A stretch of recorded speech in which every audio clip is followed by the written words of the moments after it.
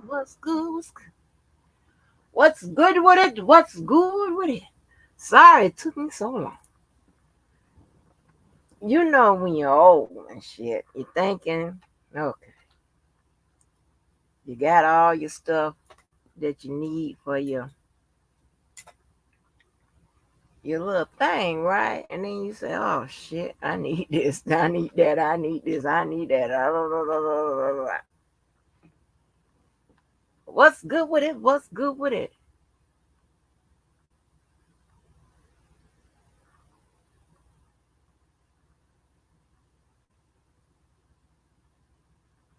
Oh, Lord, I'm gonna start reading y'all comments. The first thing I did just looked up here and read y'all comments. Lord have mercy. Listen, folks. Woo! Let me put these mints back in because you know I throw these mints in my mouth. And then what happens is I end up having a smacking thing or whatever. So I don't want to smack in y'all ear. So anyway, so we're gonna have to get a little bit involved today. And I hate, to do that. I hate to kind of take it from where you can understand to take it to where I hope y'all get it. Shit. Hey, because I'm a firm believer. And when you ask for it, you should get it. You know? Now, I had to take my own notes. Okay? This is what I mean by take my own notes. Because I don't do anything in a conventional way, right? Because that's boring. Now, there's some things I just keep the same. That's just, it is what it is. That's just, in all of us. You know what I'm saying? Some people, every time they cook eggs, they put goddamn ketchup on it. I don't know why, but whatever. And when I say the same things, I meet the same things, I'm going to the same places, blah, blah, blah, blah. It's just not going to change, right? But sometimes when it comes to a look I want or something like that, whatever, I you know, put it together in my head just to make it different. You know what I'm saying? Not to stand out. Now I'm not one of them weirdos or whatever. Oh, let me not say weirdos, but you know how the people be having green. I'm talking about literally color crayon green hair and shit like that to stand out, whatever. No, I ain't doing none of that. Not that's not what I'm talking about. But I'm just talking about you add something here, take something there, whatever, and your little outfits and shit. Something a trend you wanna put down, right? It's just what it is, right? So, um, honey, ooh. So let me go and holler at some of y'all up in here. What's up, Karen J? This is your kind of life. Hey, Purple Purple, what's good with it? Always help me get to that $100. Hey, Dr. Vaughn. Hey, Lady Tech. Hey, Open Minded. What's good with it, bro? Hey, Capricorn Go. Capricorn Go, I can't be reading your comments because, baby, it'd be like, woo. Hey, Lavelle.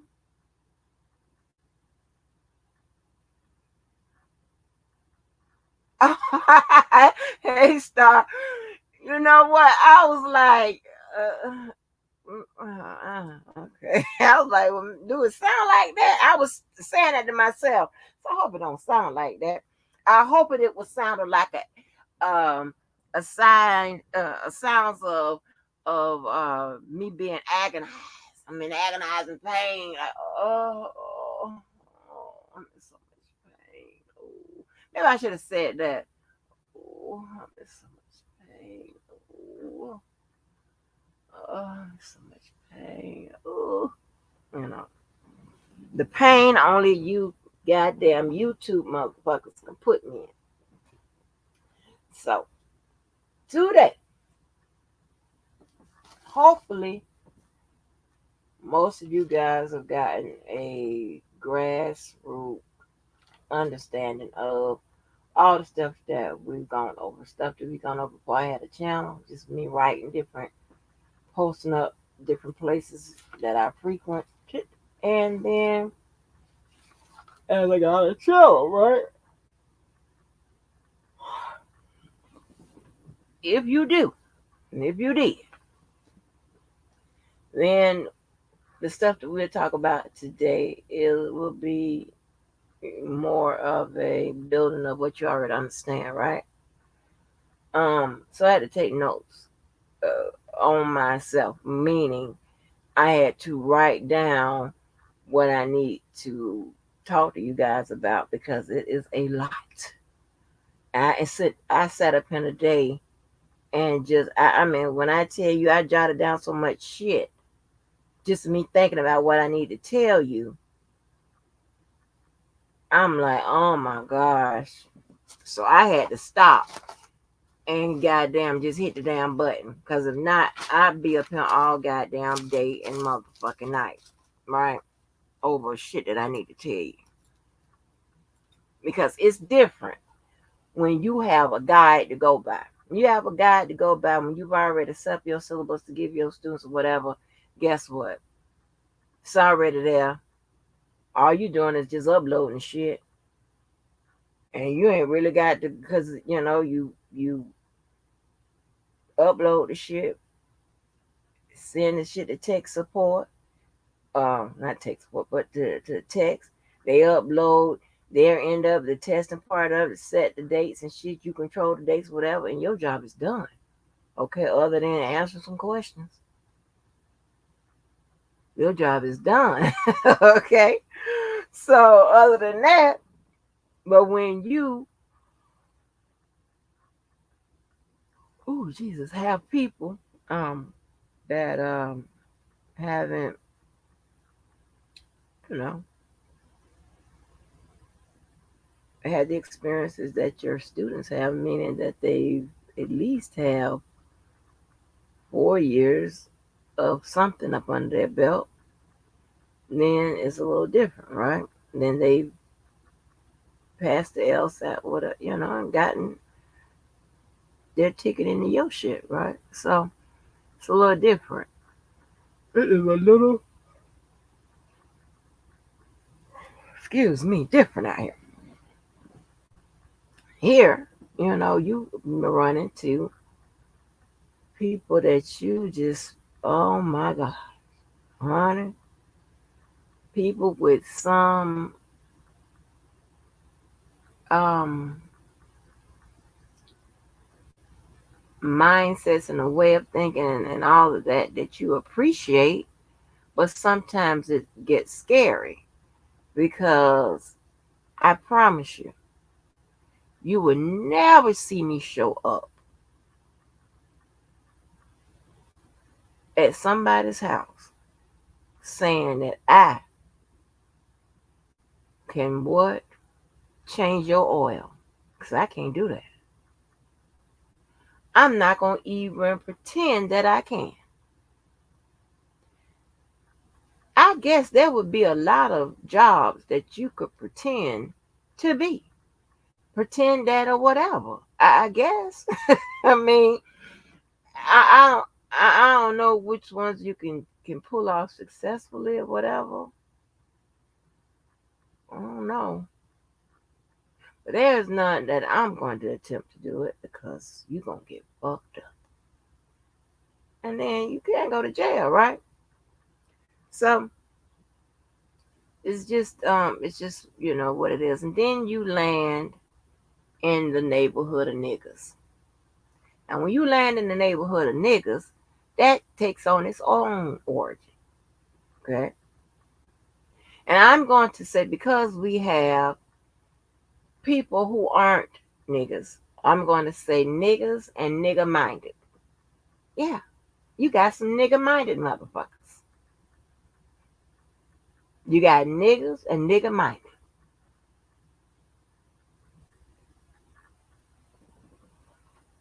So, hey, it is what it is. Okay. I just don't, at some point you be like, my God, you can't do nothing about it. Can't do nothing about it. Some of them was born into niggerism and nigger mindedism. Some of them was granted a pass to nigger mindedism and niggerism. So I don't know. I don't know how to even, and then then if that ain't bad enough, you got mental ill niggerism. The fuck? It goes on and on and on. So you be like, you will wear yourself out trying to figure out what the fuck. So this is what you do. At some point, when you go high, the niggas go low. Meaning, not what you think I mean, meaning if you go high enough, maybe the niggas will drop off and figure out, okay, I don't know what the fuck she's talking about. So hopefully, this would be, I don't know what the fuck she's talking about. I can't even comment because I don't know what the fuck she's talking about.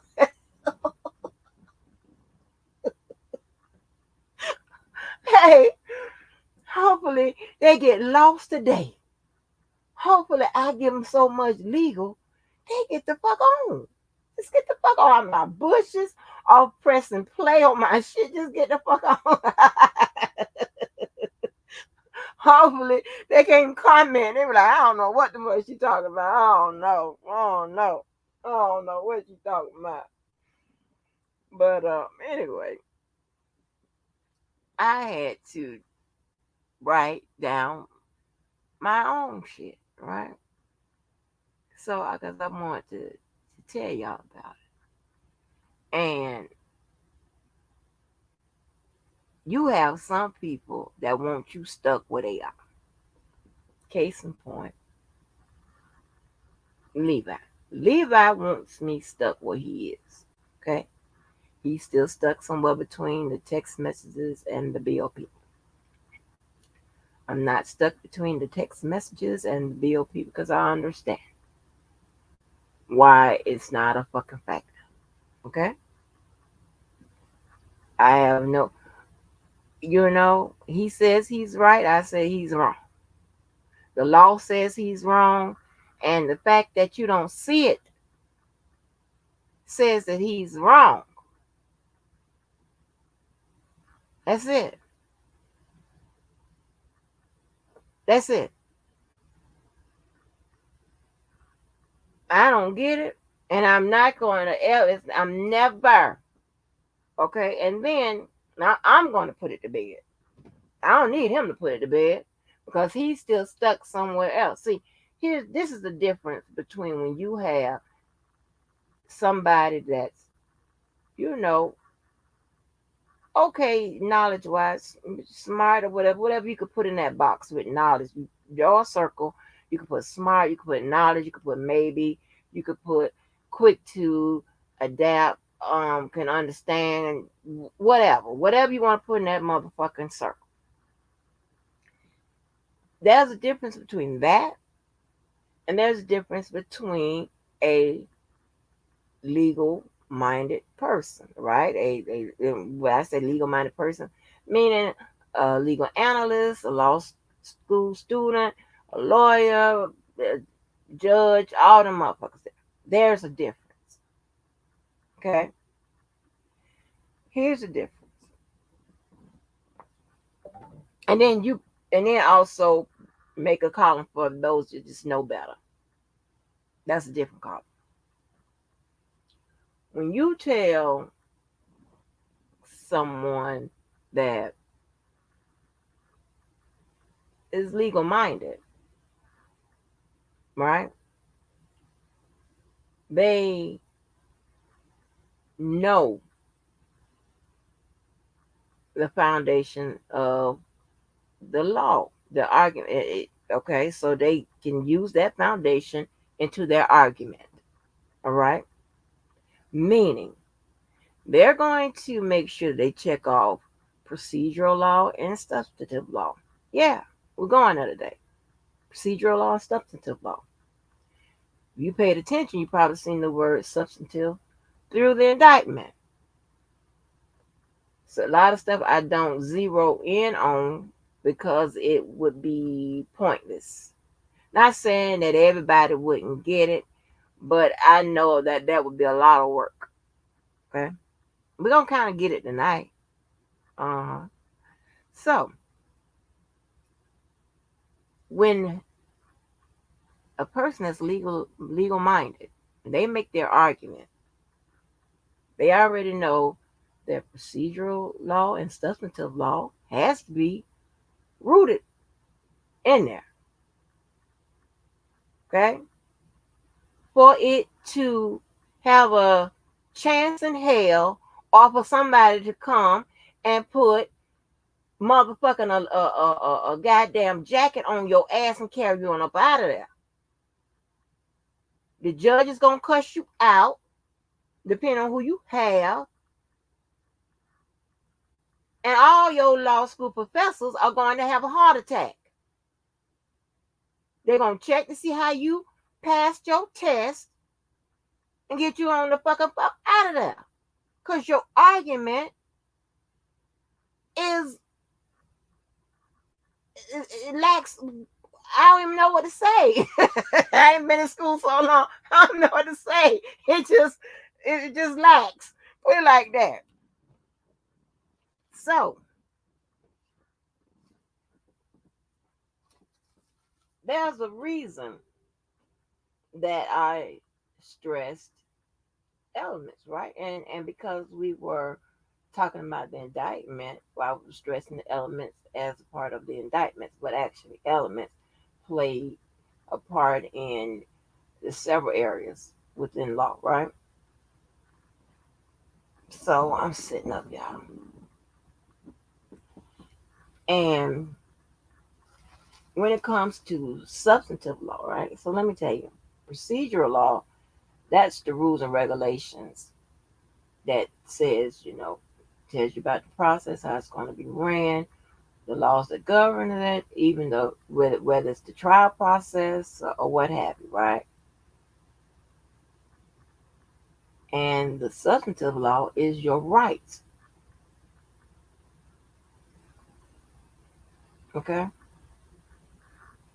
So, let me see how I can put this so you can understand this. Because I still want you to understand, but I just want to make sure that I put this in a way that y'all can understand it. Not the niggas, not the nigga minded. Not them people. Okay? All right. When you're talking about substantive law, right, you're talking about your rights. And remember when I used to say, or I say, well,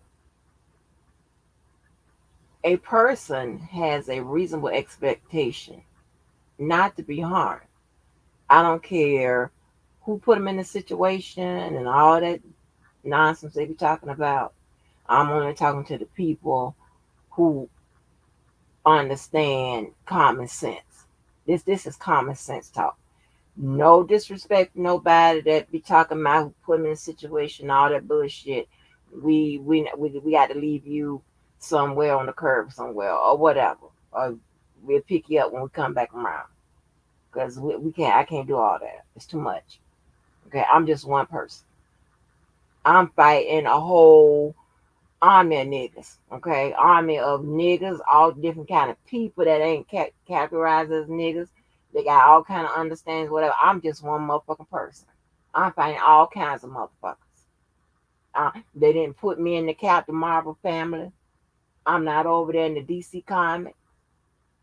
Okay, I'm not over there in the motherfucking even in the Looney Tunes. Okay, so I don't have all that. I don't have all that equipment. Okay, I can't hit a button and shit shoot out my motherfucking fingers and shit and then make me a superhero. That's not what I got. I got what you motherfuckers got. Regular human body parts.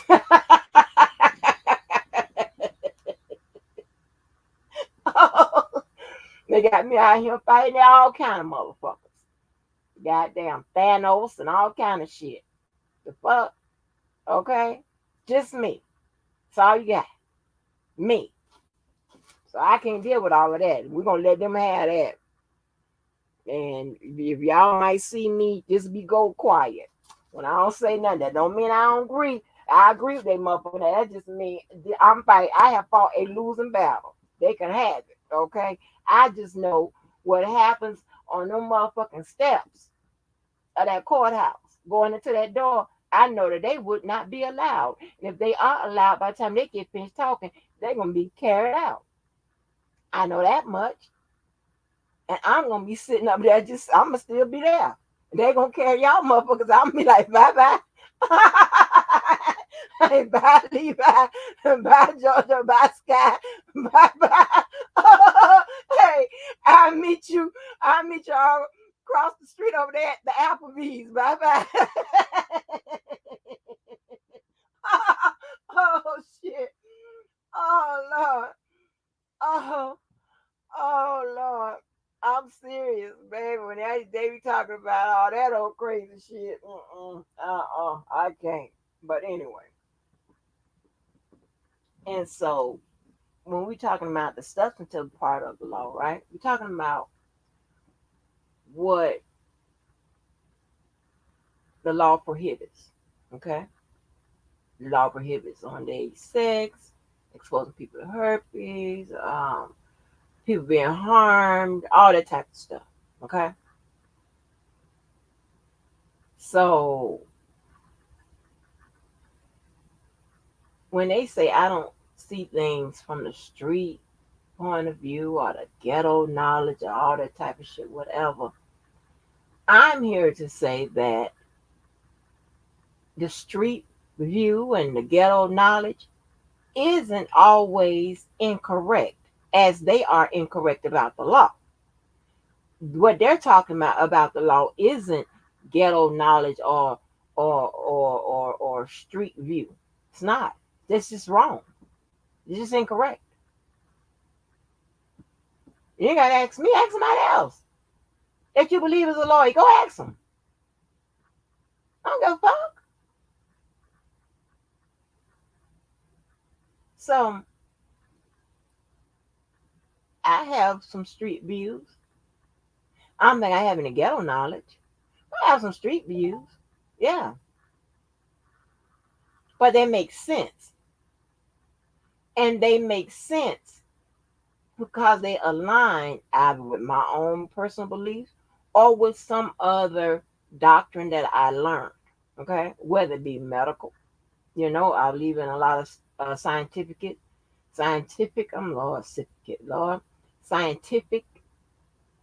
research. I believe in, just other shit, political research or history. I believe in history. I believe in different things, right? And some of what the the reason why I believe in them because they've already come true. They've already come to pass. That's what I believe in, for most part. But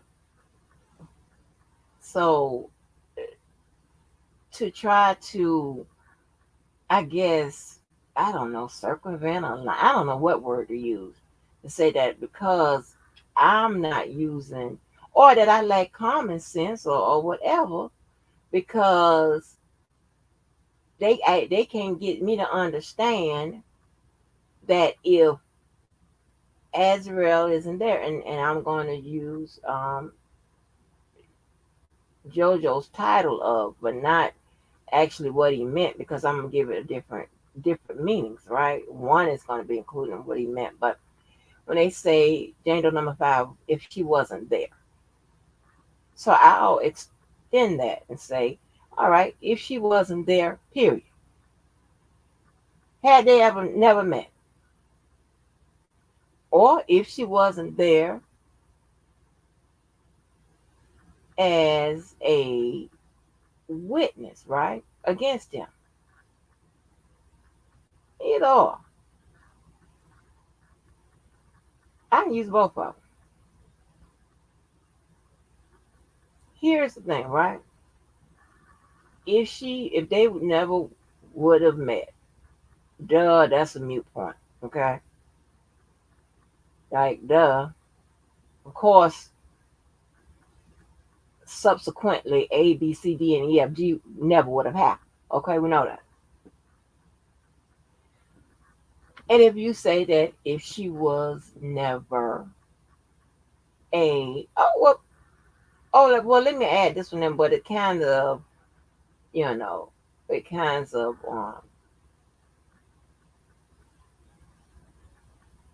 just say if she never would have gotten if they would have kept it put like if they would have kept it strictly business. Just say that, and then the other one I added, if they never, if she never would have been a witness against them. Okay, if they never would have engaged in or whatever, of course, still would have been here. Okay, if they would have engaged into whatever by whichever mean, however she got into the situation, by volunteerism, somebody volunteering her ass, somebody taking her to the spot, by him being tricked into the crime, which I don't agree with, about whatever,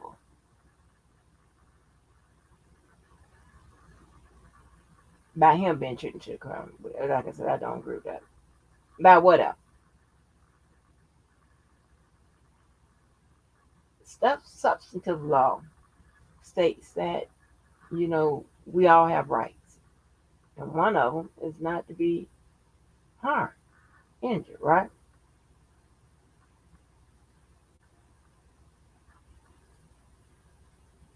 Also in the substantive law, also are the elements in the indictment. Okay, so substantive law means more than one thing. It refers to more than one thing. I'll put it like that. So just in case you hear me use that term in one aspect or the other, you know what I'm talking about. Okay. So substantive law is a prohibited conduct.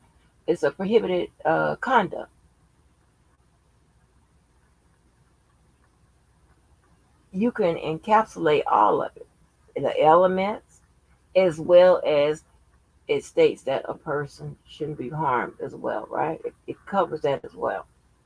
So now you have that. Then you have the statutes, which is primary law. Okay, it could be mandatory law too, but primary law for sure. Primary law is your statutes. What's your law? That's your law. What this is a crime.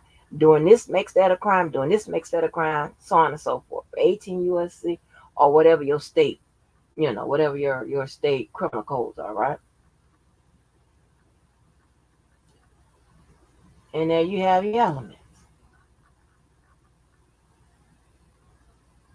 And then you also, if you're looking at whatever charging um, advice they're using, indictment or whatever, then you also have your facts of the case.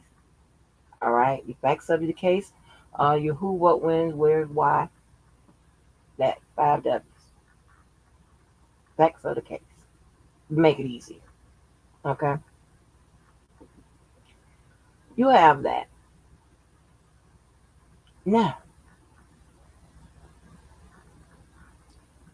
you can think of it as his behavior, because he's the one being charged, his behavior being eclipsed by primary law, which are your statutes,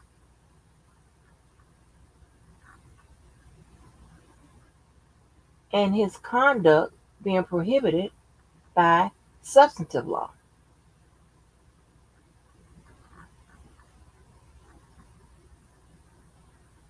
Okay? So there is nowhere that allows you to do whatever, okay, whatever that would result in the harming of someone else, and it be not a crime, or at least not a civil cause of action. That there's nowhere.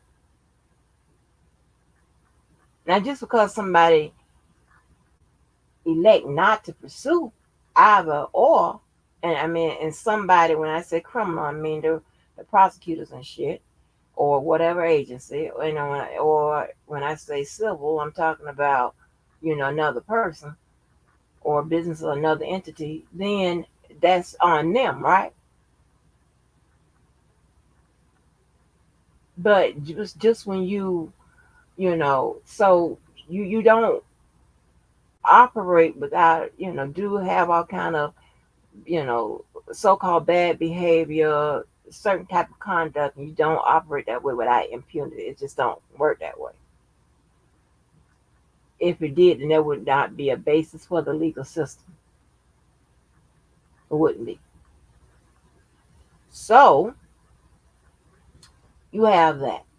All right. So as we go along, I need you to keep that in mind. Now I could have made that more simple and more plain. Okay. But y'all can make that more simple and plain to yourself. I know you understand what I'm saying. Okay.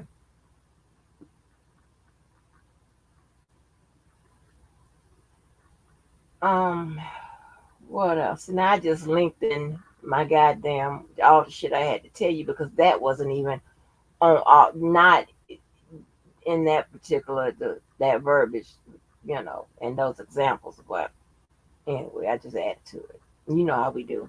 Shit. I intended this to be at least a 2 hour live. It might be a 10 because I'm adding shit. So with that being in mind, I don't see why they don't understand why their argument falls flat in court. Now, it might not fall flat in the street. That's fine. You know, I mean, but if you're in the streets, you know, you still are operate by law. You break the motherfucking law in the streets, you're going to the jail. I mean, if they want to put you in there. So I'm not understanding why are they trying to say that there is a whatever you do in the streets, it stay in the streets and there's no punishment for that. I don't know what they're trying to say. And now it all sounds like a bunch of bullshit. Not coming from my girl Sky, because Chicago has a different way of thinking. I don't know what the fuck is wrong with them. So I'll give her that grace. Okay? But the other motherfuckers, something ain't right. Because you cannot believe that you can do whatever you want to do just because it's in the streets and your ass not pay something for it if they, decide to do that. If your ass speeding up this motherfucking street, your ass gonna get a ticket if the people catch it. And if the popo want to chase your ass, that's exactly what you're gonna get, a goddamn ticket.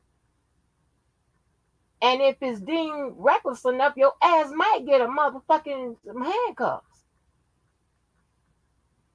So I'm not getting it. Why they always want to apply naivety and absence of the street and whatever in my motherfucking ass. I don't understand how that even applies to me. And quite frankly, with their different points to try to make them right and me wrong, I'm tired of hearing it because it sounds like bullshit. And I don't like to defend bullshit. and stuff that don't make any sense. I really don't like to defend that. Cause if you can't tell me, okay, if I'm okay, just say man, it's a stupid shit. Okay, let's say something stupid. If I'm bedridden, and how I'm walking and shit like that. And I only do stupid shit like that too, because child, cause never, ever, ever. If that's your level of bullshit, you will never defeat me. Ever. So you know what I'm saying? Oh my gosh. I have it on ready for your ass. But anyway, just all kind of little stupid shit, right? This dumb shit. That so and I always hate to think, well, I know I'm not talking to these type of motherfucking people. Oh my gosh. Hello?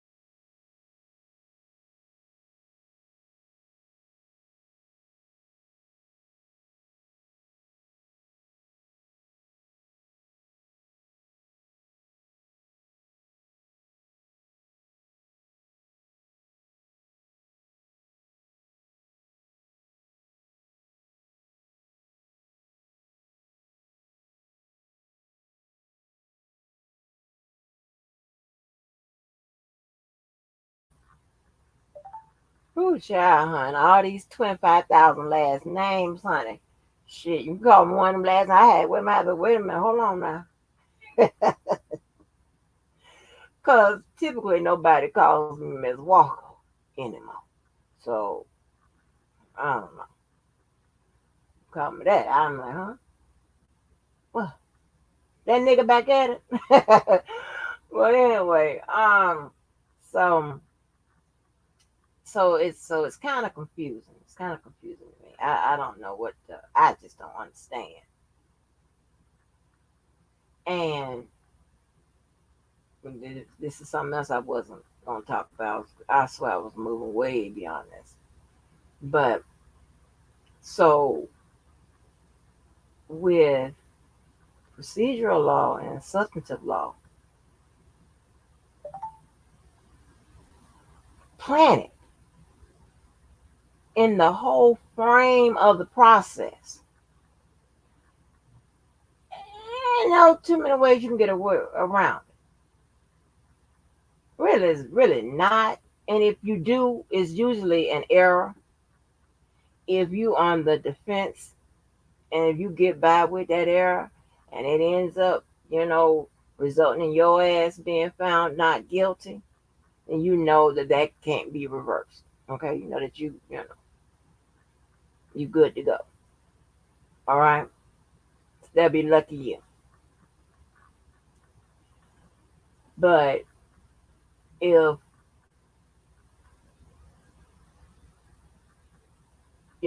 but most likely you're not going to get around that. Okay, meaning that whole text message situation, as you see, right? And J-Bo is not. She's no punk. Okay, if there was a way that she could mention that as a part of the appellate process. Again, I'm going to tell you how that would happen, right? She's introducing that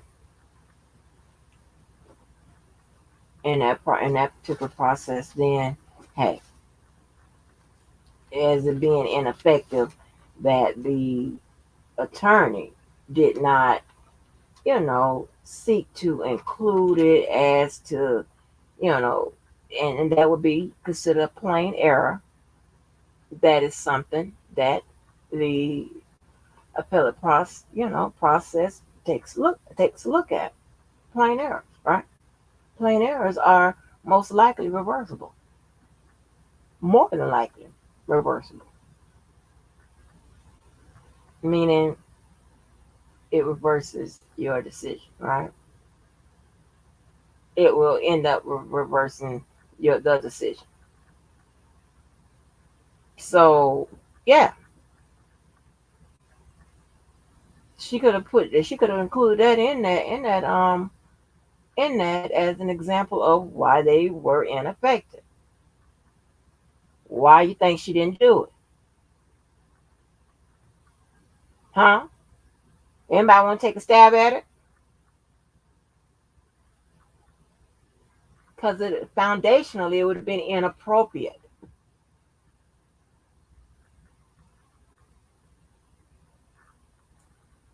Any type of argument that would suggest that whether it was a mistake on the defendant's part or he was tricked, set up, or the parents got her there, this, that, and the third, whatever, would be an excuse as to why he, and I'm using air quotes, allegedly had sex with a minor is justified. Okay, the mistake of fact, which is mistake of age, they didn't allow that because there's actually not an excuse or justification for that type of conduct. I say conduct, that's what the law refers to it as, okay? Or I like to say behavior because, it's more, this is a more relaxed form, right? So they already know that. And it's a lot of stuff that we're going to talk about today, which they try to criminalize me for saying it as when I said that they're not talking to y'all. And they're not. And I can support that because a lot of stuff that I'm going to tell you that is in the appeal, the reply, the response the prosecutors had, or the initial brief by J. Bo, isn't written there, but it is there. And the only way you would know that is how. Hmm?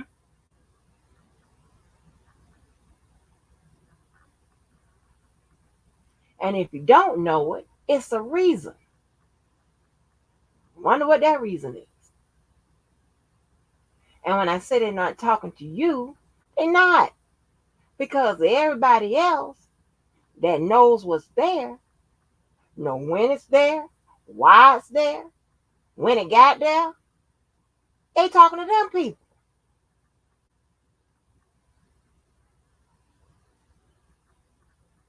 There would be no way that you can figure it out. Unless you did what?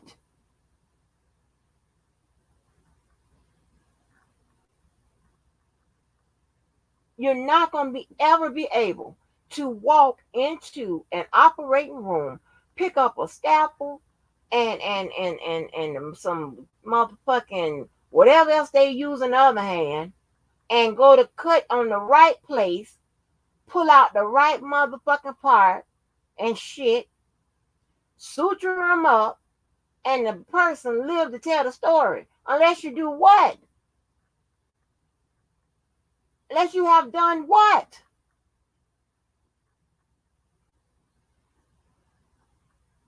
That would be, I got two answers for you. It just popped in my head. One, you've had a successful surgery in the past. You just walked into somebody's operating room, found out where to cut and know how to cut, clip, suture it up, and got the fuck on up out of there, and the person lived. And you did the same thing on the same exact area and all that shit, and the person had the same exact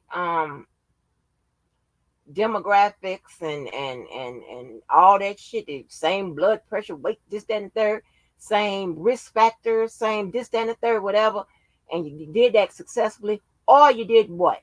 You took your ass to school. It wasn't even an on the job training for that. Just walk in and somebody say, hey, look here. Okay, look there. This, that, and the third. So a lot of shit, you just ain't gonna be able to get it. And check this out. Let me tell you this right here. And just because you took your ass to school and had on the job training, some of you still ain't gonna get. You still gonna miss. And you know how we know that? It's because we've read filings after filings. Some of them got it right, some of them didn't.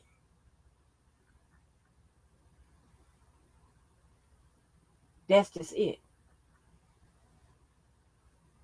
You've seen cases where a judge have told one side or the other that you misunderstood the law.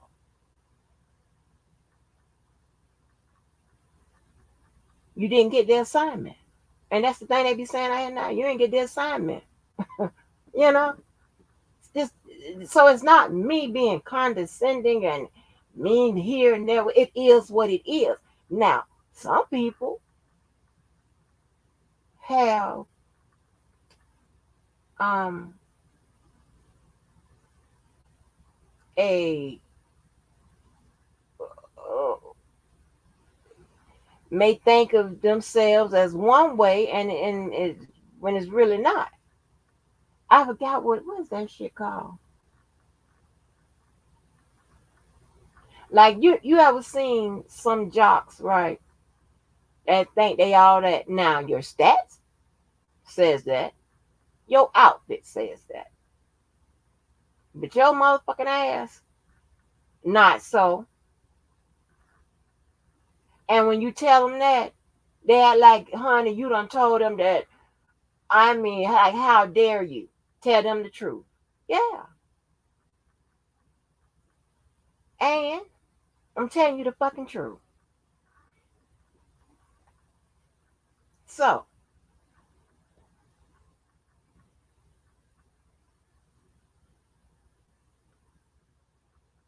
if there is a plain error, which that would be, right? The counsel's ineffective, their poor performance, prejudice the client. Huh? Yeah, you can add that. It's ineffective. What you can't add is something that didn't happen on the record or isn't a part of the record, but could have been a part of the record. Can't add that, right? If it's new evidence, something like DNA coming up from that's proving somebody else did the crime, whatever, you can add that. So there's no. I'm trying to tell you that it's not a quick study guide and all this and whatever to get this shit. It don't work that way. It's only one way you can get it, and then retain it. I hope you remember it. But when you're talking to motherfuckers like y'all, yeah. So it's never to disrespect nobody or say this, that, and the third, whatever.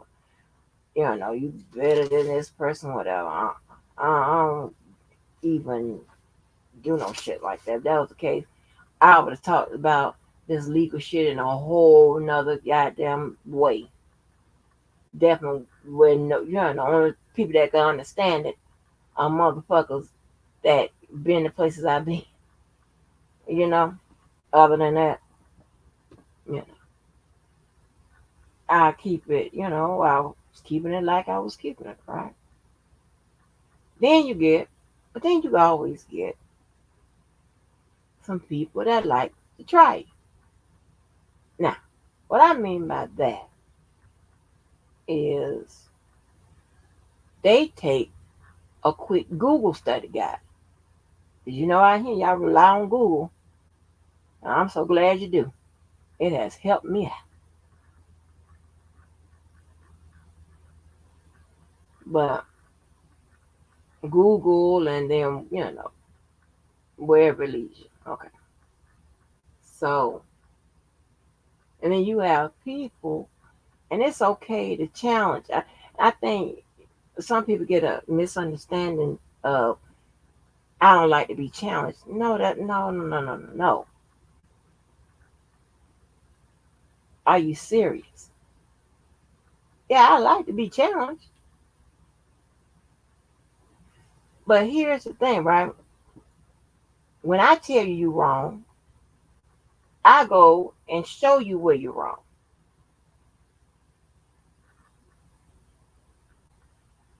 You tell me I'm wrong just because you want to be right. And just because it's in your head that it makes sense logically to you. You're not factoring in that you could have misunderstood it. You don't know what you're talking about. And as smart as you may be, or you may think you are, because it's two categories. Some of you are smart. Some of you are smart as you think you are. Either or. You still might not be able to get that particular piece of information or the concept of or whatever because it requires you to have further steps in order to get it. And if you don't get to have those further steps, you ain't gonna get it. You're gonna get it on a street level, on a smart as you are level, on a different understanding, on a what you think is common sense or logic or whatever. You're not gonna get it as if Mo was in here, get it from a psychological standpoint, from a legal standpoint, from a medical standpoint. You just ain't gonna get it.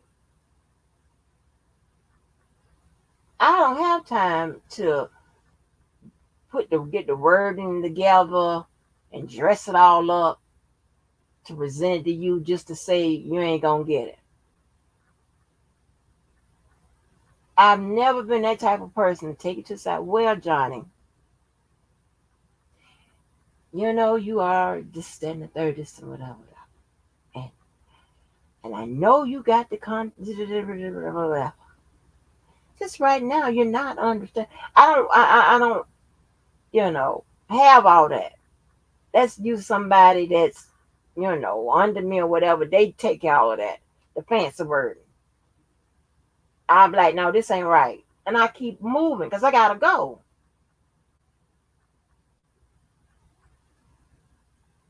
And then if you say, well, wait a minute, this is right, because that happens to everybody. Of course, it's happened to me. They're like, wait a minute, Miss Angel, hold on. This is right because let me tell you why it's right. Because there was another provision made to blah blah blah, and what you saw was in 2014. There was another provision, another amendment made in 2017 that changed the language, that changed the meaning of that word. They took out this word, put in that whatever. That often happens in the law.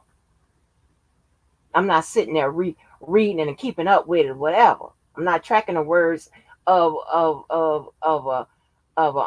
statutory law and all that. I'm not doing all of that. Hell, I'm not even working in statutory law, really.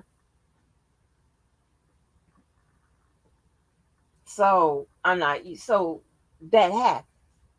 So, but they come and show me. They're not just telling me, but check this out, this, that, and the third. Now, some people can just tell me, and because I know who they are, I know that they've already checked the statutes, the provisions, all this, that, and the third, whatever, to come back and say, hey, Miss Angie, no, you wrong. Hold on, you wrong. Let me show you. But they usually gonna say, let me show you. Let me show you now. Let me show you. Support what they're saying. There's no difference here. Both sides try to support what they're saying. Now they try to support it in argument and using, case law, as y'all seen, which is common law, primary law, which is anything from the statutes, constitution, whatever, or mandatory law, which is what you must follow.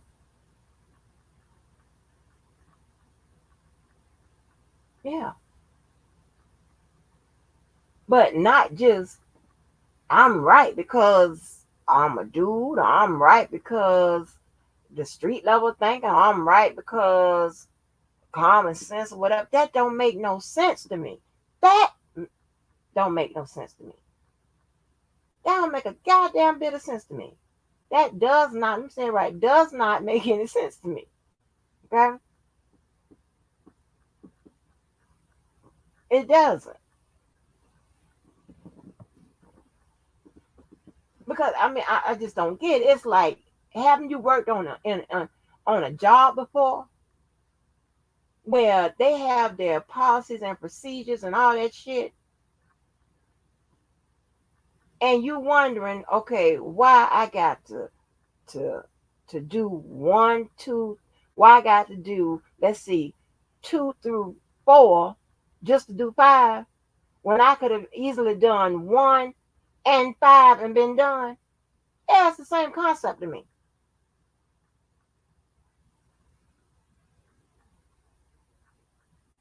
And I'm not gonna get it. So I don't understand why we gotta keep arguing about it. Because I'm not gonna get it. You ain't gonna get it. Let's move on. Let's see who's right.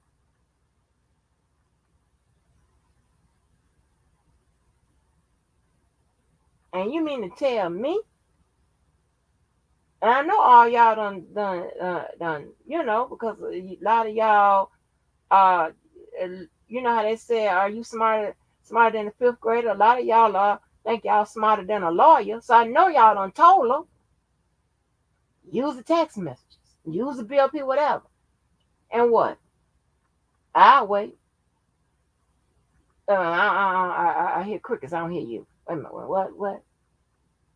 Right. Right. So hey, what you want me to do? How you gonna tell me I'm wrong when all of us agree that you wrong?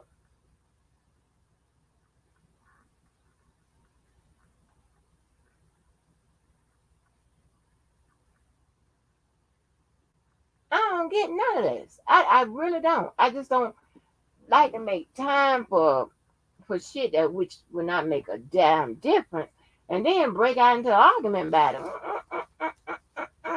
Nope, nope, nope, nope, nope, nope. So yeah, so right. So I'm trying to understand what what is all this about. And yeah, and I appreciate y'all. I see y'all active over there in the chat. I appreciate y'all. I'm trying to understand what is all this about. So then I talked to somebody, and that really why ran me, well, they ain't what ran me hot. The conversation, that didn't what ran me hot. But when I saw a posting from somebody, it ran me hot, right? And that was my hot moment in the middle of the goddamn night. Okay? Where, I read the the reply. I still think she did a very goddamn good fucking job. And this is really gonna piss you off. Not even did I thought it was good when I was half sleep read, right? But now that I kind of went over it a little bit more, because I did a little bit more preparation for this live, right? Because I wanted to make sure I hit a bunch of things, right? And I got a whole bunch of writing here, honey. And I went through some things, and I checked. I'm pulled up the jury instructions, put up an indictment, stuff like that, stuff that you really should have um, based on whatever you are reviewing, right? Because these are the things she mentioned, or whatever. To do a proper analysis of it, a proper breakdown, you really should have these things, right? That's what I said. It's a Karen J live. So, when I looked at it, now I thought the wording was and just her argument and all of that, and I saw her propositions and stuff. Yeah, we're gonna get legal today. Yeah, this is legally engineered. Her proposition and all of that. I hate when I lay down. It's like I have problems with S, the word S, words with S's in it. But I really like. I really like. I didn't say not one time that what she's written will free her. Didn't say that. Here's the thing, right?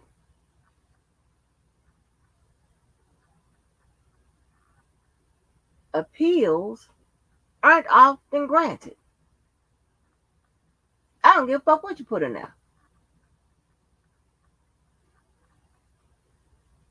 Because it's going to come down to something else. Okay? Now, I had a call, so let me tell you about it. So, I had a call, right? And sometimes some people are can't understand beyond their own understanding.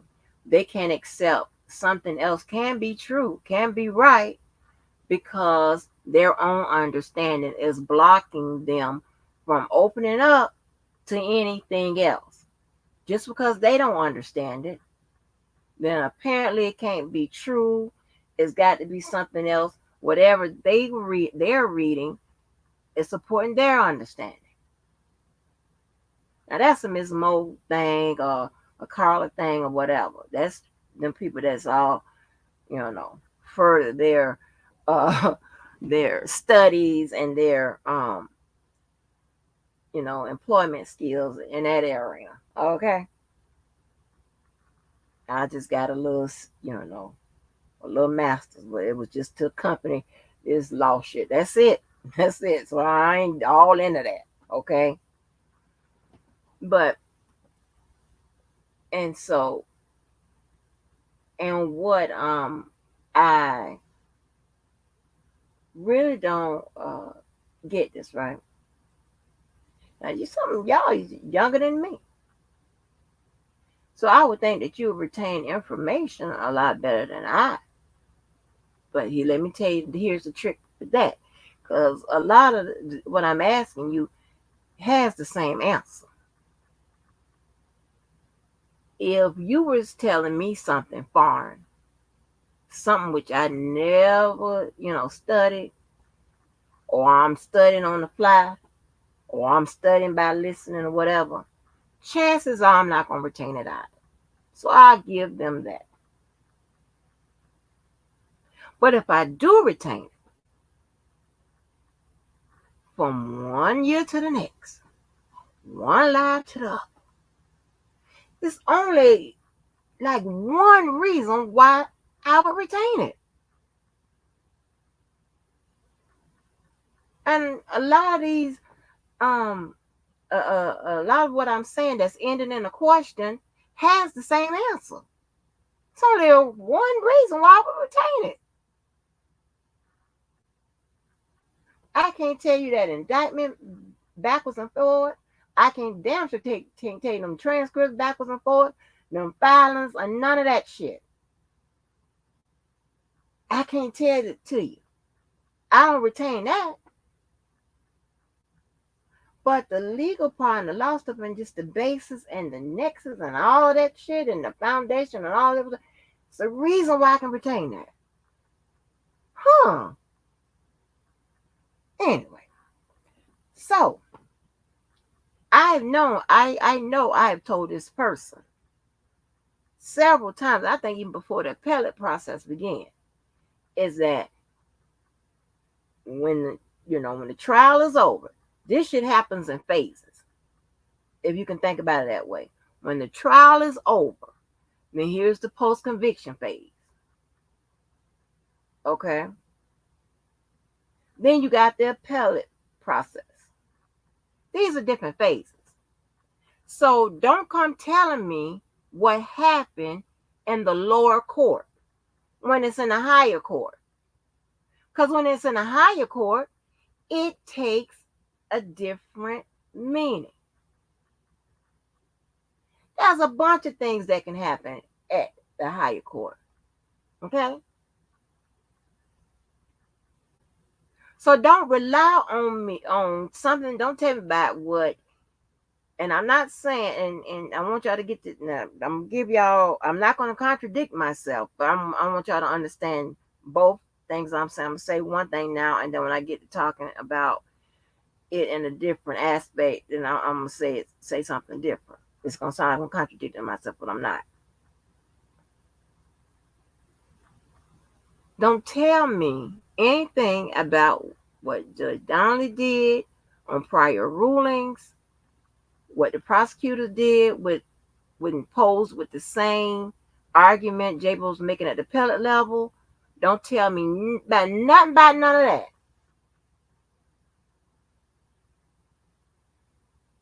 Because the outcome of the appellate process,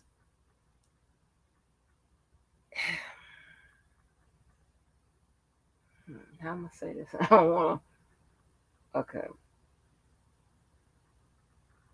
When we get into deference, I'll show you when. I'll tell you when Judge Donnelly's ruling applies. Okay. Because at the at the review process at the higher level, deference applies with certain standards of review. And we'll talk about that, right? Because I loosely and I made a mistake. I just gave y'all terms like standard of review, this and but not thinking that I was going to have to go deeply into it, whatever. But I'm just going deeply into it, whatever, just to run away the strays, just to kick out the niggas and the nigga like mentality. That's it. Get rid of them. I'll be okay. So, um, but don't use that what happened at a lower court to say the same thing's gonna happen at a higher court. Common sense would tell you that it's a new day. I'm glad I use that term, a new day, because that's gonna play and just goddamn none of this was what I had to tell y'all about, but I'm gonna get to it. So I don't want to hear nothing about it. And I've said that before to the same person. And it's like,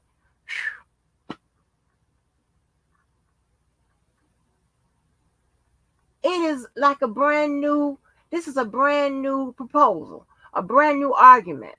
This is new. It may be an old argument, but it's brand new because why? It's going to a brand new set of eyes.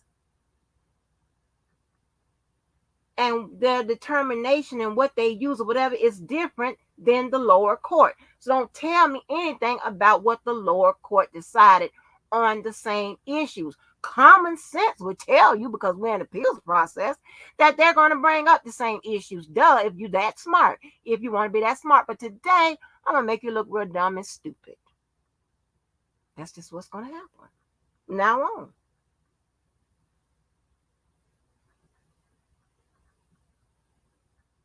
Because you can't be a pacifier to some people. And I'm saying people ask for a pacifier, whatever, because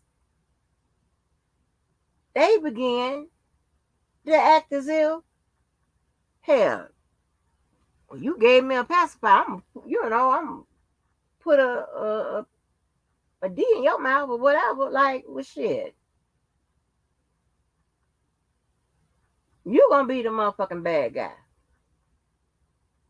But no, now you should feel real dumb. Don't tell me not the lower court, duh. Of course, you're gonna have some kind of way it happened. Well, this is how it came out in lower court. Lower court. They're not giving it. She's not putting that argument back to the lower court, so up to the high court. So don't tell me shit that happened in the lower court with regards to the same argument. We already know that. That's why it's in the higher court.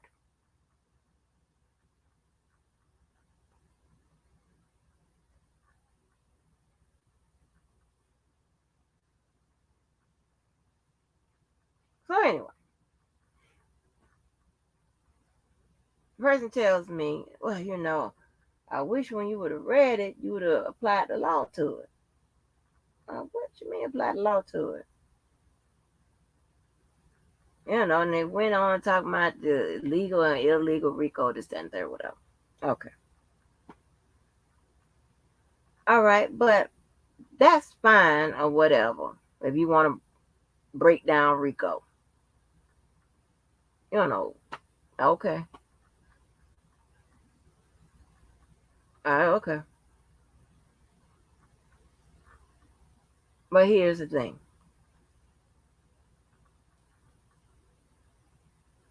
At the appellate process, there's something called standard of review. So, telling me the nature of a RICO isn't either here or there.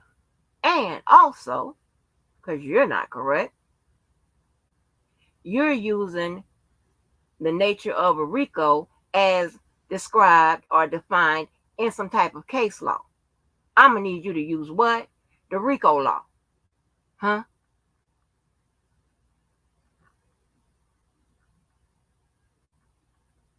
Give me a minute.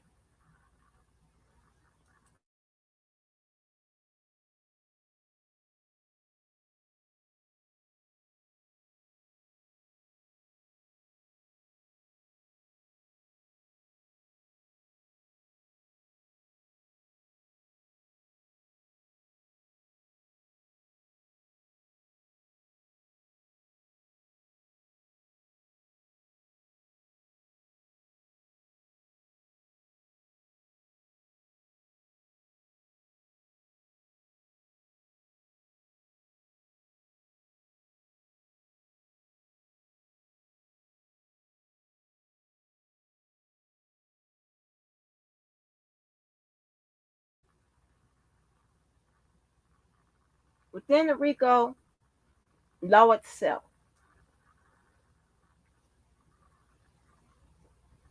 the law itself now, let me pull it up.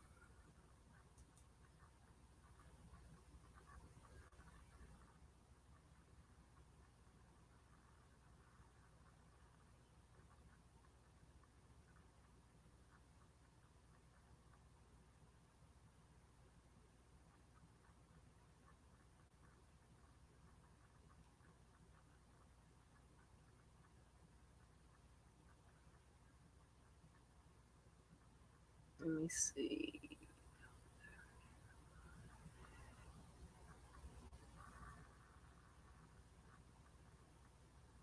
All right. This is what you have to know. Quoting information from common law to me is nothing. When you have primary and mandatory law to what? To combat, right?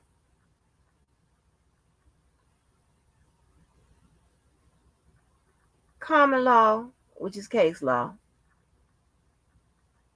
ain't too many times gonna trump statutory provision. Statutory provision ain't too many times gonna going to trump a constitutional provision. Okay, just like that.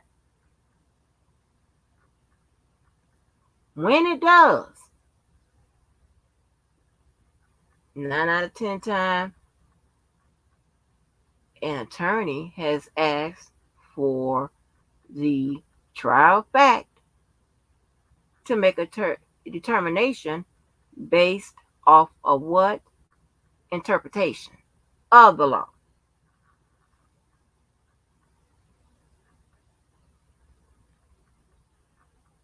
Okay?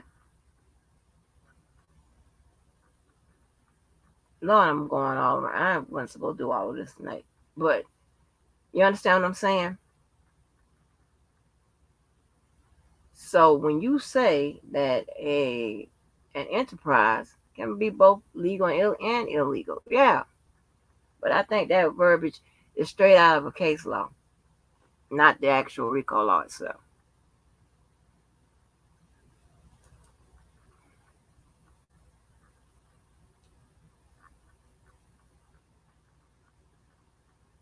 Trying to now, it is also common sense that the pattern of racketeering only refers to the person that was charged or persons. In this case, it would just be one person. So, emphasizing that the other people wasn't, um, wasn't performing illegal acts and whatever. Again, it's neither here or there because the RICO itself is only dealing with the person that was charged. Well, I don't want to say only dealing. I don't want to say that. Scratch that.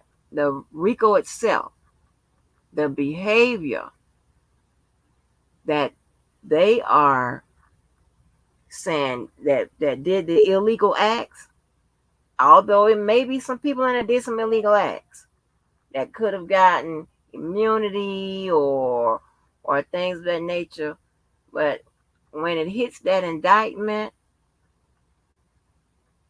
we're only talking about the names of persons that were charged. If somebody got immunity after the fact or before the fact, at this point, it has been acknowledged that there was some criminal behavior, but they received immunity for it. So giving me all of that is, to me, is just neither here or there. I don't give a fuck about all of that.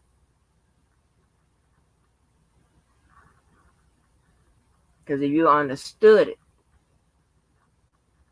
then you wouldn't give me all that either. You know?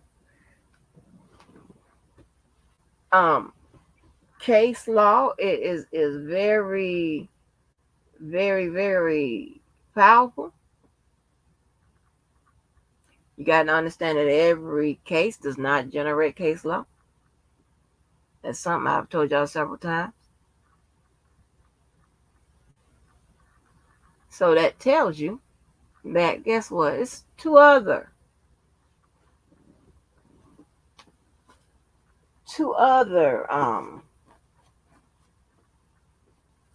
categories that above that,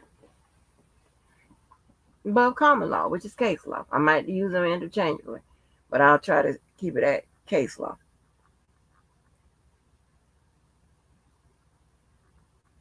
So a lot of times, if an attorney asks for an interpretation of the law, that's most likely gonna, and that's probably always gonna create case law, and that's gonna create case law. Duh. Yeah. So that's how we get it. So what I'm saying also is that just because something isn't the norm doesn't mean that it's impossible. Will this most likely be denied? Probably. It's just, and I'm just pretty much going on if they look at it as the bare bone of what the prosecution had to prove, then yeah. But if they start to go back, look at look at the law and find, you know, some errors, some errors that happen within the trial procedure itself. That's one. If they find the law is unconstitutional, that's another. And this is one thing you got to think of. That whole particular sexual abuse with a minor law and the different components of it and the definition of it and what you can do when or whatever. Think about this. That law was amended, meaning that law with regards to when a person, that is still a minority can, I'm sorry, that when that person is still a minority, okay, that is right, can, make on a report, that was amended. When they had a language in the law at one point, it's certain by the age 25 or whatever that language was, that was amended to it not being a age limit at all, right? Now think about it. Who made the amendment, the law itself, the amendment, and all of the lobbying and all of that? Who does that? Humans. Okay? And I'm willing to bet you the majority of the people that made those, um, well, I said the majority of the people that had that law, you know, had that law where it had a limitation to it as far as the age or whatever, it's still around because the amendments to it only happened within the last what? Not even, it's definitely within the last 10 years, if not 5 or 6. So what I'm saying is the people that believed that there should have been an age limit is still around. And just like they lobby, and the people that lobbied to have it changed and amended all those times or whatever, the people that had it how it was in the first place or believed it, that it should have been that way, bet you a good bit of them are still around. So you never know. That's what I'm saying. And what you do know is that if that law is changed again, an ex post facto would apply. If it's changed before it's expired, and the only way it expires if it's a sunset law, right? And if it's ex post facto, then it's what? It may catch R. Kelly, right? And it may free him. I'm not giving nobody no hope, this, that, and the third. I'm just giving you both sides of it.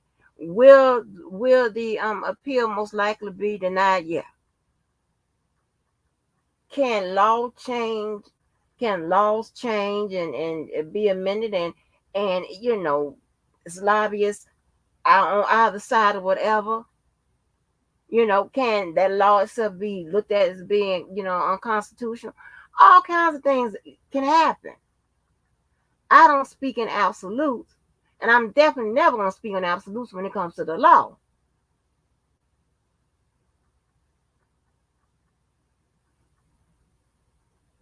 I'm just telling you.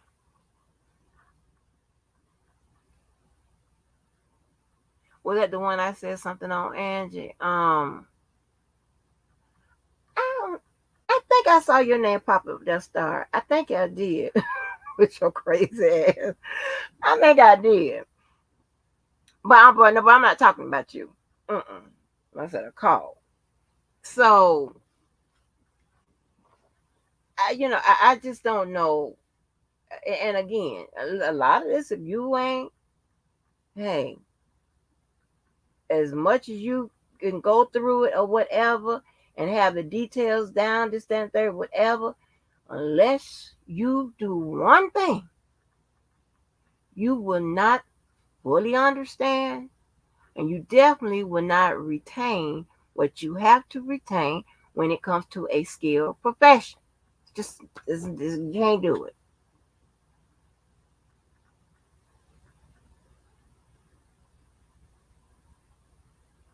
You know, I don't know if an ultra smart person like that has Einstein numbers can do it. I don't know, but I know typically no, it can't be done.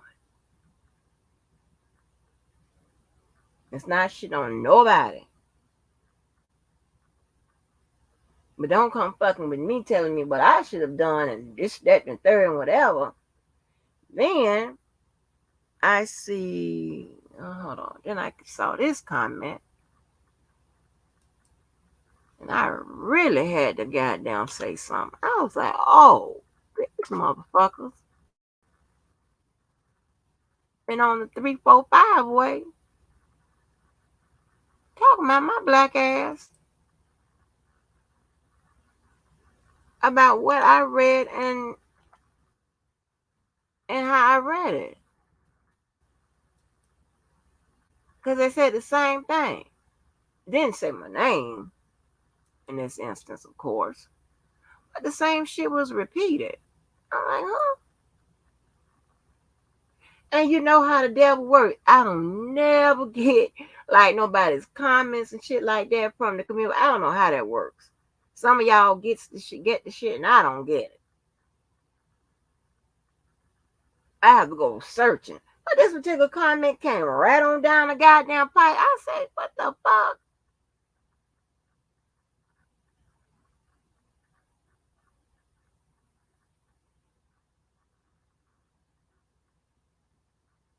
Wait a minute.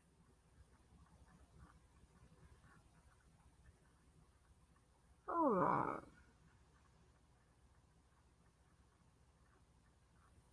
Oh, well, somebody said,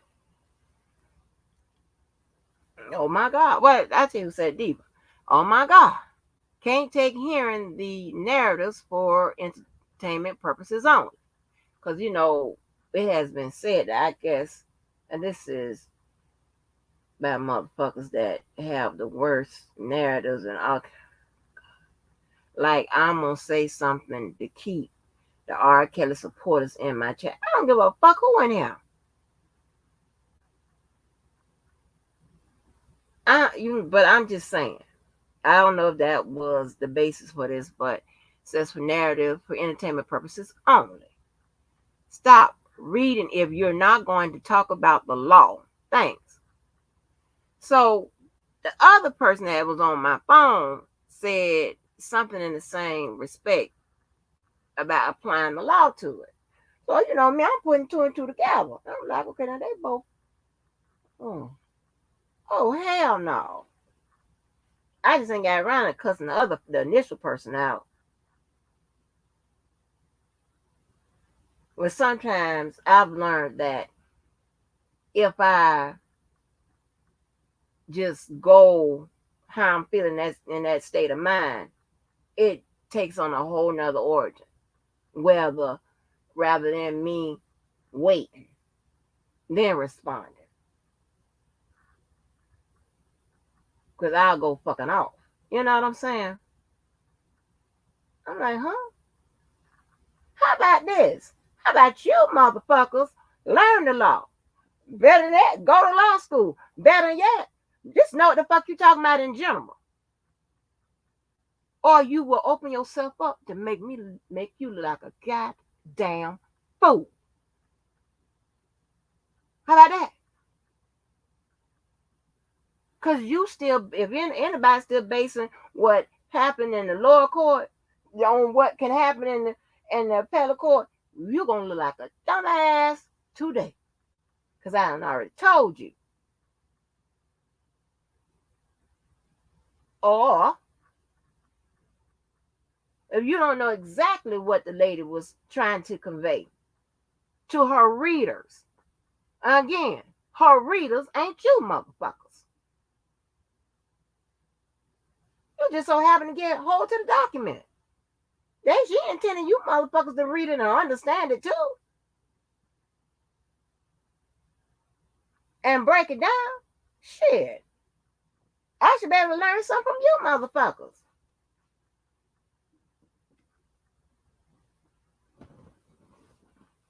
If that's the case, then fuck on with that shit.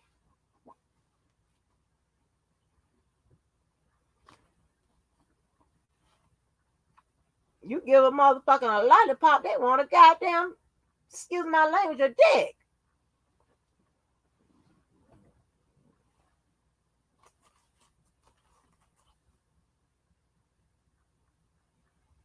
That's crazy. And at that time, I'm not reading it for none of that shit. I'm reading it for to look at the reply. You know I ain't doing too much deep diving or whatever into it right then anyway. I'm just looking at the reply. She done already goddamn laid out her basis of her argument. The prosecutors came back and, boom. She hit him with something else. That's what she's supposed to do. And I motherfucking liked it. And I really motherfucking liked it today after I read, skimmed through it again. Not only what she wrote was damn good, because you got to understand this. Based on what he was charged with, how the elements are, she's really reaching, pulling shit out, out of her ass. Now, here's the thing, right? Pulling shit out your ass and reaching isn't put it like this. If you can pull shit out your ass and reach, and that shit come out like a motherfucking number one, I started saying number one hit or whatever, but shit, they'll say I'm R. Kelly supporter. A number one motherfucking goddamn, whatever you want to put behind that, then you did a good goddamn job. If you came back with something that made sense, not saying it's all factual, but it made sense. And you're trying to get them, and here's the thing, right? You're if you can get your appeal granted based on your writings and this shit. But if you can get them thinking, if you are persuading, if you're showing that you have other propositions, if you're doing all of that, and if you're doing the main thing that you're supposed to be doing when you do an appeal, that is to get the appellate court to apply a standard of review to your brief, then you are increasing the success of your brief, or at least strengthening your argument. Yeah. So just gonna get fucked up today.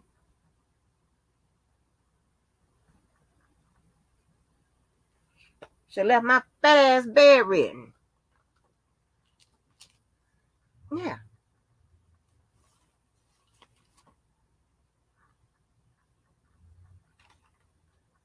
So, and what I read, she had a little twist. She almost like, yeah, I'm gonna, withhold something or set them up, whatever. And I'm gonna come back and boom, hit them with this because my word is gonna be the last thing, or hopefully the last thing that they motherfucking goddamn take in. Now, if she wouldn't have went there with this reply,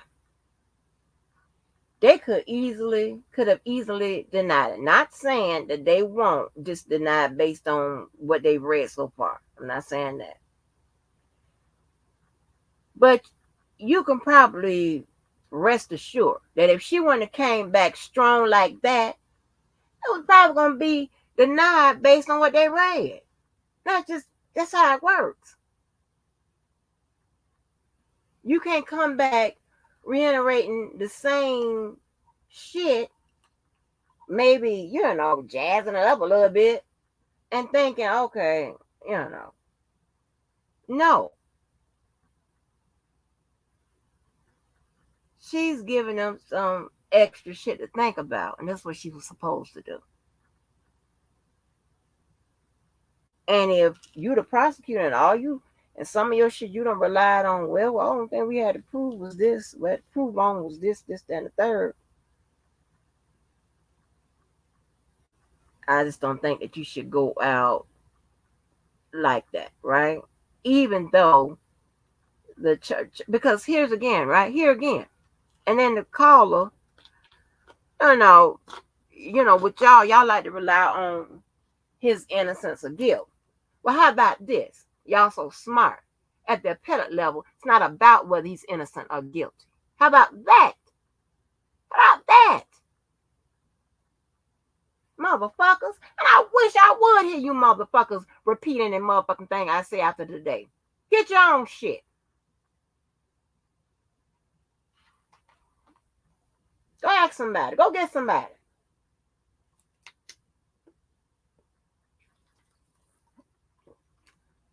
Talking about me. The fuck?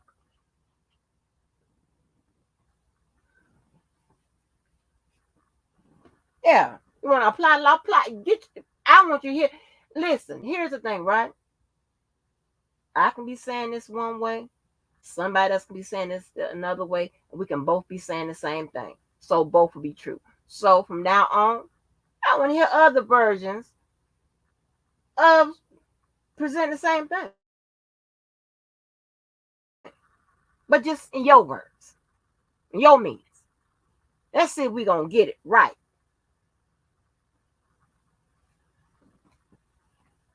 I ain't never met a motherfucker ain't picked me to be on a motherfucking team and won. The fuck?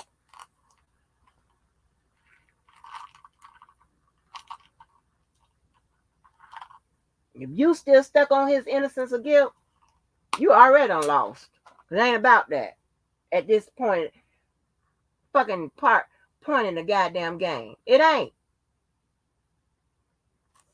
Tell me about it. What the fuck I know I don't know. Got me fucked up.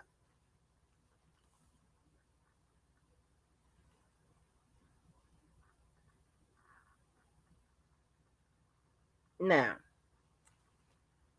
I want to play something now this is what I'm going to play. Um, come from the goddamn uh Trump shit, right? But I'm gonna tell you. Now this is from CNN. This is from legal analysis, analysts and people like that, right? So I'm plug this in. I'm gonna play it for you because this has something to do with his RICO in Georgia. And some of this stuff is gonna sound familiar to you. I may not. But you're gonna stop fucking with me.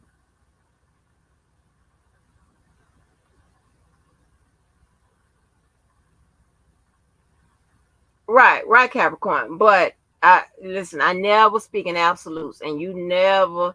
They could make some kind of impassioned plea or whatever to them. Okay, you understand what I'm saying? And based on how the judges, feeling or whatever, they could grant it. Normally, it wouldn't be, but it could be. So hold on, let me find what I'm looking for, and then I can play this shit.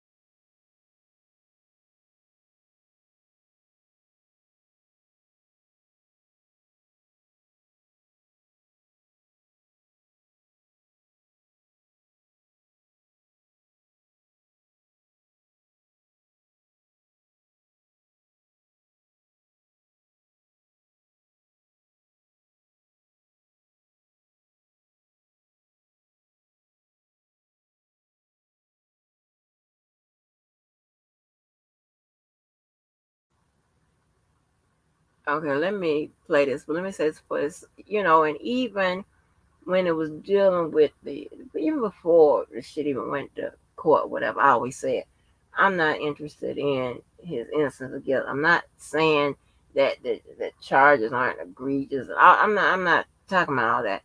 I was only always focusing on the legal portion of it. So if I was a supporter of either way, yeah, okay, yeah, I'll be concerned about the charges or whatever, or justify the charges or excuse them or whatever. Okay, if I was on either side, I'm only concerned about the legal part of it. That's it. All right, let me play this. Really, as soon as today and in the coming days of this bail determination process, as well as people being booked at the Fulton County Jail. And Kayla, we're looking at the plethora of people who are charged in this case. Who else among those who have been charged are important to watch? What movements are being made by some of these defendants? Well, Sarah, some of these people are some of the most recognizable lawyers in America. Rudy Giuliani is one of the other defendants in this case. He too is going to have to show up and be arrested, have his bail term set, just like Donald Trump. Other very infamous lawyers who worked with Donald Trump after the election, Ken Tisbro, John Eastman, Jeffrey Clark, Sidney Powell, they are all some of the additional defendants. And then there's Mark Meadows, the chief of staff to Trump in the White House. He already is told a federal court he wants his case moved out of state court into federal court. He wants his charges dismissed, and he's already beginning to make an argument to very aggressively attack his case in court, whether or not Donald Trump is going along with him. He says he was working just at the behest of the president after the 2020 election. So we have to see what happens in that court as well. Sarah? Yeah. Mark Meadows is the first to jump out in front with aggressive moves to try to get his case dismissed. Caitlin Pullins, thank you so much for all your work there in Atlanta. Kate? Okay, and I clip that. I don't know why I put these things in my mouth. Because it's going to give the smacking sound. I can't really do nothing but smack because these are mints. Let me check this out. Okay, the reason why I clipped that, because remember I told you, when it comes to me and teaching, I like to teach in groups, right? So meaning, like when I do 3 R's, right? They also give you all the 3 B's: benefit, behest, and behalf, right? So you know that was a Georgia RICO, and I told you with regards to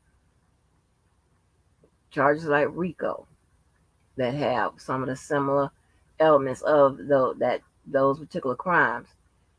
You would like to always think about behest, behalf, and benefit of, right? So you heard her use the terminology behest, which was the terminology that Mark Meadows is using, one of the attorneys that was indicted along with Trump in that Georgia RICO.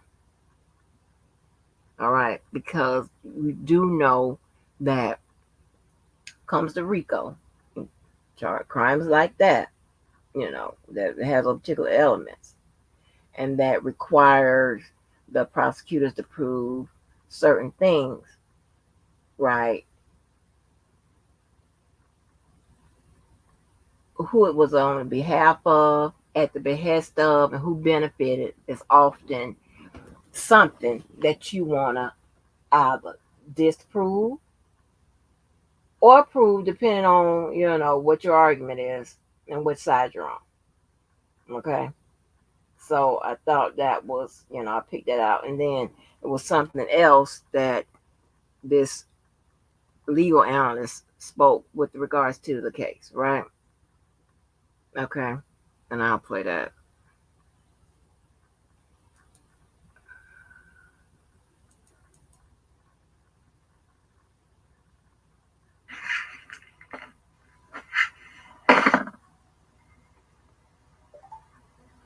That is the first to jump out in front with aggressive moves to try to get his case dismissed. Caitlin Pullins, thank you so much for all your work there in Atlanta. Kate? And joining us now is CNN legal analyst and former federal prosecutor Jennifer Rogers. Let's stick on that point, the moves being made by Mark Meadows and his legal team right now. Let's take it in pieces because it is pretty fascinating. Part of the filing, they write this: stripped of the state's gloss, the underlying facts entail duties with the core functions of a chief of staff to the President of the United States, arranging or attending Oval Office meetings, contacting state officials on the President's behalf, visiting a government building, and setting up a phone call for the president with a state official. Only by virtue of his chief of staff role was Mr. Meadows involved in the conduct charge. Put another way, his federal position was a but for cause of his alleged involvement. What do you think of that? Strong point? Well, on the surface, it's a strong point, Kate, but it kind of falls apart upon inspection. I mean, but for the fact that I was working for a drug kingpin, I never would have been selling drugs on the street, right? So the fact that that was his job takes him some way down the road to saying it's excusable, but there still was a point, as prosecutors are arguing, that they crossed the line between the challenges that are normal and legal and part of the process and plotting to do things like send in fake slates of electors to the National Archives and Congress that are not part of normal challenging of elections. So the trick here that the judge is going to have to kind of walk that line of figuring out, did they cross the line? Was that part of his job? Which of course it was not. And then I think ultimately, after getting through all of that, these motions will be denied. Another part of this, Meadows' attorneys also note in the filing that he's not accused of violating any federal law in the special counsel's federal indictment against Trump, nor is he even alluded to as a co-conspirator. Does that carry weight in this decision to request dropping state charges? Well, it does a little bit because part of the test is whether there's a violation of federal law here, or really it's not so much federal law as far as a statute, but did you do something wrong that is part of your federal duties? You can say, did you act outside the bounds of federal law? So it does carry some weight, but again, it's going to be an issue about how far they went and whether it was too far. And it's an interesting point that he wasn't named federal indictment. I think that tells us 100% if we were still skeptical before that he is not cooperating with any authorities, including federal authorities at this point. But it also doesn't get him so far. Federal authorities obviously made a strategic decision to just charge Donald Trump and not to expand beyond that in the interest of time. So that's not going to carry a lot of weight that Mark Meadows wasn't put into that indictment. That is interesting, though. Does this request coming from Mark Meadows to have the state charges dismissed and the arguments that his attorneys and he are making in this filing, does it in any way do anything to implicate that Meadows believes Trump acted illegally here? Does it confirm or acknowledge that they believe illegal activity took place? No, it doesn't. I mean, what he's saying is that he didn't do anything illegal. If anything, it suggests that he's saying that nothing that was happening was illegal. But what it really tells us more than anything else is that Meadows is out for himself, that he's making aggressive moves. He has very capable lawyers. They want to get him out from under these charges, and he's not caring so much about what happens to anyone else at this point, which is honestly how any criminal defendant should behave. If everyone else in this case behaves the same way, that's when you'll see a lot of cooperators coming in and the case getting stronger. Jennifer, you also note how quickly this move comes from Mark Meadows. What does that suggest to you? Well, they have to do the removal motion within 30 days. So it's not such a surprise, although the day after still is very fast. What it tells me is that they are not waiting for Donald Trump. Oftentimes, defendants lower down the indictment will kind of take their strategy from the lead defendant and his team. This case, that is not what's happening. Mark Meadows is moving quickly, and to move to dismiss at this stage before the removal has even been decided shows again that he's very anxious to get out in front of this. He wants to be the lead on his own case. He's not following Donald Trump or anyone else. He's doing his best to get out of this ASAP. Jennifer Rogers, good to see you. John? So, Kate, in a manner of speaking, this week we know that Donald Trump is going.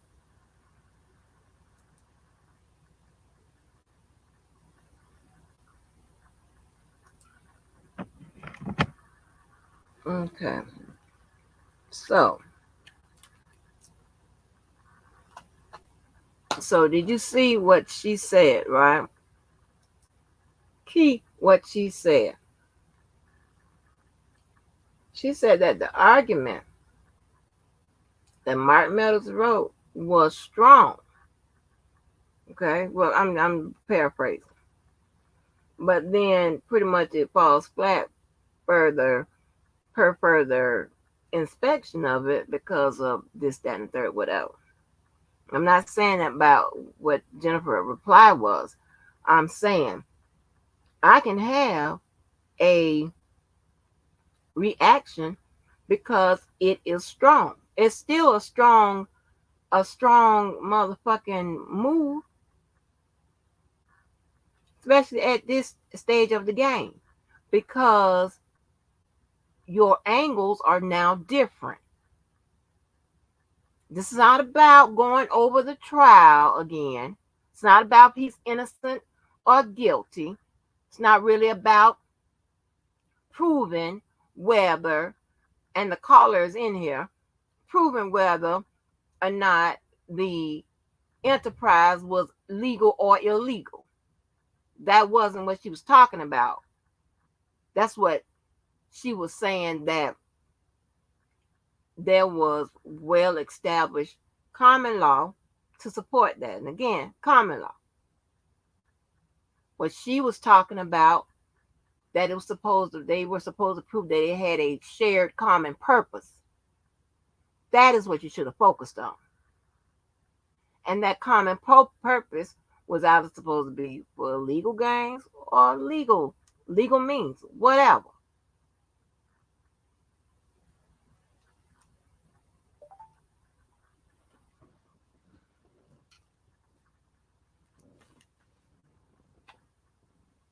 Hold on.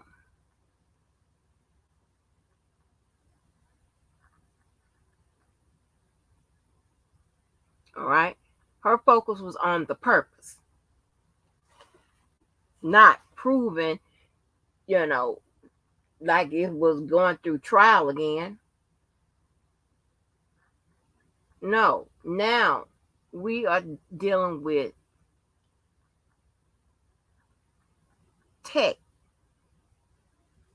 techniques. I'm using the word technique and technical errors.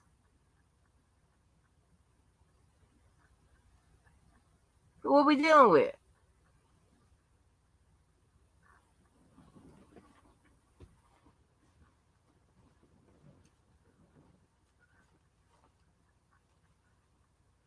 So when I can't switch my brain to be like, well, what are they talking about this when she was talking about the purpose?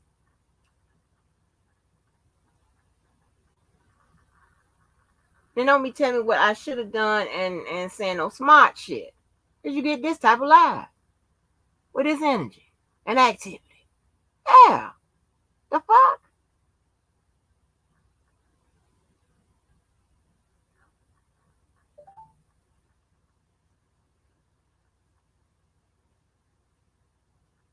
Talking about common purpose. You have to go back to the RICO law itself. The RICO law itself does not designate whether or not it was has to have illegal or legal activity. What have you? No, no, no. Case law further defines that. But again, case law is common law. Common law comes up under what? Statutory law. Statutory law comes up under what? Mandatory law. Statutory law is also known as what? Primary law. Statutory law can also be mandatory. But it cannot be what? Common. Because common is what? Case law. Got that?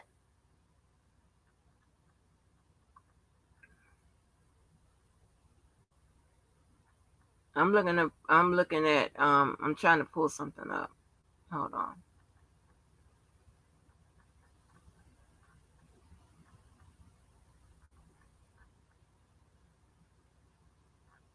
So if you look, caller, since you're in here, if you look at the paperwork under I, number 1,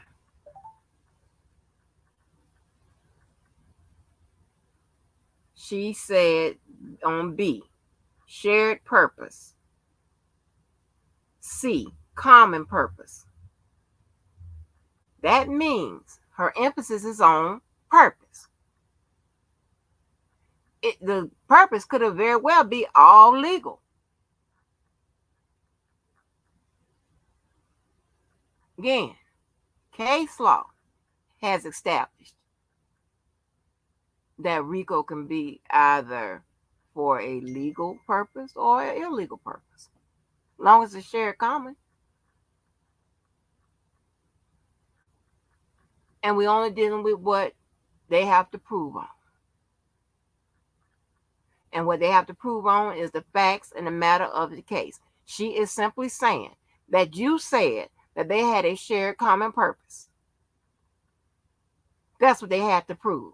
Whether it was legal or illegal, it doesn't really motherfucking matter.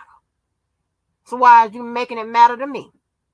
So don't tell me what the law I had to prove to apply to that motherfucker. I'm going to do that again today. But you're going to be the fucking lesson.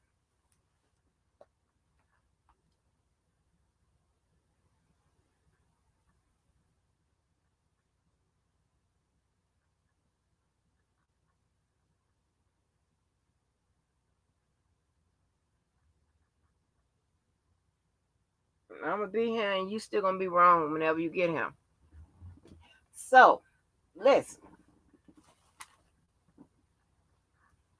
So let me come around here. So hopefully it ain't going over the top. It's still somewhere where y'all can completely understand what I'm saying. What I'm saying is what happened last motherfucking summer. It doesn't matter if any of us know. Because what's going to happen whenever they respond, that is what we have to be concerned with.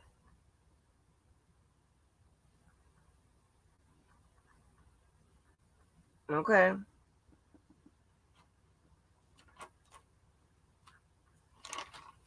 Now, where's the shit that I actually meant to talk to y'all about? Oh, shit. Hold on, I got now I got my paper out and wrote down the shit I wanted to make sure. Some of that's what I wanted to tell you about, but not nowhere near all of it. I really want to tell you. Yeah, I've been trying to do so good. I can't. Oh Lord, help me. So, um, where was I? Okay, so listen. So, and if I hopefully I get it all. Maybe I should just skim through here and see what it was that because and here's the thing, right? Again, whatever was responded to, whatever was ruled on, whatever then, that is neither here nor there now. Okay. Uh, Now I told you that's what I told you, right? And I told you that I'm going to say something that may seem like I'm contradicting myself, but I'm not. Deference comes into play. And what deference means is that when a higher court is giving um, more credence to a lower court or another authority, another agency, right? Rather than what they have. Meaning, depending on the standard of review that gets applied to this particular case, this is a new, and here's the thing, it has a new case number. That means it's a new case. And it should tell you that it's a new case because guess what? The roles reverse. Now, R. Kelly is the one that's bringing this action, right? And the government is responding. So that means for me to tell you again, don't tell me shit about what happened. And I said this a long time ago. Because you got retention problems, I got to say it again. I got some shit. I got to be the bad guy. Because I understand what you're trying to understand. So, listen to this. Now, when I was gonna read this whole thing over again, I'm not because I took up too much of your time talking about shit I really wasn't supposed to be talking about, other than the little piece I played, and some of the other little key things. But let me tell you this, right?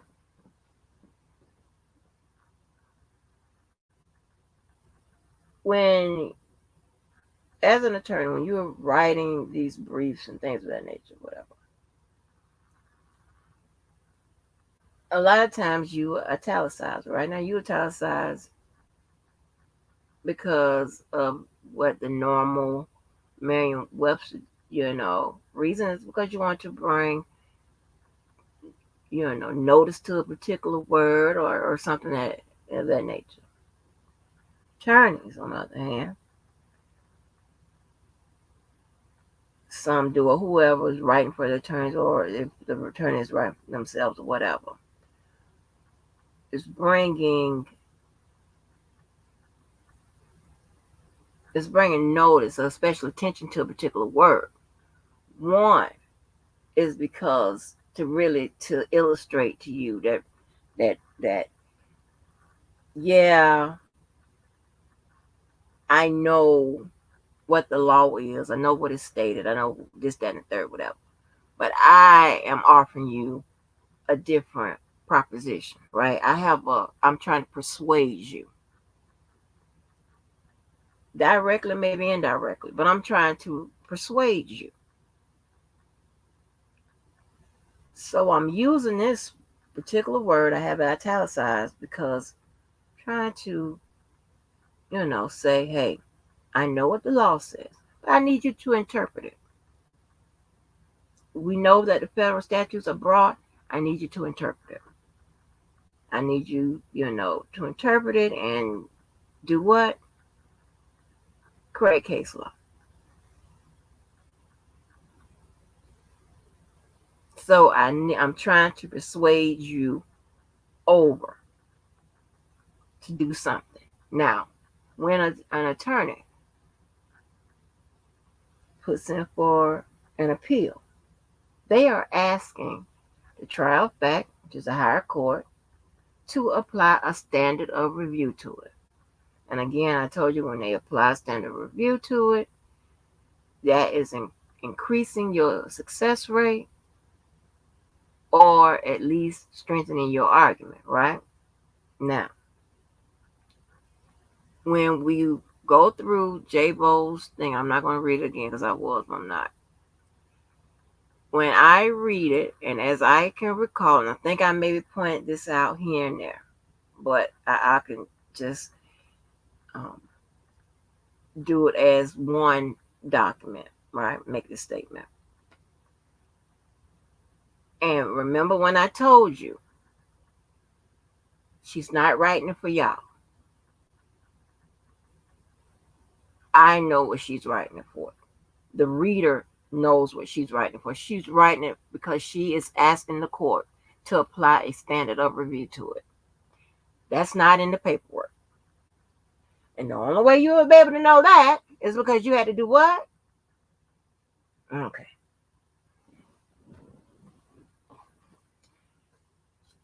When applying standards of review, okay, there's several different standards of review that could be applied um, during the appellate process, right? Now, the one that you really want to shoot for is de novo, right? And the reason why you want de novo is because that means that they are going to look at it as if the lower court hadn't. They normally do that when there are issues with regards to the law.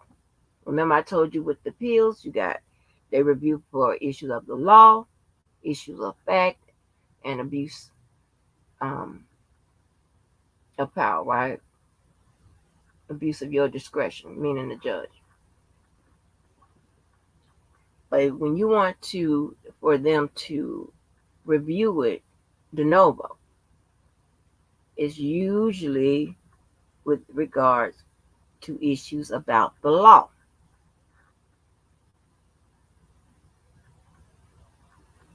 Okay? Was the trial court's assessment of the law, correct? Did they apply it correctly? Was the constitutional interpretation correct? Was the meaning of certain terms, was that in a statute, understood correctly by Donnelly? Is that, I mean, was that the case? Issues like that. Now, sometimes, but not oftentimes, they can review it de novo and it be a question of the law and the facts. Remember, I told you the facts was the 5 W's, right? I told you the facts presented in the case. Okay? You got all that extra stuff. You got your elements and then, and then you have the facts. The shit about the enterprise and all that other shit, right? Okay. It also sometimes it can be reviewed de novo based on questions of the law and questions of the fact. The reason why you want to shoot for that is because they review it as if it's new. Because de novo means new. Now, if they're just reviewing it based off just fact, there is some deference given to the lower court's decision, right? Their rulings and things of that nature, right? All right. And that makes it a clear error, okay? Just because it's a clear error Doesn't mean that it's a reversible one. Okay. All right. They're not going to reverse it just because when they look at it, their decision would have been different. Their decision based on the same rulings would have been different than Donnelly's. That doesn't mean that they're going to reverse it on a clear error at the appellate level. Okay? Doesn't mean that. Another area I know she hit was sufficiency of the evidence. Okay? That's giving some deference as well. Um, that's all the areas where when you hear her talk about the evidence wasn't sufficient and all of that, right? Those are that area. So that's what she's asking for. She's asking for them to apply the reasonableness and substantial evidence standard of review to her argument. All right. I know she put in there arbitrary and capricious, right? That's another standard of review. That's given a little bit more deference, okay? But she did put that in there. I do remember that.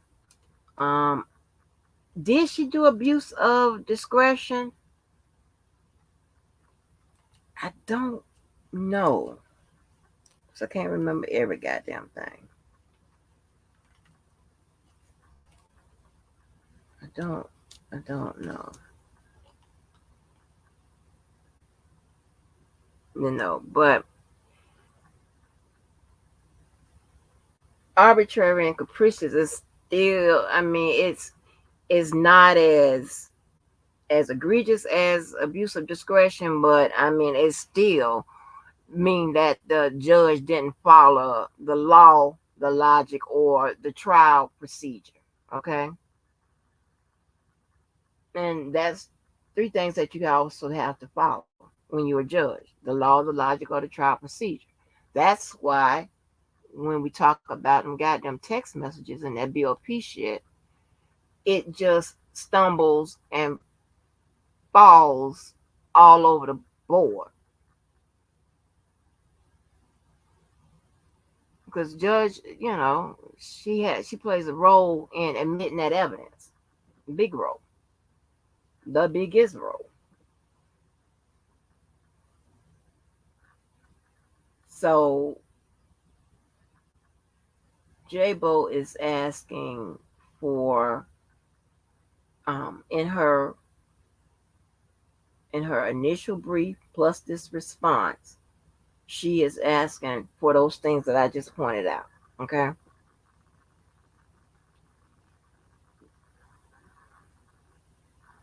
Most attorneys won't just make it a single note or whatever, but she was able out of this bullshit to hit all those notes to find something that warrants several types of standard of reviews, which increases the likelihood, not saying it is likely, but increases the likelihood. Because for one, she has to have a argument, one that's legally sound. That's one. You got to have that. And for them to even consider applying a standard to review to it. You see what I'm saying?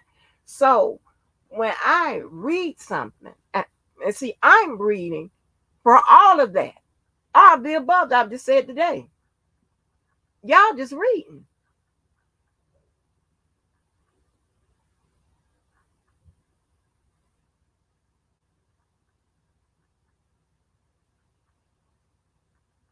I mean, I ain't never think that I was gonna have to come out here and talk about it.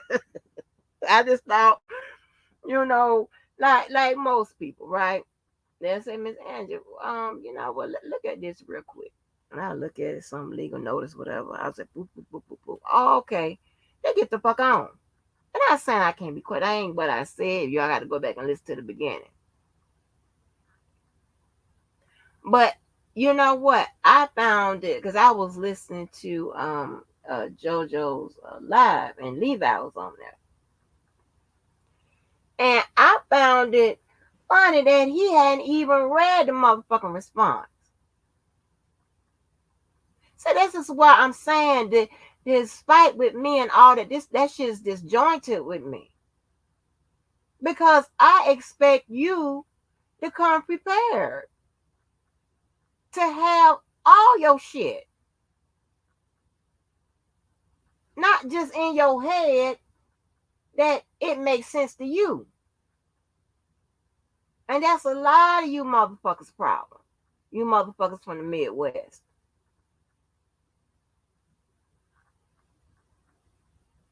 And certain areas of the South. Not to include Florida.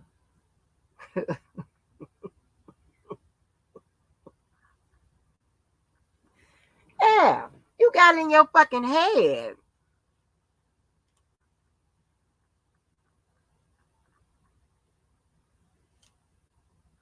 She is right. All of that I just said was in her brief. But guess what? Wasn't in that via words.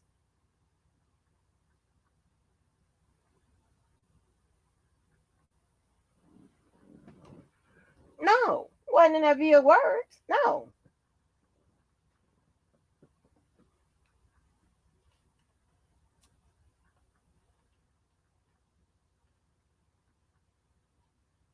So,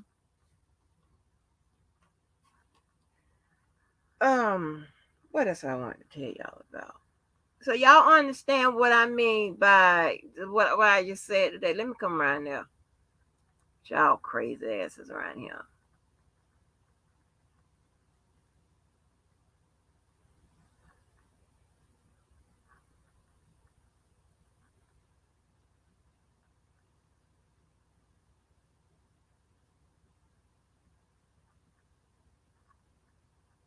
So what I'm saying is this, right? What J-Bo is saying, and just to be clear, she is simply saying, I've said all that fancy and not so fancy shit to say this. She's simply saying this now. Whatever that indictment said, the prosecutor was supposed to prove on. They were supposed to prove it. Whether they call it a legal enterprise or an illegal enterprise or whatever. Now, here's the thing, right? So why y'all going on in the illegal and legal? Because I told you that's at the common law level. That's at the case law level. I don't give a fuck about that. Because when this is over, it could be a new case law. That's going to say something different from illegal and legal. I don't fuck about that.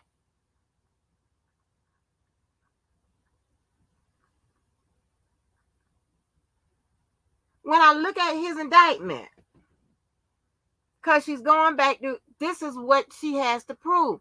All that y'all talking about, that's all fine, well and dandy. Go find that in with regards to RICO charges. Go find that in the actual statute. Go find that where it's go getting down in the weeds, whether it's legal. And go find all of that and come back and let me know where you find it because I can't find it.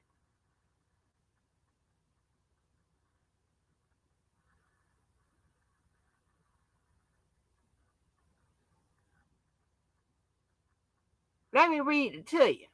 A more expansive view holds that in order to be found guilty of violating the RICO statute, the government must prove beyond a reasonable doubt, one, that an enterprise existed, that the enterprise affected interstate commerce, that the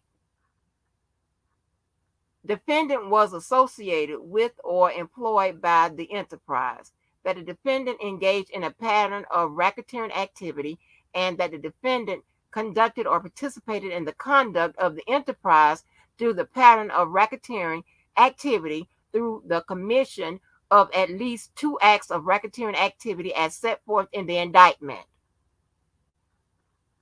Okay? Okay. Got it? That's what they need to what?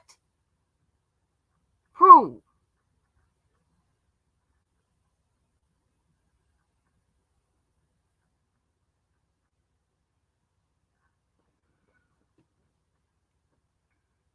Now, I also got to prove the facts of the matter.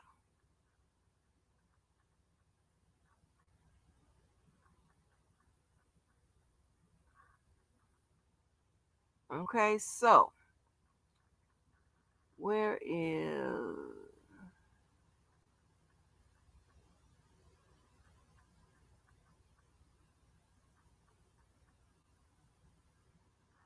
okay, the RICO statute expressly states that it is unlawful for any person to conspire to violate any of the subsections of 18 U.S.C. Section 1962.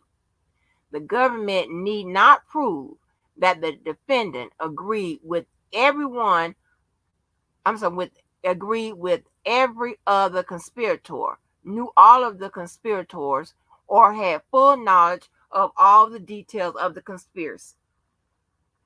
And see how broad that is? That means that he can really not know what the fuck is going on. But because he at the top, he might fall upon them 3 B's, or maybe one of the B's or whatever. All that must be shown is one, the defendant agreed to commit the substantive racketeering offense through agreeing to participate in 2 racketeering acts. 2, that he knew the general status of the conspiracy. And 3, that he knew the conspiracy extended beyond his individual role. It's very broad.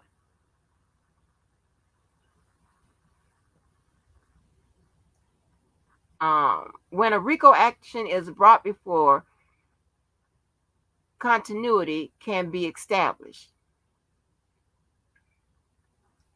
Then liability depends on whether the threat of continuity is demonstrated. Now, you see in that little area, that doesn't say the prosecutor must prove whatever. They go on to say, however, Judge Scalia wrote in his concurring opinion that it would be absurd to say that at least a few months of racketeering activity. So that means that case law, common law, was written.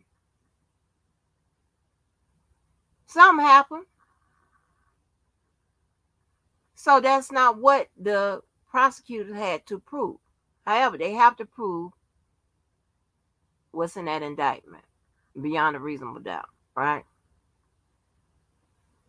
Reasonable doubt is the highest form of proof, standard of proof.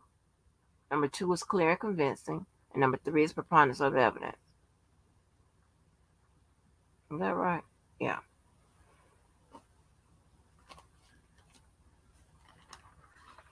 Now let me see what I was supposed to tell y'all about. I'm getting off track.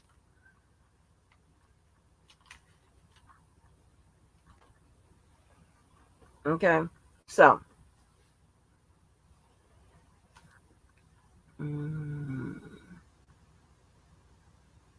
and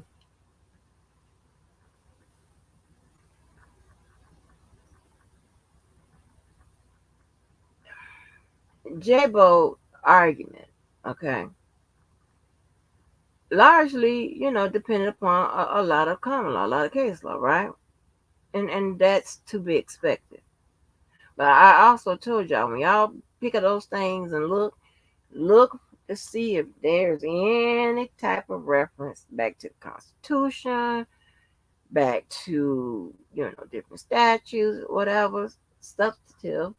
I ain't tell you substantive stuff, laws, whatever, but I'm telling you now, things is you know that is generally prohibited under the law.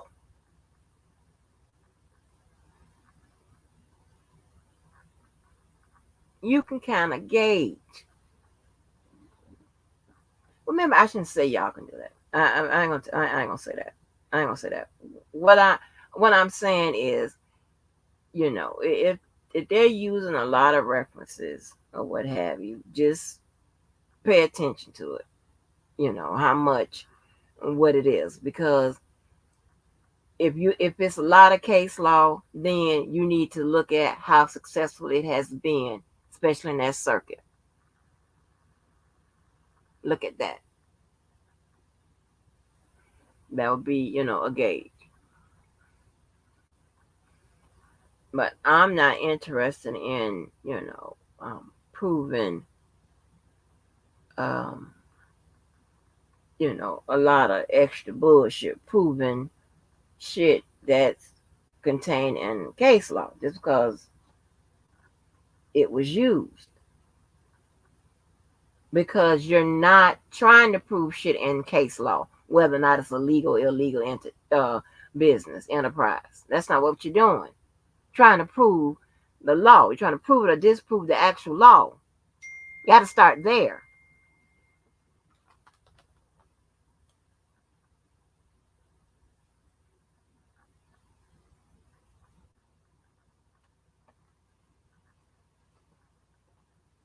So that's what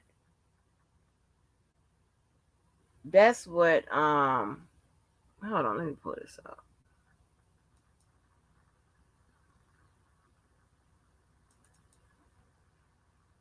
Speaking on what asset when before I pull this up.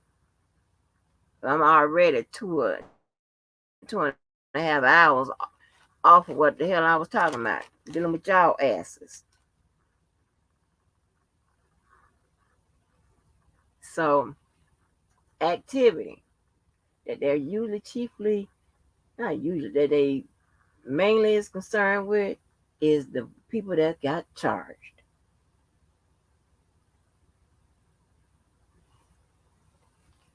Okay. Trying to look for hold on. Where's my now the types of errors. Again,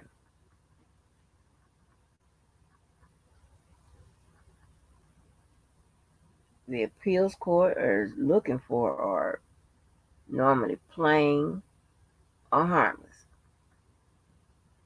Plain is most likely going to be reversible. Harmless don't need to reverse it. Okay, just need to, you know, apply corrections to it. I mean, even after the corrections are applied to it, it's not reversible. So that's what they're looking at. They're not looking at innocence or guilt.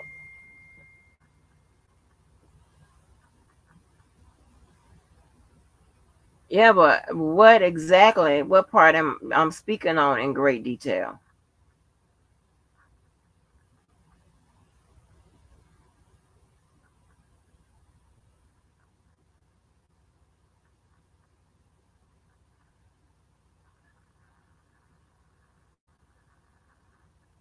Okay. Plain errors include things like evidence that should have been included or excluded. All right, which, under the federal rules of evidence, not under what Levi thinks or JoJo thinks, Scott thinks, Keller thinks, and nobody else thinks. Under the federal rules of evidence.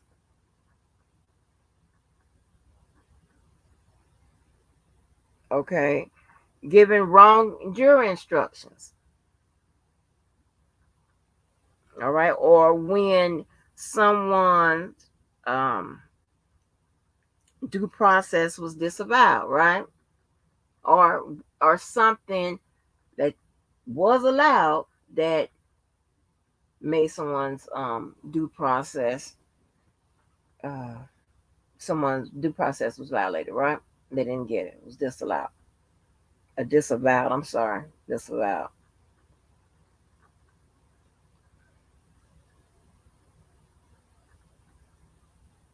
So I'm trying to think right now what exactly was she talking about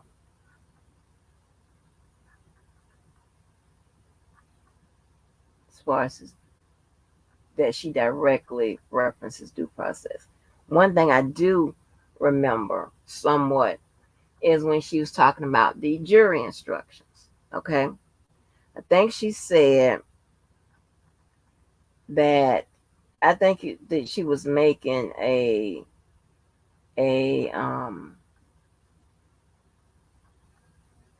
making a point that the prosecutor is now trying to change the jury instructions, right? Now, I looked at the jury instructions. I pulled them up. I think I still got them up.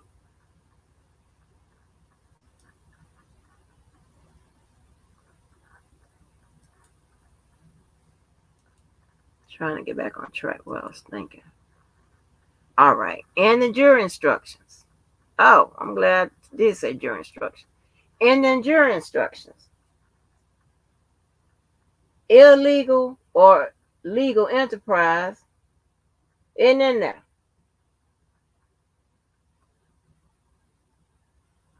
Okay? So I'm not dealing with it. It's nowhere in there.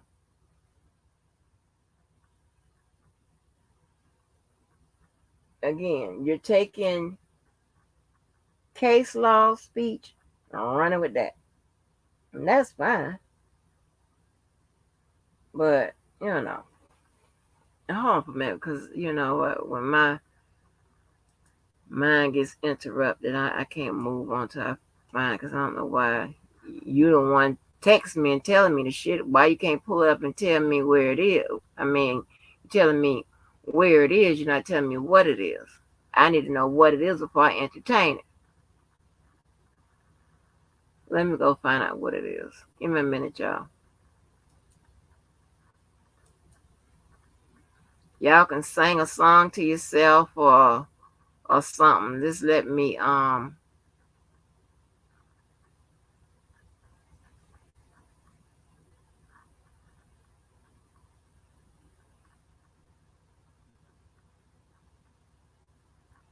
okay, but if they request,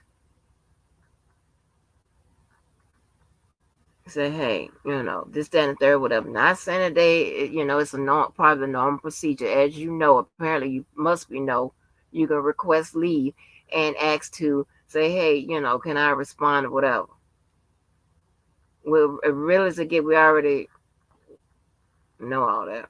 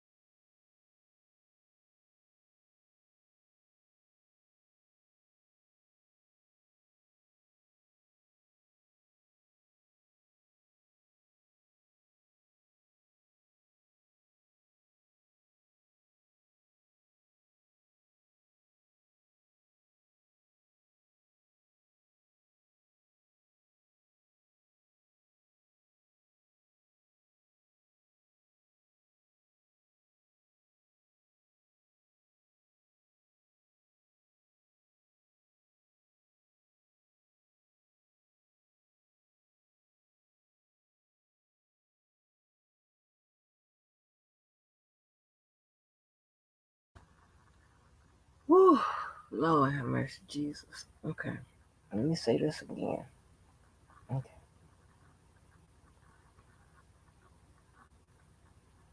When it comes down to proving what the government needs to prove, the law is the canvas.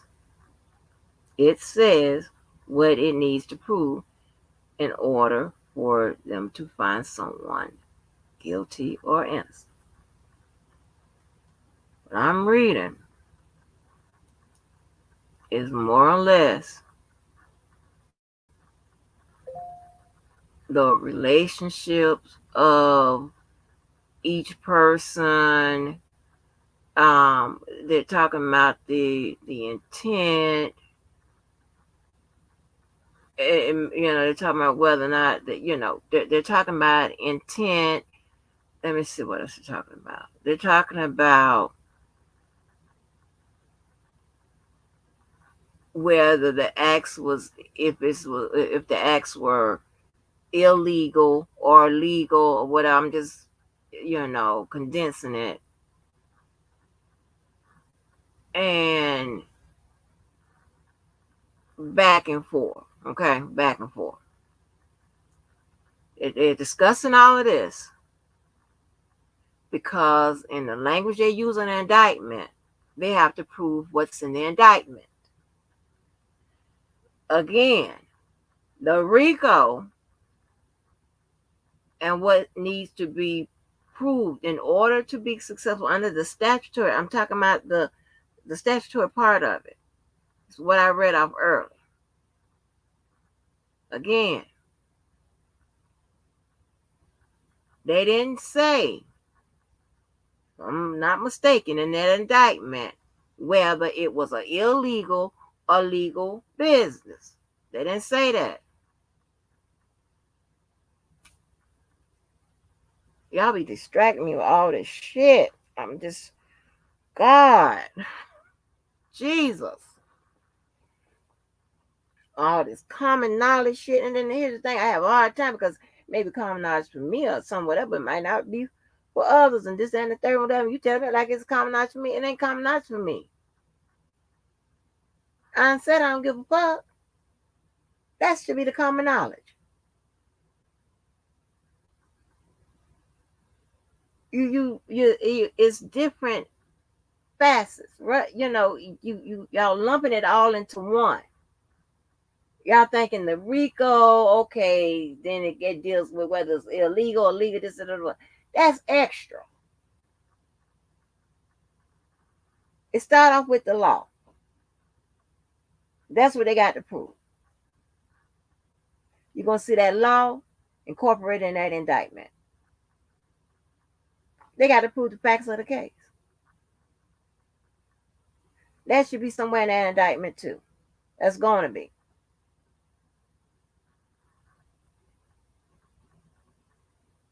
I'm talking about the law. And where it doesn't say anything about legal and illegal. I'm talking about the law, the statute part of it.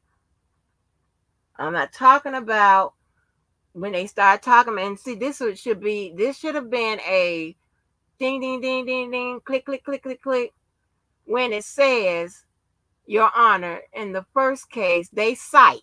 When they say cite, which is USA versus Rastellelli or whatever this goddamn person's name, that tells you that it's common law, case law, that it's not in the statutory, and it's not in the Constitution.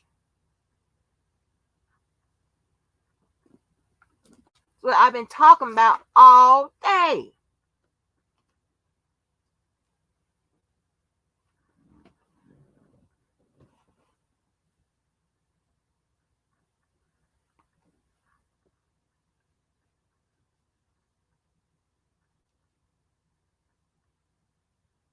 It says, the court says basically that I read from the transcripts, that the knowledge of an enterprise can be inferred from immense of close association with other co-conspirators with the required knowledge and from participation with members of the enterprise. So, what they are saying is that these are co conspirators who engage in illicit, illegal activity. And in this case, it's distinguishable because this would be an association of fact, technically. So, they're really actually going into association of fact. What really does that mean? What they have to do for it to be qualified and satisfied as it being an association in fact.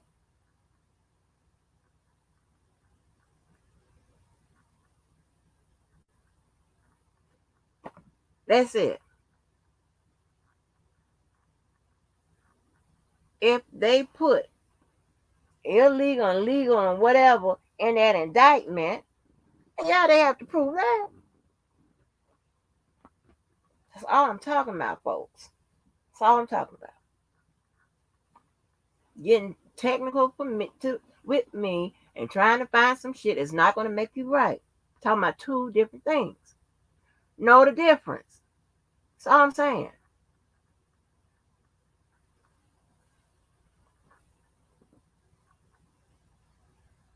And then as you go down a little bit more, and I think that there is a distinction. And I think that this charge, this additional language and definition will cause confusion for the jurors.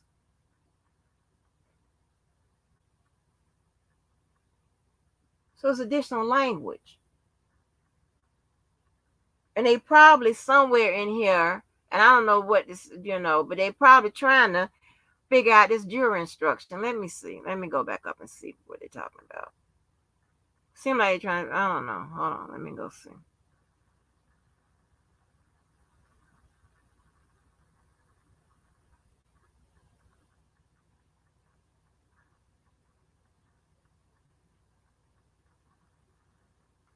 Y'all don't drive me fucking crazy. Yep.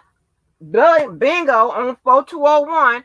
I just scrolled up. Just a few things before we start. I got Mr. Scholar's submission on the jury charge, aka jury instruction.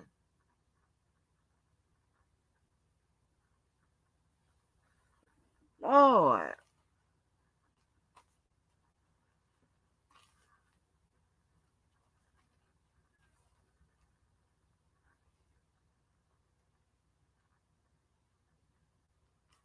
Jesus Christ. So listen. So let me tell y'all this. Let me try to get somewhere where maybe I can jump into what I want to tell y'all today.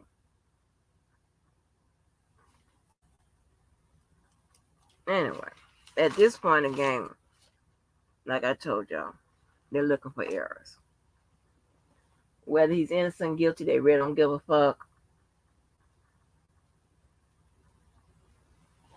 Whether if the evidence they are reviewing, if she made this type of challenge or objection or argument, if the evidence that they're reviewing could a reasonable jury make a determination of finding of guilt? You know what I'm saying? Yeah, that's what they're dealing with. But notice, guilt is the last word I said. They're talking about the steps leading up to that. Was there anything, in the proceeding that was done incorrectly? So they're trying to determine, hash out now. Okay.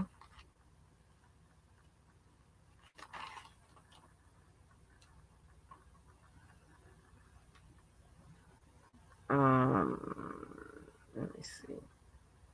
So I had all this shit written down as notes.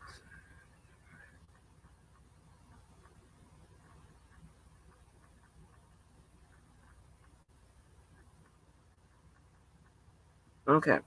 I remember she also said something about intent. Okay. Let me tell you this about the intent. Now, intent, right, which is mens rea. Actus rea is the conduct. All right. And then you also have to prove the connection between both act, the actus reus and the mens rea. Okay. Federal crimes normally, when now it's not listed there, but this is what it is. Okay. They ain't writing it for you. You're talking about the intent. When you see intentionally, knowingly, willfully, or recklessly, or negligently, you know that's they're talking about. That's the intent part of that particular the element. Okay, that's the intent part of it. So you know right there that that's what they have to prove. That's the intent, right? That's the intent portion of it, right there, right up under the charge, what he's charged with. Okay. Now there are some crimes that have no mental, no mens res state required. Okay, but for the most part, you'll usually see something there with most of our crimes that we are familiar with, right? So when you see that, you know right then that they have to prove intent, even though it's not say stating you must prove intent. Miss Angie just told you don't believe my fake ass, go ask somebody else. That when you see the words intentionally, knowingly, willfully, um, and recklessly and negligently, what have you know that you got to prove intent. So you do. I think she did challenge the intent. Let me look at her paperwork. Hold on.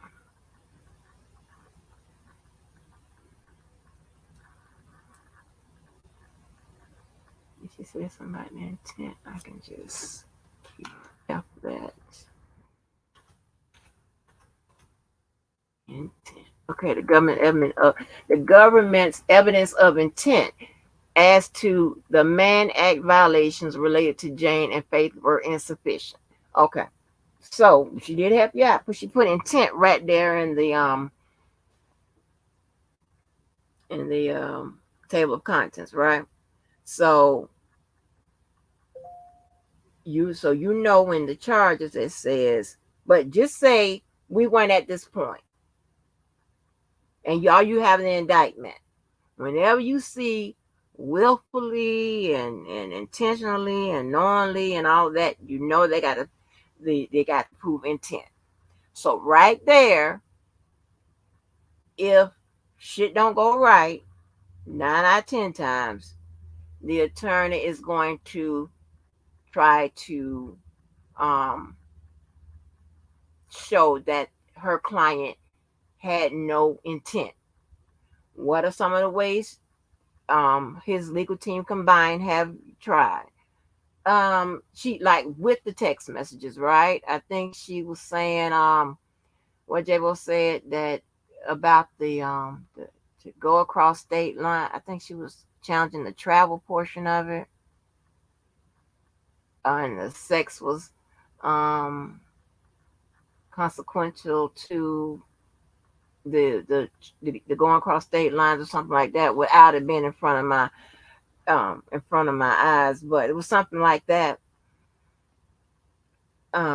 So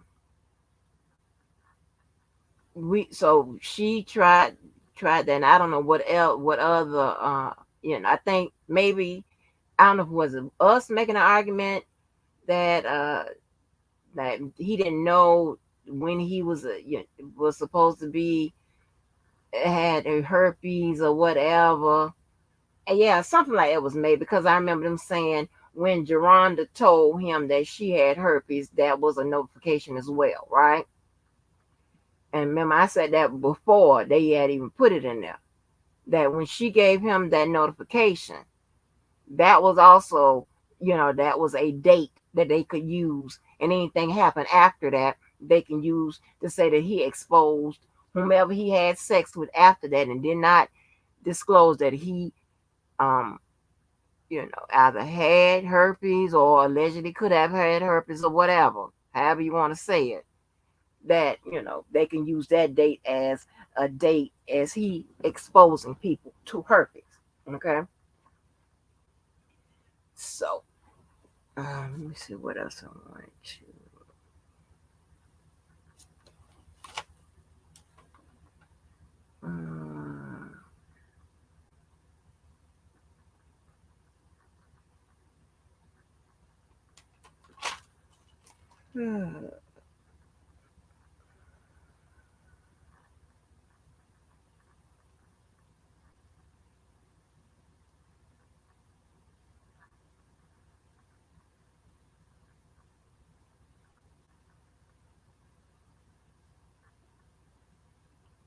So, um,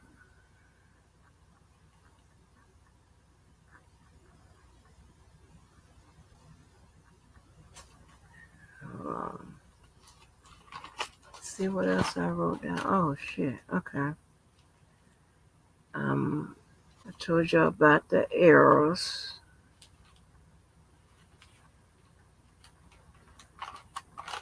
I told you, I'm trying to get all this before I drop that damn link. Hold on.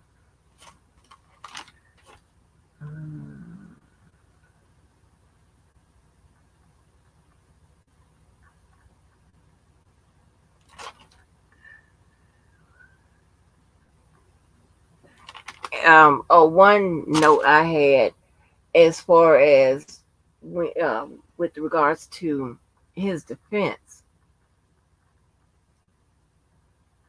I don't know if the defense did, and I can't remember, enough work, maybe showing, and I'm talking about doing the trial part of it, showing that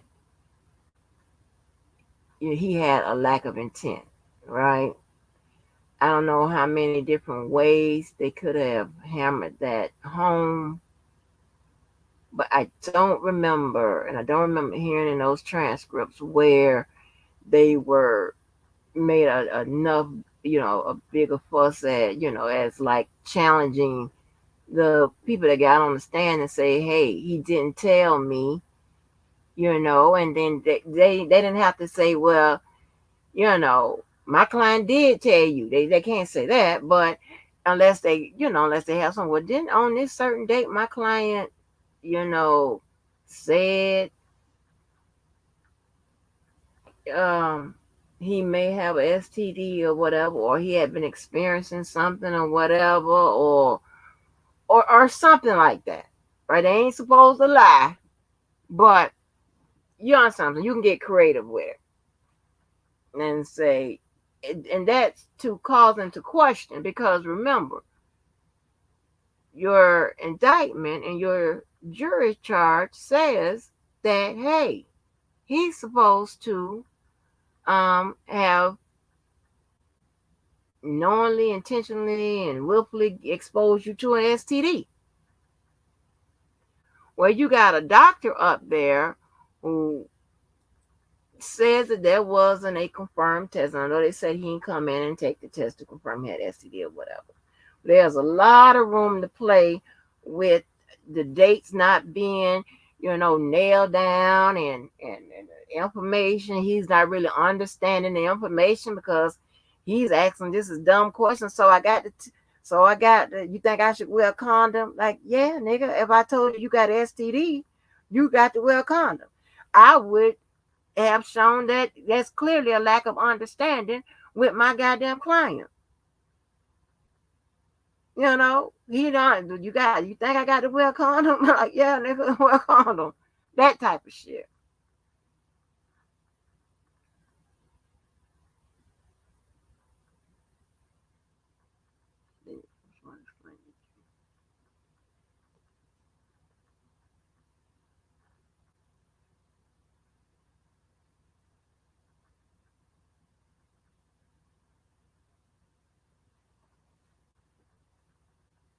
So the intent had to do with the travel.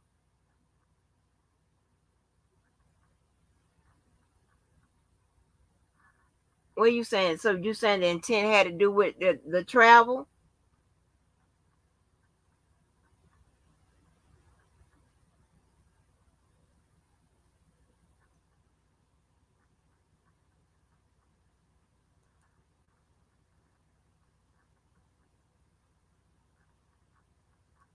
Let me go back up and find it myself. Ooh, let me see.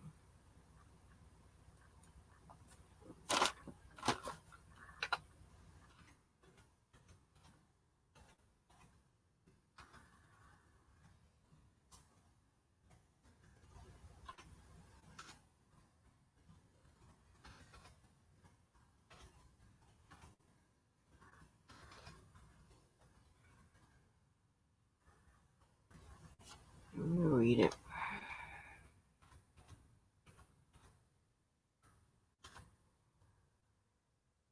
Okay.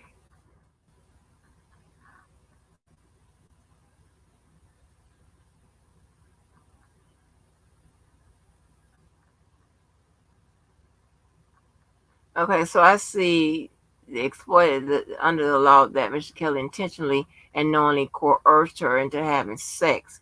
So maybe okay, so that would make sense. So the travel across the state lines, that's the beginning of the Man Act, and then to intentionally and knowingly coerce her into having sex. Nobody exposed her to a disease. That's definitely what they said. Hold on. Intentionally read the audio on. Hold on, let me read this myself. Okay. Being bubbly like a child, pure, no negative intention.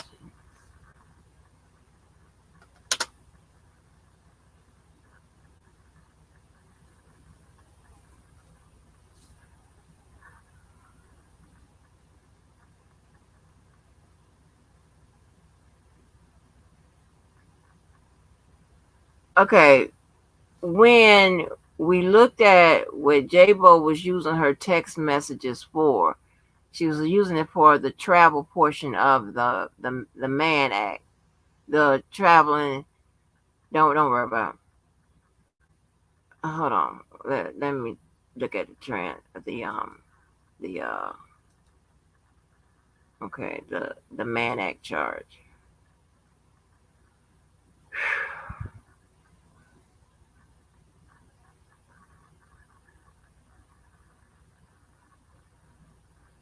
Man Act violation. Transportation.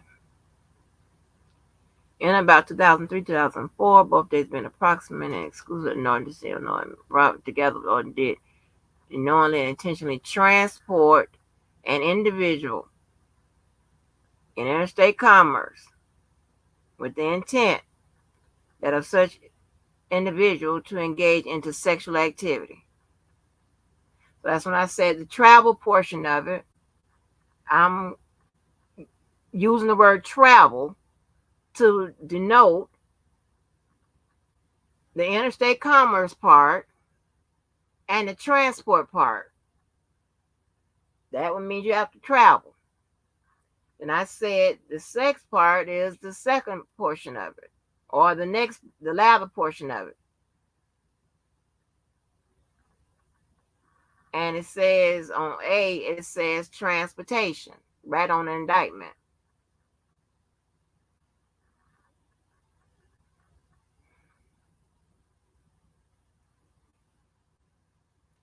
On the coercion and enticement, it says to travel in interstate commerce.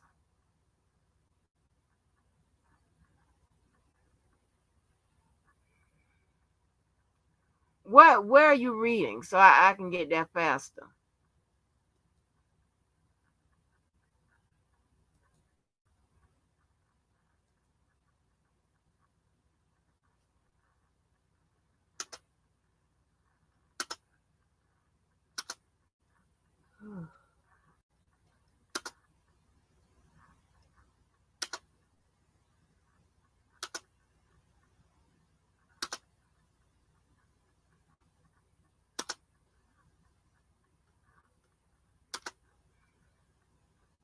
It was okay. I haven't redacted.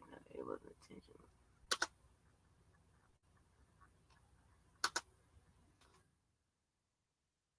Okay, so interpersonal violence is when a person is simply violent towards another with the intention of inflicting harm. I'm confused.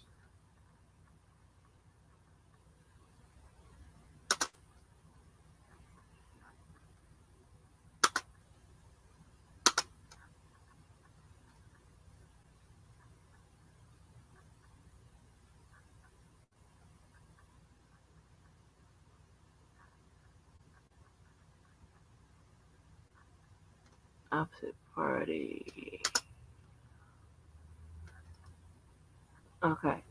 So it says the nature of the enterprise, and know that the enterprise extends beyond his individual role, nor is it necessary to prove.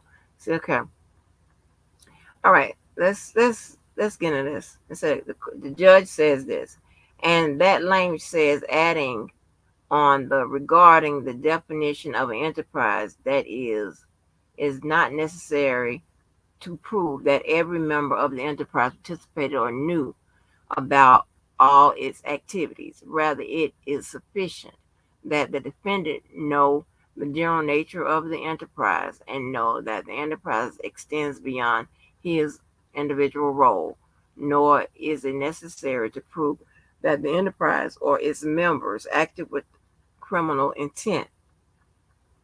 Rather, the government need only to establish that the defendant acted with requisite criminal intent. With the requisite criminal intent. So, wait a minute now. Jibbo, you may have something. Hold on. Rather, the government need only to establish that the defendant acted with the. Oh, never mind. I'm sorry. Damn, I can't see. Never mind. They kept it straight.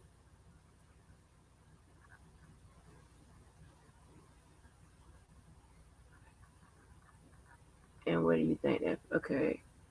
Obviously, I'm not. Okay. So listen to this. Oh, I need to go up some. Because this will only support the fucking shit I'm trying to say.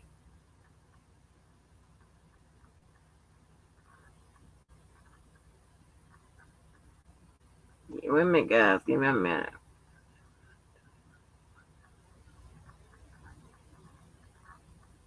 Okay. All right. Listen to this. And I mean, pretty much what I just read, right? I'll read it again. It says, and that language says, adding on the regarding the definition of an enterprise.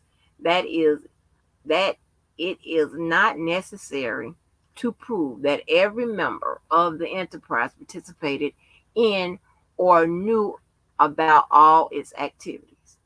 Rather, it is sufficient that the defendant know the general nature of the enterprise and know that the enterprise extends beyond his individual role.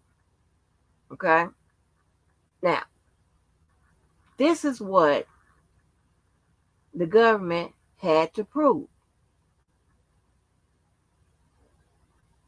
Now, this is where I'll go ahead and adopt the term JoJo uses.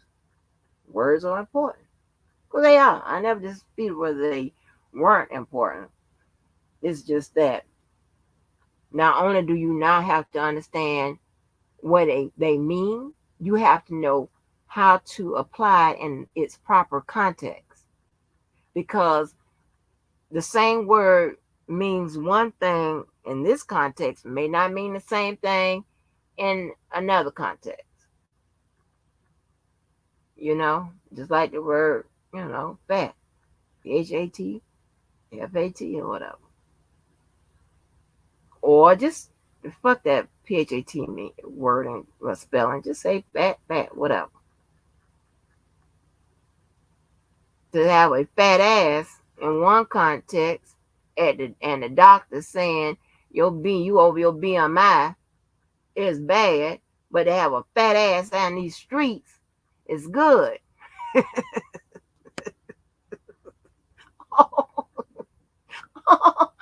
Oh shit. So then it says, nor is it necessary to prove that the enterprise or its members acted with criminal intent. Mm. So that really means that the legal or illegal argument at this point, now we're in the trial, neither here or there. I mean, it's it's neither here or there, regardless, because based on the statutory definition of a RICO and the enterprise and what you must prove and all of that, it's neither here or there. But I'm just saying, says, nor is it necessary to prove that the enterprise or its members acted with criminal intent. So that means that yes, it can be an enterprise that what is legal or illegal. It's the common purpose. It's the purpose. All right. Rather, the government need only establish that the defendant acted with the requisite criminal intent. And you went to college, you know what requisite means. That means that what I said earlier, it was only his behavior that they're not only his behavior, but the charged conduct of the people that's being charged. The only people that's being charged is his. Conduct of the people that's being charged is his. The rest of it, you can look at it this way, is used to fill in the um the background or the necessities to uh, further define association effect, right? And then it says, obviously, I'm not going to put those case sites in there, but do you have any?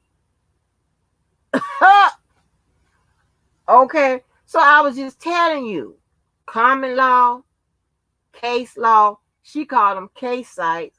What? Obviously, I'm not going to put them in there. You know what that means? That means I'm telling about no illegal, legal motherfucking goddamn fucking enterprise.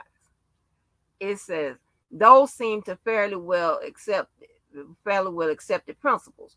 Do you have any view about that, Mr. Scholar or Kennick or defense counsel? No, judge. And where do you think that fits in?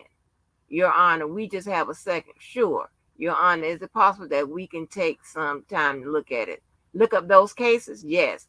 Sure, that's fine. But assuming that you don't have any problem with it, I'm just trying to figure out where in the charge should I put it. Ms. Geddes, I would propose on page 27. We could do it right before the last paragraph. Yes, that's exactly. And then the letter that you sent, didn't we fix this criminal code thing? We did. That one, that's done already, right? I believe so, yes. Anything else? Yes. Your Honor, there's some minor things like typographical errors and surplus language that we thought that we called to Your Honor's attention, blah, blah, blah. Okay?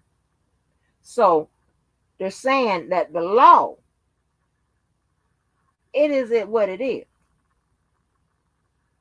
And I told you, all of this is extra.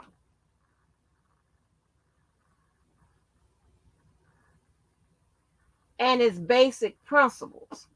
So everything isn't going to be listed, but it's there. But you just got to know it's there. And how do you know it's there? It's only one way. And now here's another thing, right? Now, I think from both prosecutions, I don't think they ever really trusted the other side. Let me tell you why. Because a lot of things that the prosecutors was asking that you of course know that is just that was being denied mute, and things that you already know that substantive law already prohibits and shit like that, procedural law, all of that that's already in there. They always ask, sometimes with a little shit, they ask that, you know, they get an official ruling on it. Just like when she said things would be improper. Some prosecutions and wouldn't even ask for that shit because, but I don't think they ever really trusted them, and they figured that they would try some, funny business with the language. And then you always know that you run the risk when you asking another court to interpret the language. You might get some kind of funky shit, funky opinion. You know what I'm saying?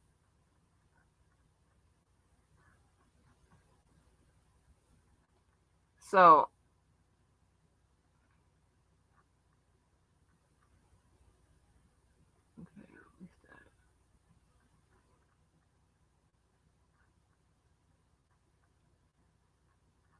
all right. Let me see anything else. So our proposal. Let me see what they put on page 27. Well, I got the goddamn jury charge up. Damn, it's long.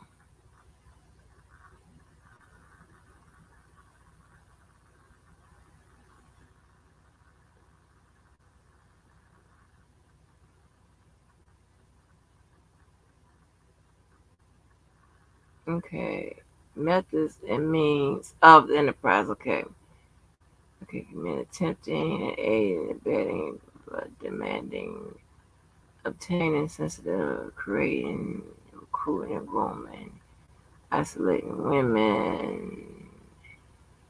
Oh, and one thing when I did look at the jury charge, everywhere it said illegal, it was sexual activity behind it. So they were talking about his behavior, not the behavior of um the enterprise. Everywhere it says illegal sexual activity came behind it, except when it says, I instruct you that it makes no difference whether the type of interstate commerce affected is legal or illegal. Outside of that, everywhere it says illegal, says sexual act, illegal sexual activity.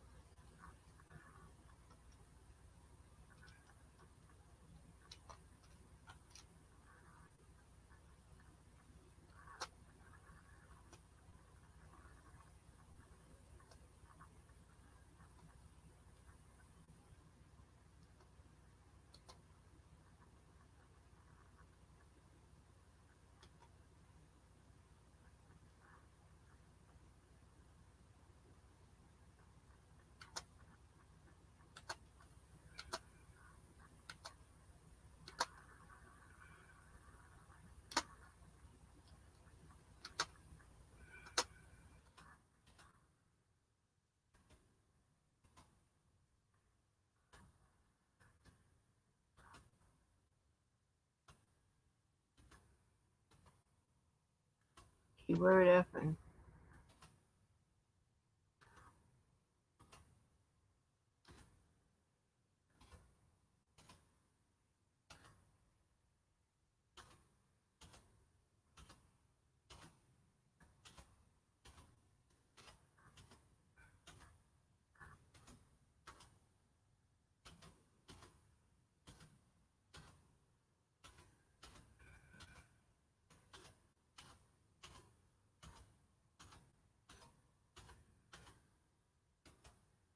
Okay.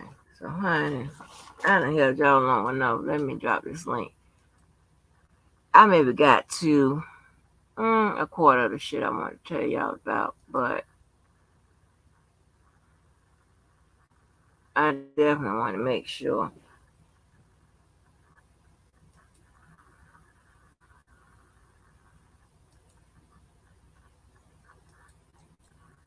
Y'all not gonna get on my goddamn nerves. That's what we ain't gonna do.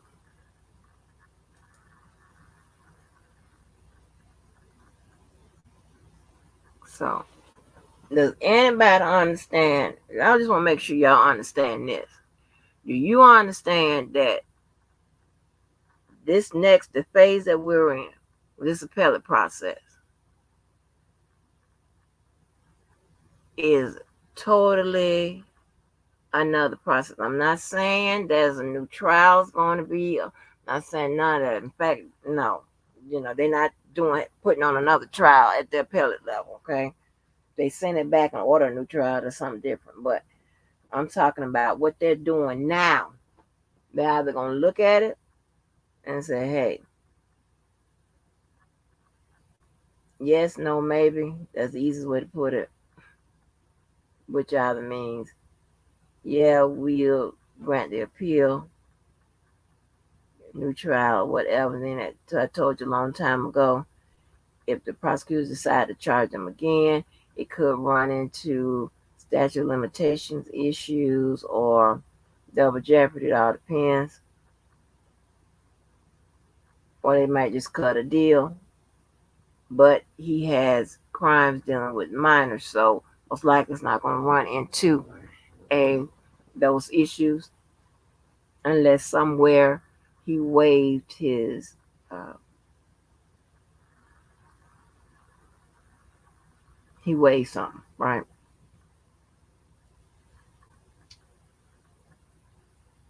They may send it back. If I think she had an issue with his sentence. I don't know if in this court, appellate court, or the other one. They may agree. He might have that. That may get a new trial. May send it back down to correct something. May deny it flat out. And may do all of those things after an oral argument.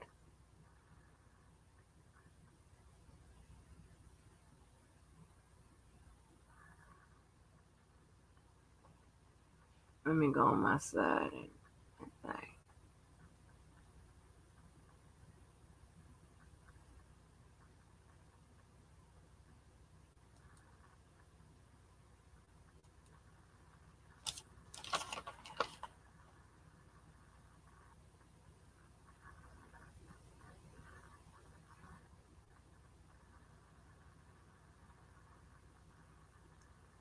I'm pinning the link. But you gotta understand that your defense is pretty much, well, ain't pretty much, it is your evidence and your argument. And those things, it has to be admissible.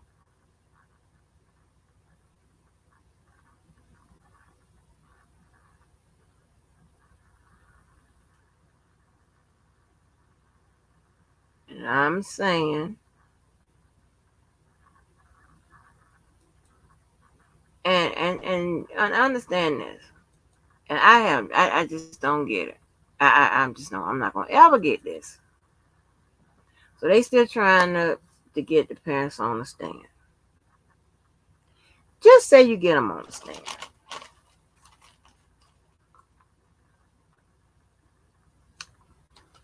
You get them on the stand, and the only thing that they can talk about is, well, okay, let's do this in parts, because Levi still wants to argue. I have no idea. I'm still not changing my mind. I still haven't figured out how to get on there. And again, I don't waste. I have wasted too much brain storage for shit that is just almost impossible. I don't speak in absolutes, but in this situation, I definitely don't see one in which they make the stand. But check this out on the prosecution side. Okay, they get them on the stand. What are they testifying to? Remember I told you about procedural law and substantive law.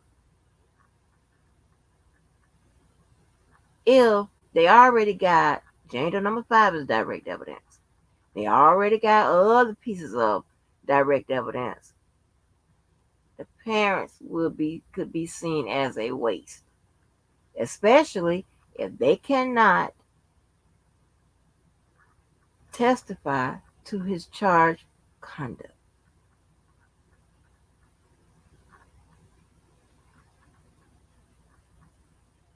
I don't get it.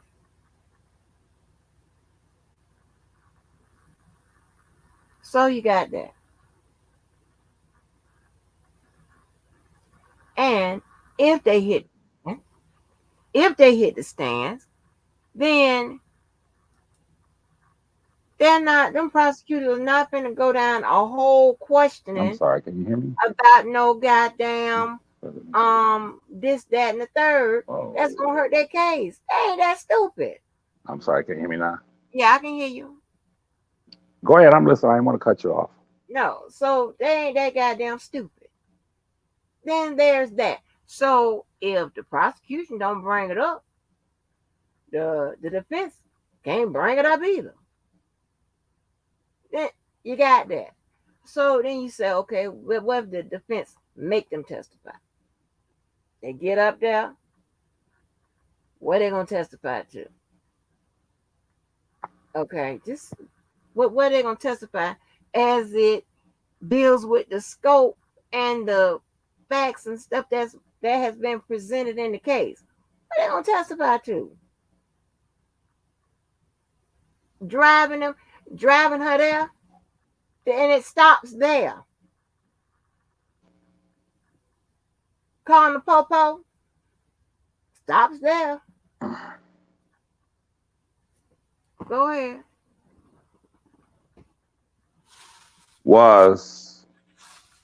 This is what the prosecutors opened the door up to in New Okay. York. Were you aware that your parent or mother was text messaging or communicating with the defendant initially? Okay, I remember that. Yep. Okay.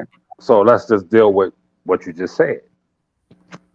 That opens up the door for them to ask anything they want to ask about the text messages and the parent and the That is communication. not how that works. I knew you was going Oh, there. no. That is exactly how it works. No, it does not. Yes, it does. What you got? Show me where that works at. Show me what you got to say it works. The door, listen to me. When she answers a question emphatically about the text communications between her mother and the defendant, that means the defense, now that door has been opened, No, can it explode. Let me keep going. Let me keep going. Listen, it only opens the door to she was texting as her daughter. It does not open the door to what y'all talked about. Well, no, it does not open the door to that. Unless there is something in that indictment, in that case, in that facts, or in that element that says, okay, she texted as her daughter. The mama was responsible for this part of it, that part of it, this part.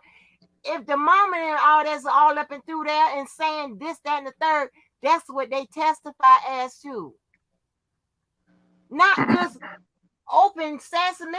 That don't work like that. I didn't say it was open sesame. I said that when that is within the scope. For one, let's get down to the real nitty gritty real quick, because I've said openly that I believe that you're biased.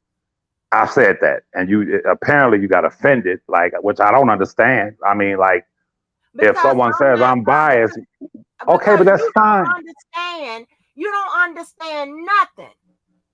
And That's you can call me biased because you don't understand. That didn't work okay. that way. Call me I'm biased when you can qualify that I'm biased. And it is not based on because you don't understand the law. allow me to qualify it. Call me qualified. The text messages has been the only firing point that I myself, Larry the Grown Man, and others at one time were hanging their hats on as a legal argument. You say I don't know nothing, but at the same time, you admit before this YouTube audience that even though we find it to be the most significant documentation to present to this day, you say I didn't even read them. Now listen, let me hear me out. Well, I just heard you and Mr. Keller, him chatting and going back and forth. You dissect everything else. So if I were to present this in a court of law with 12 jurors and I will put you on the stand and say, well, you've been entrenched. You've been very involved. You've read all the documents, the motions, the responses, the briefs. You read. We watched you read one for 3 hours straight.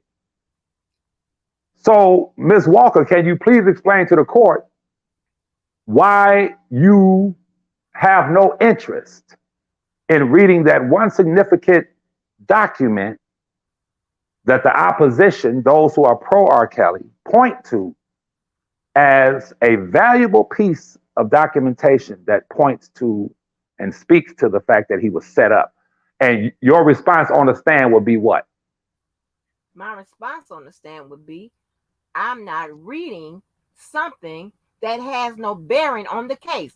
Here's the thing, right? So this is where I'm so glad y'all put in the chat, this is Angie, fucks them up day. Line them up. Because I have read those things that helps him. Okay?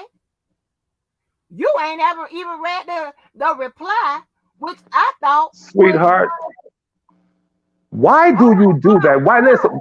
Why do you do that? I'm not finished.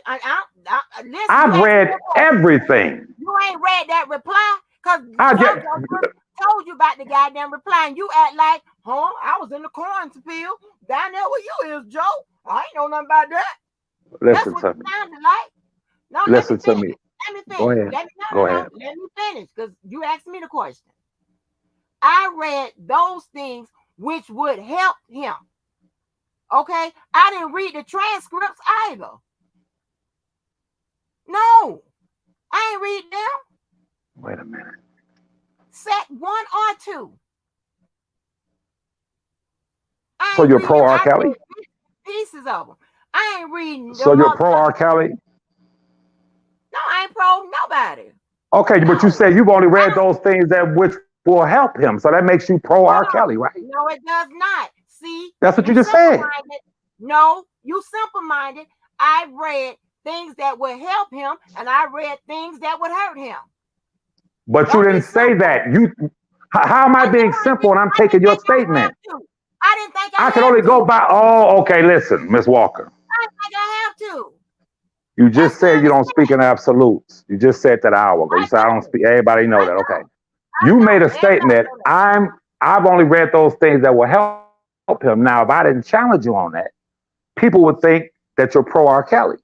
So I had to challenge you on that. They already know. Anybody that can think above a 5th grade level know that I've read things that can hurt him. Why? Hold on. And common sense would tell you supposed to be legally astute and smart and to know all motherfucking things. You should know that. And you should also know that because he is the defendant, most shit that you read is going to be to hurt him. How about that? I'm only basing going by what you said, for one.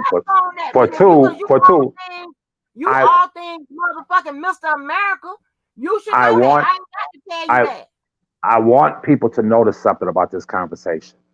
What is As it? see, as I speak to that which is factual in the sense of what we know, what Ms. Walker has admitted to, as I address her based on facts, notice something. If you play this tape back 7 minutes, she's hurling insults at me to throw people off. I don't care. You can't No, insult I'm me. not. You call me That's what biased. Ms. Walker, play it back.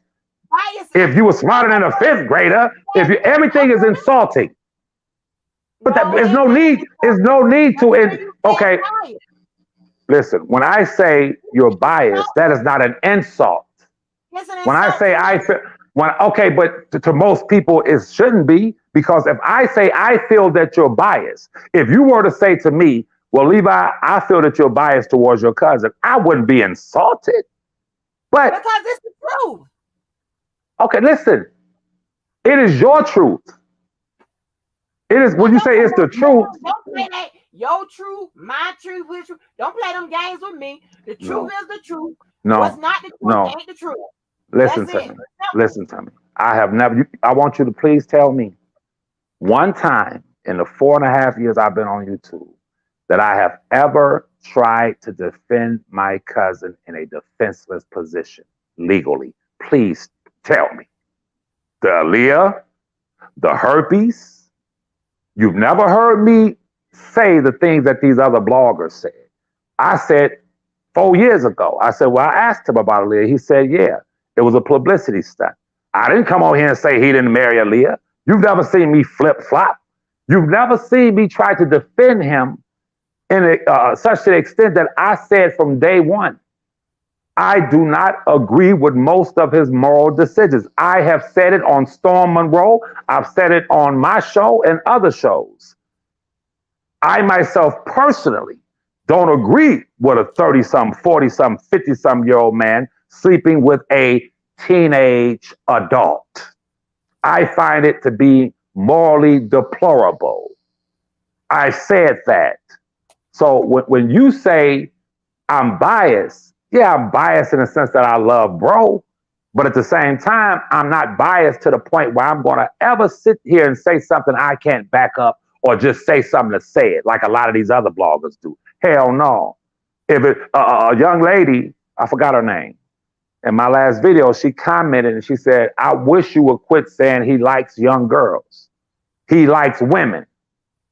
And when I go live, I'm going to address that. What do you mean?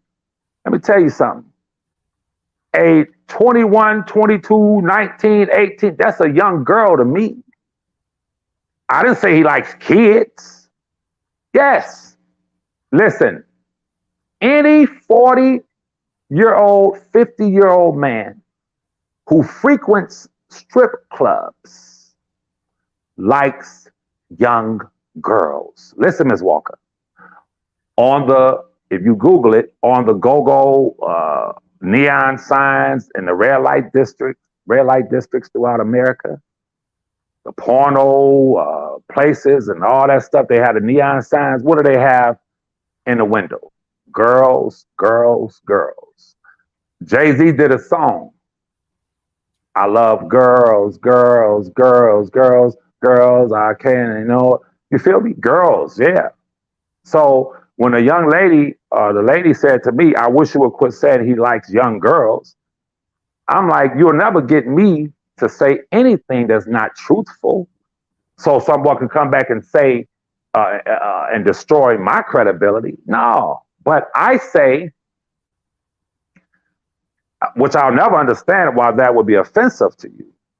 I say you're biased because you made a statement 5 minutes, 6 minutes ago. You said, I'm not concerned with anything. I haven't read anything that's not part of the court. What did you say? That's not part of the record or whatever. No, I said that I am not reading something that doesn't help him. How? But Hold on, hold on. Because we were talking about, and see again, in the context of what we were talking about, we wasn't talking about, oh, okay, well, just, we wasn't talking about like me being a supporter, non-supporter, whatever. I'm just saying, I'm not reading nothing. You're talking about, well, why ain't read the text message, whatever. I'm telling you, I'm not reading nothing that doesn't help him. Meaning, I'm only reading things. Now, I'm not talking about the other side, and I'm not on the side. I'm not reading things that is not going to support him, help him. As far as when you're talking about the fucking text messages, I'm talking about along those lines. The text messages, any kind of bullshit like that, that's not coming into play. I'm not reading it. To be what? To come to what I already come to the conclusion of? Them some fucked up ass parents? Are they done No, some fucked up shit? I done come to that conclusion. I'm we didn't talking know. about what can help in court. And if I'm talking about the other side, and if it just is a single form, I ain't know you want me to be single form or whatever. I ain't think I had to come out here and say it's plural with me. But if it was on, I'm saying, well, I'm not reading nothing that wouldn't keep him right where he is. I read both of them. What lets them go and what keeps them right where he is. I've said that 1,000 times. So I didn't know that I had to say it again. I said I read both what helps and what hurts. What set his ass free, what lock his ass up. I'm not wasting my time to sit up here and read a whole bunch of nothing. Case in point, Kelly just sent me, told me some shit, whatever. Did you hear me sideways barking at him in the transcripts? Because that is wasting my time with what I'm trying to say. When I'm talking about something specific, I'm talking about something that either helps or hurt what I'm specifically talking about. I don't want to hear nothing about no illegal and legal whatever when we're talking about the common shared purpose. I don't want to hear nothing about that. That only serves to make me frown back here and fucks up what I was going to talk about in the first place. I don't want to deal with all of that because that is not what they're talking about. I understand why you don't get it. And if you think that I'm finna sit up here, let me tell you something. When you lost points with me, when you said that the people had to be kept from motherfucking New York because they didn't want them there to testify, huh? Are you crazy? That don't make sense. What the fuck them doing in New York and not in New York and wherever, whatever, got anything to do with them testifying? They Well, ain't got nothing bearing on that. let me score some points with you since you said I lost points with you over a proper statement, but that's fine. Listen to me. Are you going to sit here in front of these people that's watching this right now and say to them that after watching Jane Doe number five's father appear on a national, but really international, or in a international documentary and speak about how he woke up one day basically and his daughter was taken by R. Kelly. Then you go to the other interviews of him explaining to the world how his daughter was not only victimized, but his family was victimized, and how he and his wife are innocent parties. Listen, are you going to sit here and tell everybody that's watching this on this worldwide internet that now that the assailant is being brought to justice in New York in a well protected, federally protected courtroom with U.S. Marshals everywhere? Are you trying to tell these people that it is not abnormal that these parents who have been telling the world that R. Kelly stole their daughter, that they would not come to the trial and sit there and look at that so-called victimizer in his face. I heard Faith Rogers' mother say it. She said, I cannot wait to look this man in his face for what he did to my daughter.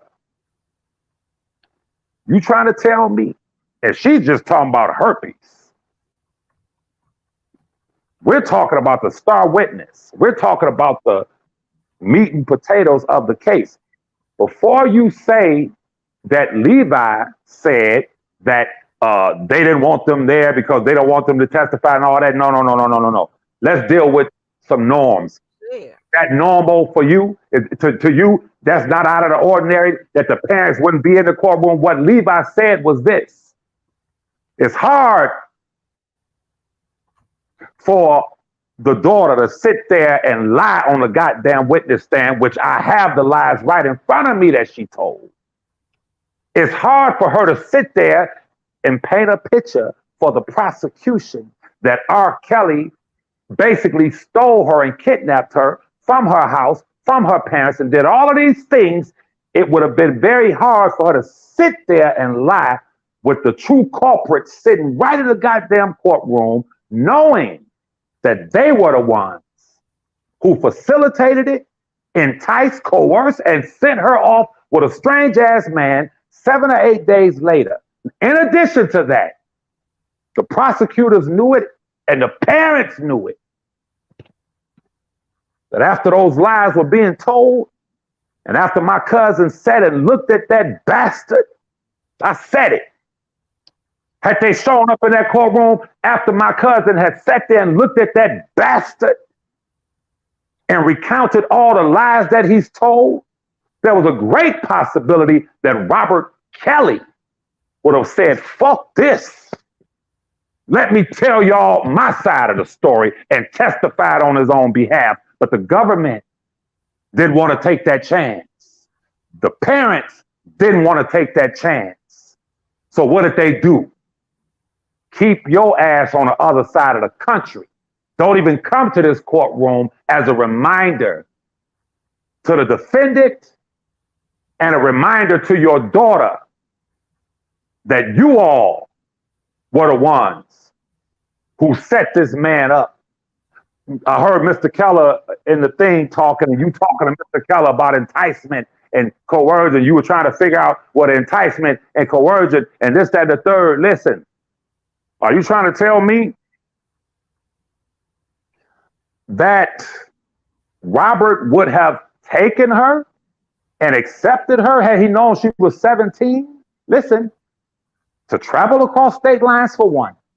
Are you trying to tell me that it is not in the actual testimony of Jane Doe number 5 that when the hotel security knocked on the door, he said to her, how old are you? I'm 18. Are you sure?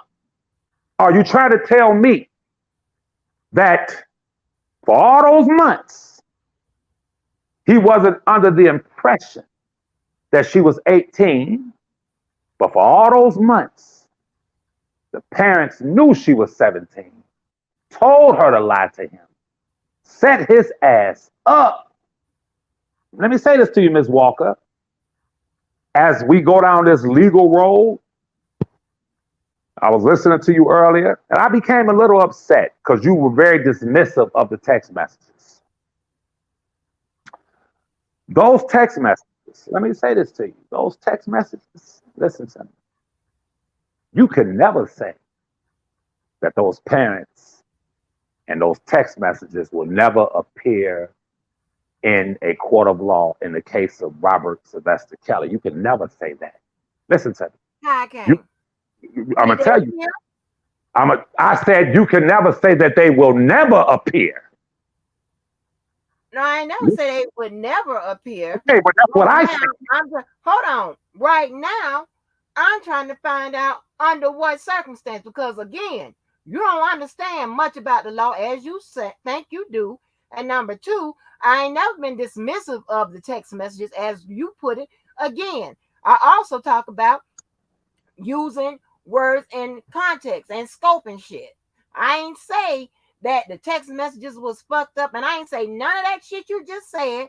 Nor did you say anything about they kept the parents out of the episode because R. Kelly wouldn't look at them and say, "Oh, I want to testify," and all of that.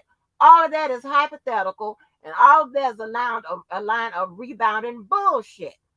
I know So exactly what you said. you didn't answer my question though. Was it normal or abnormal for you that the parents were not there for you to And support? I said that night when you asked me, yes, that's abnormal. Okay, now No, that's just because it's abnormal, it doesn't mean that it lends to what you want to say it is. the text. Listen, All I'm fucked up. no, this is what you want to do. Listen, y'all. What Ms. Walker wants to do is she wants this to be, and I listened to you earlier, and I'm gonna say this. You want this to be water up under the legal bridge. You want to say, well, the parents were fucked up, and let's move on. Listen to me. But the parents were the stars of the documentary that sparked all three of those cases, the state case and the federal cases. The parents were the linchpin. The parents were the motivating factor that caused not only the federal Justice Department, but prosecutor Kim Foxx to put out a 1-800 number and say, I watched the documentary. If anyone has come in contact with this man, call me. It was listen to me. Mm-hmm. I, as a man who loves him and personally know him, I had never heard of those parents. I had never heard of that young lady in my life. As I sat there and watched that documentary when they showed them parents, I, as a man who knows him and loves him, I said, ain't this a bitch? I told several people, I said, the way this is looking, my cousin is Dr. Jekyll and Mr. Hyde. I said, the way this is looking, Ms. Walker, I will say this on your channel. I've never said it before. I was convinced that they were telling the goddamn truth. Oh. I was convinced to the point where I looked at him different. Listen to me. I was convinced. I said, wait a minute. Now, and JoJo will understand this. JoJo will definitely understand what I'm about to say. It is because I come from an orientation, how I was, following. I lost my way. I'm gonna tell you how I lost my way. I grew up on Sundays, getting some cereal in the evening. I'd grab a bowl of cereal and watch 60 Minutes as a child. I would run and watch 60 Minutes. Charlie Rose. And I was always interested in law and politics and religion and stuff like that. And I remember on 60 Minutes, and I'm quite sure you may remember, and I know JoJo will remember, when Mike Wallace, Barbara Walters, and those people on 60 Minutes presented a story, and the next week they found out the things that they were saying were inaccurate, they would start 60 Minutes off saying, we must retract what we said last week. Ayatollah Khomeini was not born in this region, or Ayatollah Khomeini did not do this, or the Shah of Iran did not do that. The invasion was not prompted by the Shah of Iran. They would correct themselves because that was true journalism. And that's what I was accustomed to.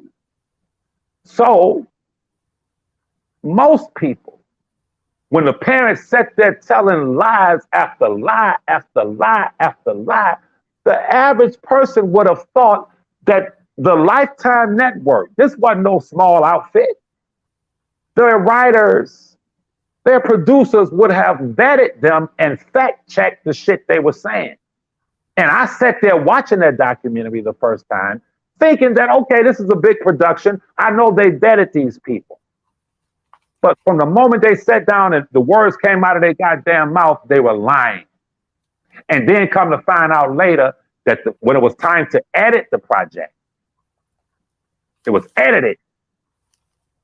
But that man and his wife, especially that man, is such a big goddamn liar that he contradicts himself. Go listen to his other interviews. He contradicts himself. He said my cousin ran out the back of the Dolphin Hotel and jumped on a road. He said his daughter, he told Choke No Joke that his daughter came downstairs and left with them. But the text messages confirm she never came downstairs. The text messages confirm that she stayed there with him and spent the night. So that documentary, the lies that were told that convinced the world, the Justice Department, and prosecutor Kim Foxx that R. Kelly was a monster, I will never, ever, on God, stop speaking and exposing the lies that were told by that man and his wife and others. I will never stop speaking and exposing that multi, if not $1 million, $1 billion conglomerate, the people around Lifetime and that backs Lifetime and their parent companies and who they're involved with. These are just $1 billion corporation. For them to sit there and put that slander piece out against my cousin, it was all bullshit and lies. And the editors caught it at the end and said, wait a minute, he said this earlier.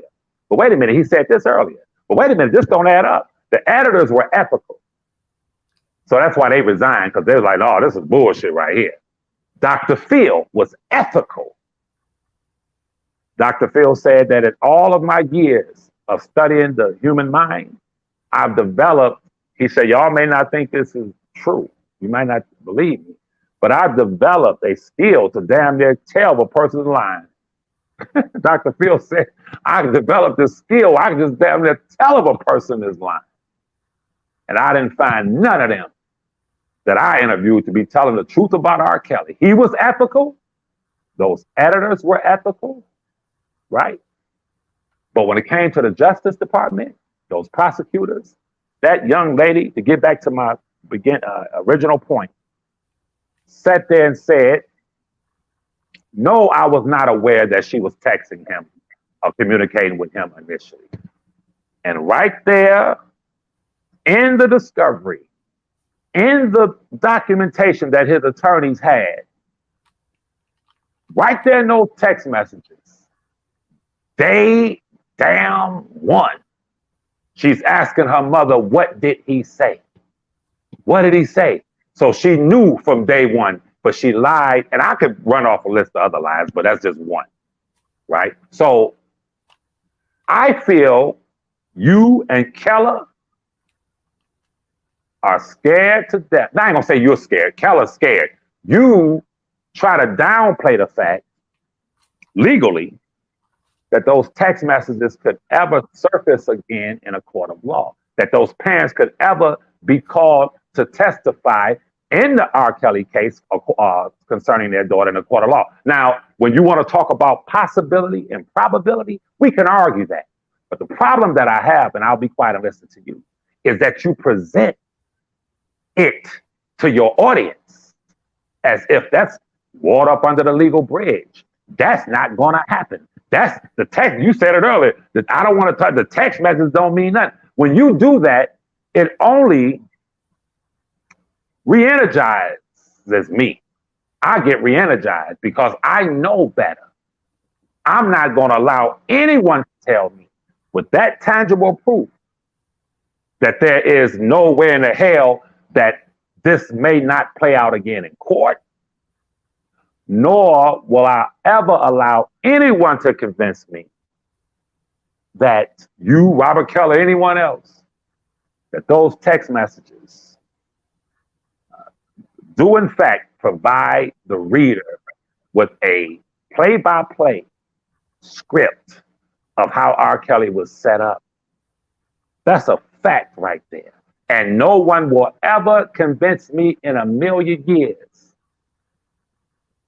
that his attorneys even read them. They never even read them. They didn't read them. They were too busy on social media with terrorists and talking to Uncle Ben and talking to these goddamn strangers. And something else, I was watching your video earlier, the replay that you put up, and y'all were, which I don't have a problem with it, y'all were trivializing what goes on YouTube, this whole R. Kelly YouTube sector, as y'all were talking about it. It was funny. I said, okay, I understand. But what I need for you to understand, Ms. Walker, is that while you all were trivializing it, it's a bit. Ms. Walker, tell me if I'm wrong. Now, you gotta tell me. Say, Levi, you wrong. Why you don't accept it? Why? No. Tell me if I'm wrong about this. You know I'm a purist, and you know I've always believed in the sanctity of the court. I've always said that libraries and courts are the most quiet place. Courtrooms are the most quiet places in America. You raise your voice in a library, the librarian will ask you to leave. You become disruptive in the court, your ass is going to jail. Most likely. Most likely. I've heard judges say, I'm about to read this verdict. And if there's any outburst or sighs, I've already instructed my bailiff to come get you. I'm going to hold you in contempt. Your ass is going to jail. And he'll read that verdict. And people, Ms. Walker, people won't say nothing. But when they walk outside that courtroom, they start screaming. But they ain't going to scream in that courtroom.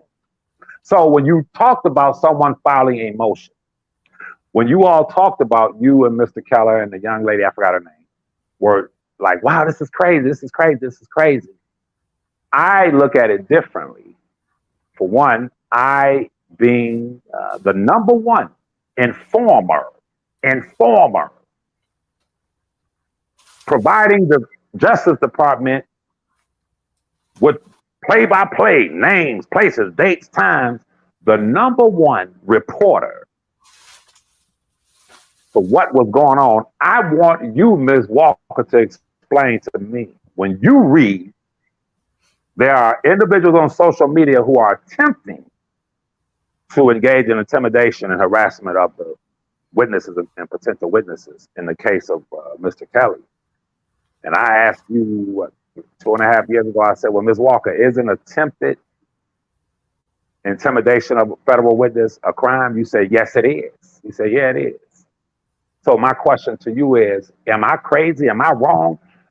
Listen, when I say that these people were supposed to have been arrested, I'm just going to file a goddamn motion. I'm not a practicing attorney, and I'm going to send a motion into the courtroom, to a federal court, disrupting the case. Let me tell you, Ms. Walker, before you answer that real quick, go look at how, what's her name, Fannie or whatever, the prosecutor in Georgia handled the same type of individuals. They were younger, more overzealous, more zealous. These same individuals in Georgia, they tried to start that shit with the Young Thug case. Go Google it. Several of them were arrested. She gave a press conference. The sheriff gave a press conference, and Young Thug's attorney gave a press conference. But when she gave her press conference, she told them, y'all out y'all goddamn mind, in so many words. That woman told them, she said, y'all out y'all goddamn mind if you think you're going to be threatening us and threatening witnesses and taking this case over. I've instructed my department to find you and bring your ass in. Young Thug's attorney came out and said, I know that you all are fans of my client, but what you're doing, you are engaging in jury tampering, actually, because what you're doing on the outside, on social media and all this harassment, is setting the stage for the jurors, some of them watching this, when they sit and they're asked to deliberate and make a decision on Young Thug, they're going to factor in what y'all are doing. Man, let me tell you something. They put that shit to, man, they nipped that in the bud so quick, and you didn't hear no one else on social media or trying to get involved in Young Thug's case. My question to you, and as a rhetorical question, Why didn't they, the prosecutors and the Justice Department, do that in the case of R. Kelly? I'll answer it and then let you speak and be quiet. They didn't do it because what these goddamn terrorists were doing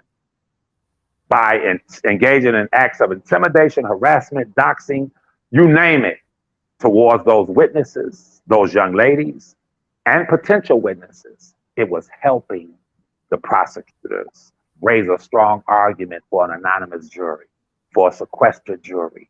It was infecting his cases that they knew this will serve us good. It is going to serve us in trial.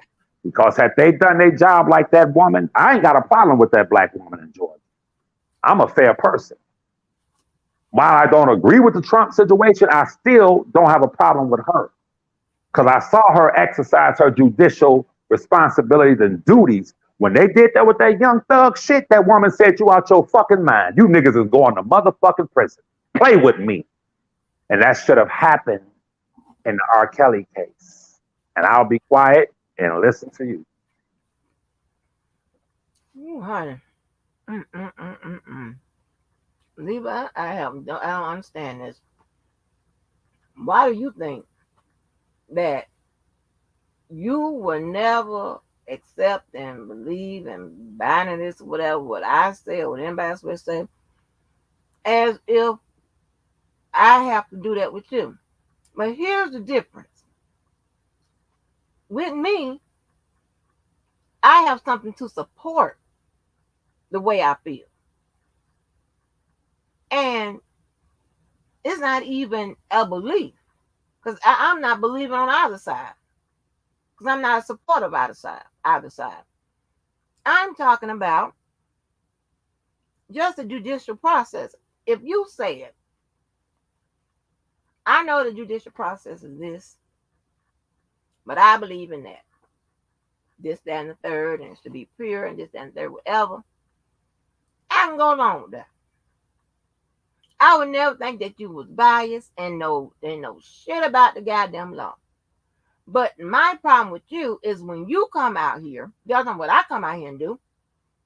When you come out here and say what you say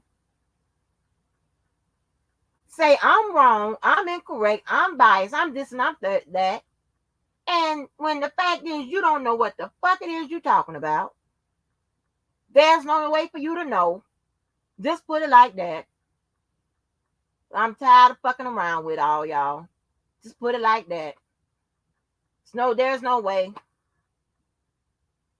And to prove that, I went and pulled all the documents that showed that his defense team, the brothers Johnson, the white people, all the motherfuckers, it was only just, you act like it was just the brothers Johnsons on the team.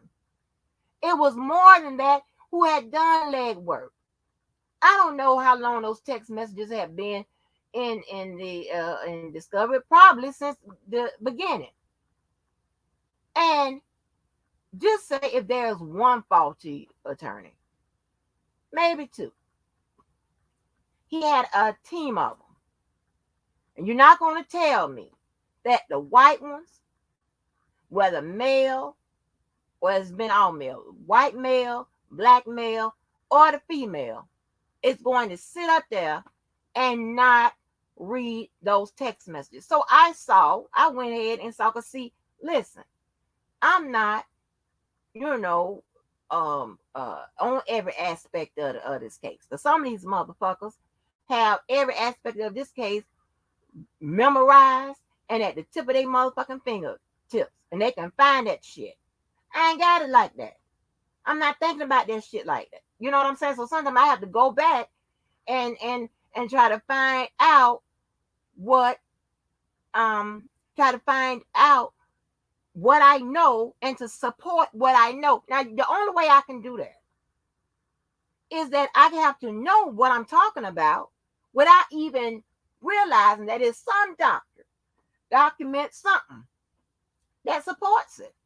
And I often go back and find it, or somebody sends it, or it pops up. I'm like, damn, there we go right there. I'm saying it without even knowing it exists. Because I know The process. That's it. It is not about being biased, being on the side, this whatever. You don't think that those people that support, either side, I'm talking about the defense team or whatever, or the opposition, you don't think that at least at that time they pro whatever, they pro who they supporting?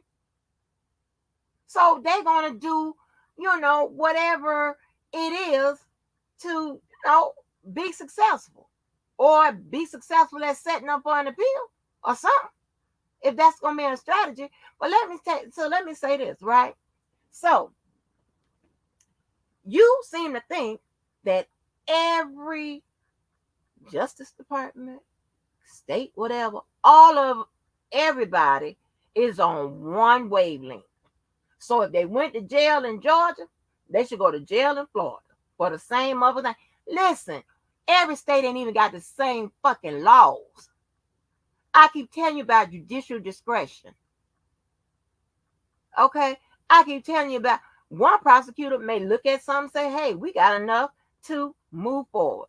Another prosecutor may look at the same shit and say differently in the same office. It happens. It's just what it is. I don't know what to tell you about that.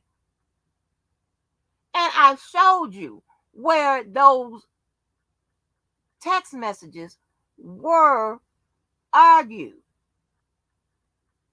And just because it don't say, okay, we looked at government exhibit 233, the whole thing, and we think that all of it should be admissible. And then the prosecutor come back and say, no, not all of it should be admissible. It's not going to be written like that. Because again, they're not talking to you. I don't know what it is. You're going to have to come off your high horse or whatever and just understand that there's things that you just ain't going to understand. You ain't going to get it. But just because you don't get it, you don't get to call me no motherfucking name. And then try to tell me that you don't understand why I feel a way, which now you trying to tell me you know how I feel or how I should feel. What the fuck is that? Smells chauvinistic. Or a lack of under motherfucking standing. You can't tell me that just because I know what the fuck it is going on and you don't. You just going over the same shit again, which says that you do not understand, because here we are going over it again. There are a great many people in here that understand something one way, and either after further research or whatever, and they come to they then, oh, I get it. They might feel the same way, but they're like, oh, now I see why this didn't happen. And I'm going to tell you about that. See, you think the text messages can come up on the 2255. Here's the thing, right? It's still, just because on the 2255 you get to argue shit that wasn't a part of the record, it still has to follow along the same lines of the law. Procedural law, substantive law, this, that, and the third. It got to be qualified as either ineffective assistance of counsel or one of those categories, whatever. It's still not a forum to get up there and just argue every motherfucking thing.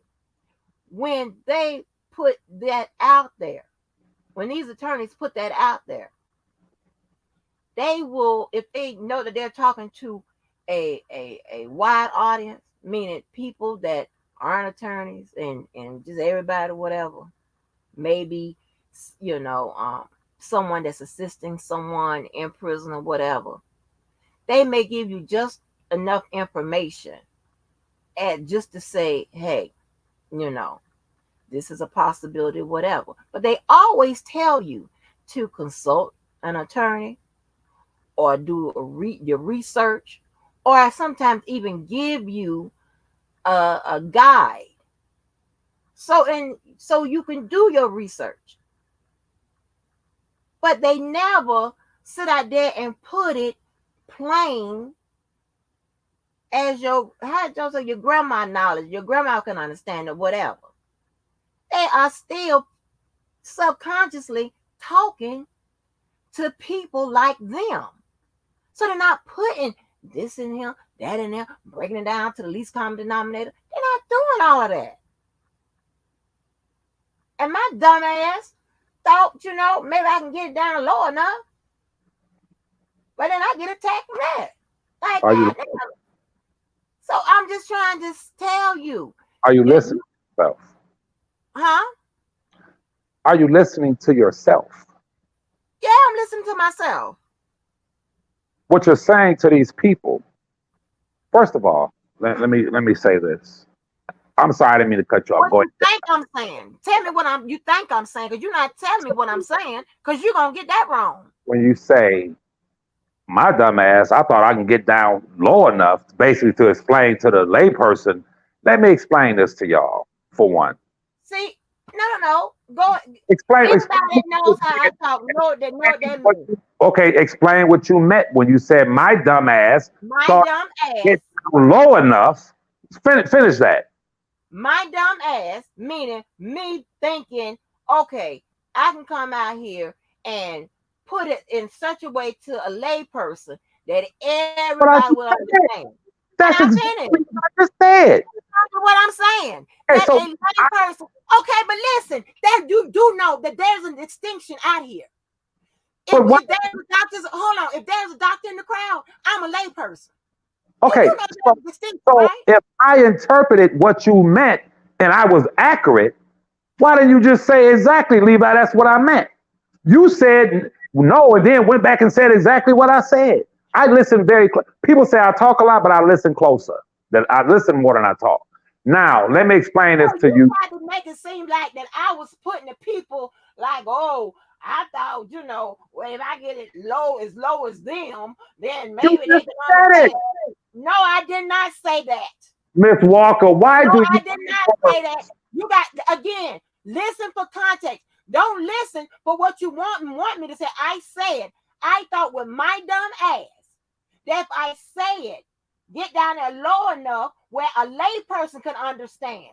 A lay person can understand. You say that. What's the insult about that?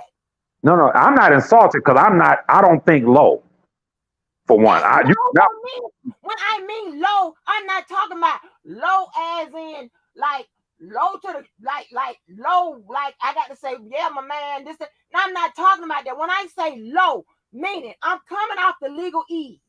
If I got to break it down, because now this is going to be an insult.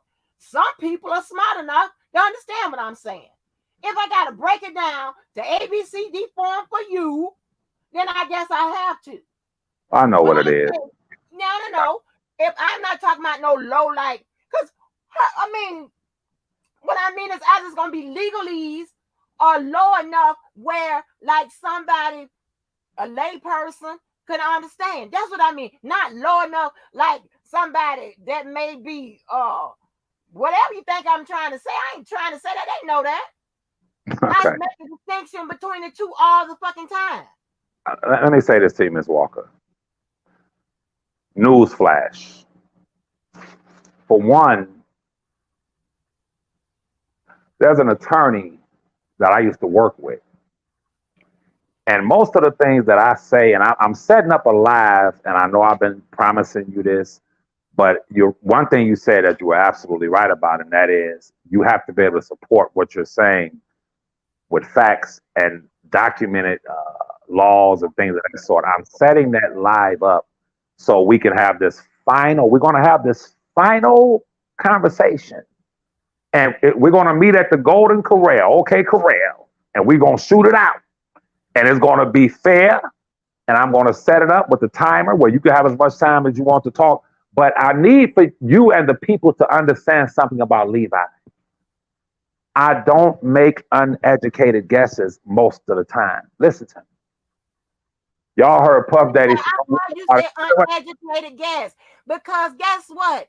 You would need to have a certain level of education to guess this. I fact check, legally fact check most of the things I say on Levi for Kelly and on here with my friend who is an attorney whose wife is a federal attorney. Listen, for one, listen to me. If you saw my writings, just writing, not just in the R. Kelly case, but just my writings, if I were to send them to you, this man and his wife have actually marveled at my writings. They have. Like, wow. And, the wife said, what I respect about your writings is that you're not redundant. You're insistent. You're not redundant.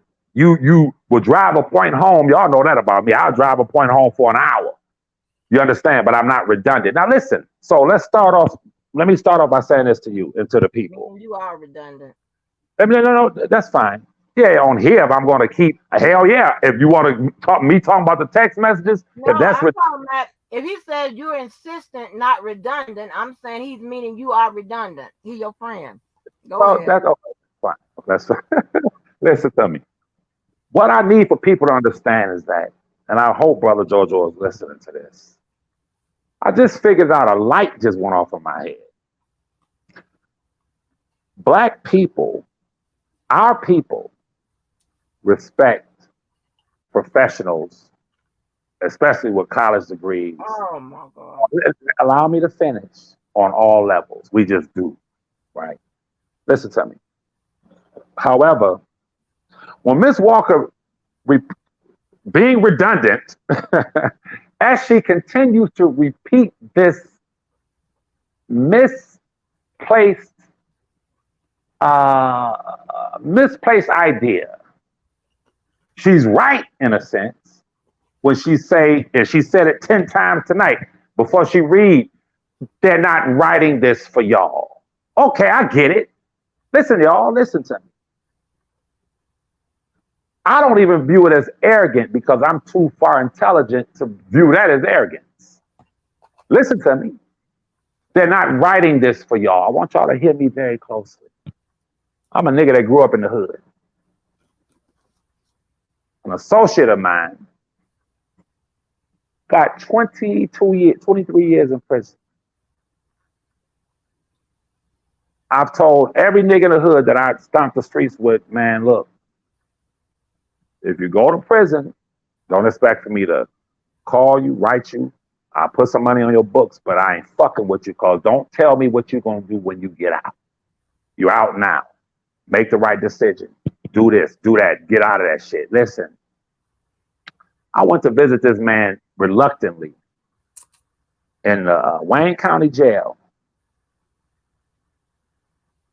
when he got pinched. And I leave a part of myself.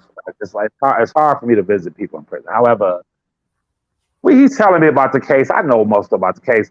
And I said to him, I visited him 3 times. The first time I said to him, I said, well, just make sure you have a jury trial. Make sure a jury decides your fate. Okay. And the reason why I said that is because of outside of the streets, he had a very high reputation with his job description, what he was doing over here. And I knew that a good attorney would factor that in. However, visited him again, said it to him again, make sure that you have a jury.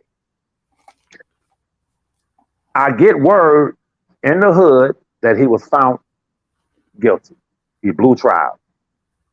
Before they shipped him off, I went to see him again. And he just put his head down behind the glass. He was like, man.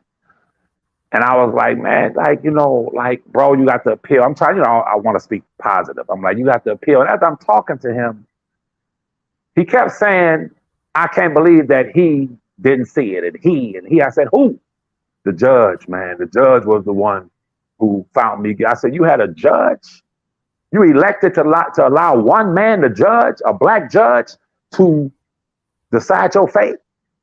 Oh my God, I wanted to pass out in the goddamn visiting room. I said, he looked at me and he put his head down and shook his head. Listen, he said, my attorney, I want people to listen to me very closely. He said, my attorney said my chances were better if I let a judge decide. I said, I looked at him, I said, your attorney told you that? He said, yeah. I stayed about another 15 minutes, 20 minutes, and I walked out and almost vomited. Listen to me, y'all. Black folk, JoJo, listen up. Because of the centuries of deprivation, we are so enamored, we are so impressed by people with degrees. By people, I respect people with degrees. I do, because the discipline that it took to acquire a law degree, to do that thing, I respect that. But, however, this man trusted his attorney more than me because of that man's credentials. I'm not saying a jury of 12 may not have found him guilty, but I'm saying he overrode what I told him because his attorney with this degree said, let a judge decide. And he didn't have enough sense to call his sister and say, call Levi, call him up. Because the attorney telling me, he didn't even double check with me. Because had he done that, I would have said, nigga, you out your motherfucking mind, nigga. Fuck that attorney, nigga. You let 12 jurors decide the fate. But listen, what I want black people to know is that while you all, and I love and respect Miss Walker, I respect her credentials, but I'm not speaking about Miss Walker. I'm speaking about the profession. I would hope that Ms. Walker doesn't get offended, but I'm not speaking about her.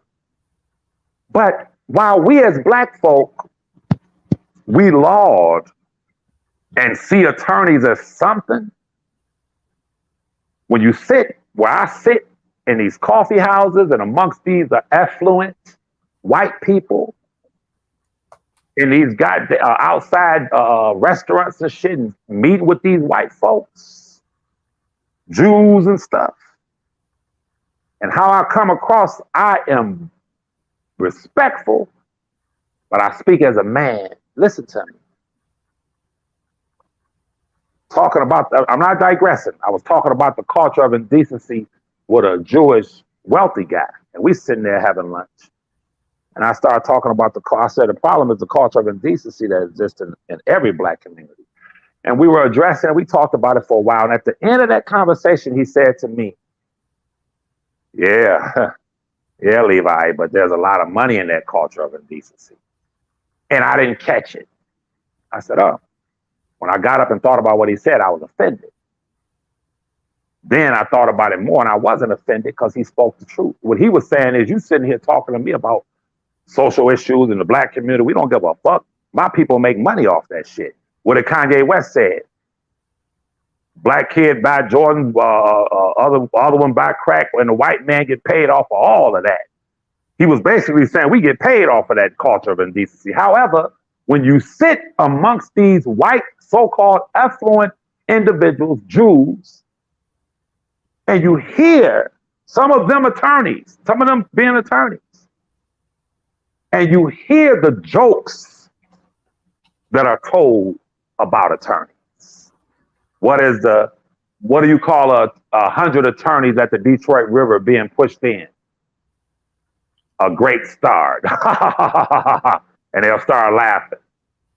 These are jokes that their white friends will tell their attorney brother or friend. They speak of attorneys like they're fucking used car salesmen. They don't view them. White society does not view them as being ethical and so prestigious because they have knowledge of the law.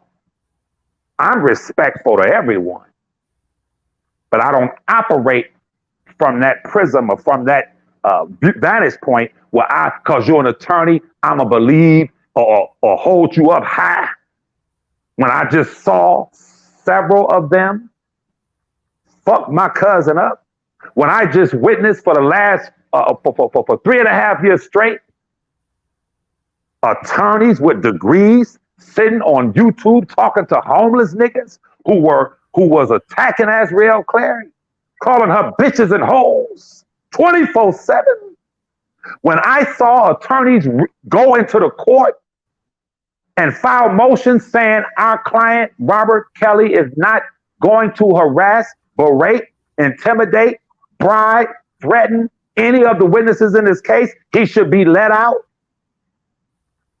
And they were being redundant, following the same motions. And every time Judge Ann Donnelly said, she said it to him one time, why do y'all keep saying the same shit? She said, the conditions have not changed. Why do you keep bringing these motions before me? I ain't letting him out. Then I saw them as I explained to him, and I can prove it. I'm not talking to I'm telling y'all what I told him. Your attorneys sit in court and file motions asking the court to release you, saying you're not going to berate, intimidate, threaten, bribe, all of these things. And the judge says no. And don't tell me, Ms. Walker, that I don't know what I'm talking about, that my eyes are not good and ears are not good. They leave out of the court, Mr. Keller. They leave outside of the court and jump on people's channels and associate with people and encourage people and empower people and endorse people who they know are doing just what they told the judge that Robert would not do. And Mr. Keller, you know I'm speaking the truth. Y'all laughed about it on Larry's channel. Y'all partied over it. Y'all couldn't believe it. When I was the lone voice saying these attorneys ain't shit. These attorneys are playing the 50 with my cousin. They're sitting in court saying he won't do this. Let him out. Excuse me. Then walk outside of the courtroom and says to homeless niggas, you're doing a good job. Keep up the good goddamn work of calling that young lady bitches and hoes and attacking her and her family, nigga. What the fuck? Huh? And guess what? Every time he and the rest of those terrorists threatened, berated, intimidated, attempted bribery, you name it, what did they do? They went to the authorities. How did the authorities find out about Richard Arline? Jane Doe number 5 went to the authorities. How was Faith Rogers' father able to stand during the victim impact statement and say to Robert, my family was harassed, death threats, and tell him all the things that these motherfuckers was doing as he sat there innocent of that. But I tell you this, goddammit, when that man went back into lockup and called me, he said, I apologize to you. He said, I'm sorry. I said, what you mean? He said, I see what you're saying now. You were right. To see Faith Rogers' father sit there and tell him what he had experienced, and Faith Rogers' father wasn't lying. Jane Doe number 5, her parents, Tim Savage, his wife, his family, Geronda Pace, Miss Cunningham. You run down the list of the potential witnesses and the family members of those witnesses and potential witnesses and accusers of R. Kelly. None of them should have had to endure their lives being threatened and called bitches and hoes and being doxxed and motherfuckers going on YouTube. Azriel is trying to launch, she's working for this lipstick company. I want everyone to call this lipstick company and fuck her business opportunity up. She's hosting an event. Everybody call this number. Those were federal motherfucking crimes, nigga. Those are federal crimes, nigga. But no one on YouTube was speaking out against it. And no one had the wherewithal to document it and send it to the goddamn authorities. So I'll say it again, Ms. Walker. 20 minutes ago, you said, what do you mean? His attorneys are going to do what's best for him. Are you serious? Are you trying to convince these people that's listening to this just because a motherfucker got a law degree that makes them ethical and moral? When tens of thousands of people are sitting in prison right now because of attorneys not giving a fuck. Your profession, ma'am, with all due respect to you, is not held in high regard amongst the learned and white society and those who are considered middle class and upper middle class, they do not hold your profession, the legal professionals, as being something to respect. They tell jokes about y'all. They sit and tell stories about y'all. They don't view you as these Negroes that's listening to this view you. This is why I told Miss Esquire, I said, Miss Esquire, if we sat with a jury of 12 attorneys, they would agree with me and wouldn't agree with you. She hung the phone up and went crazy. When I call you as an attorney and say you're biased, you act as if I called you a B or H because I simply said I think you're biased. You know why that is, Ms. Walker? Your profession teaches you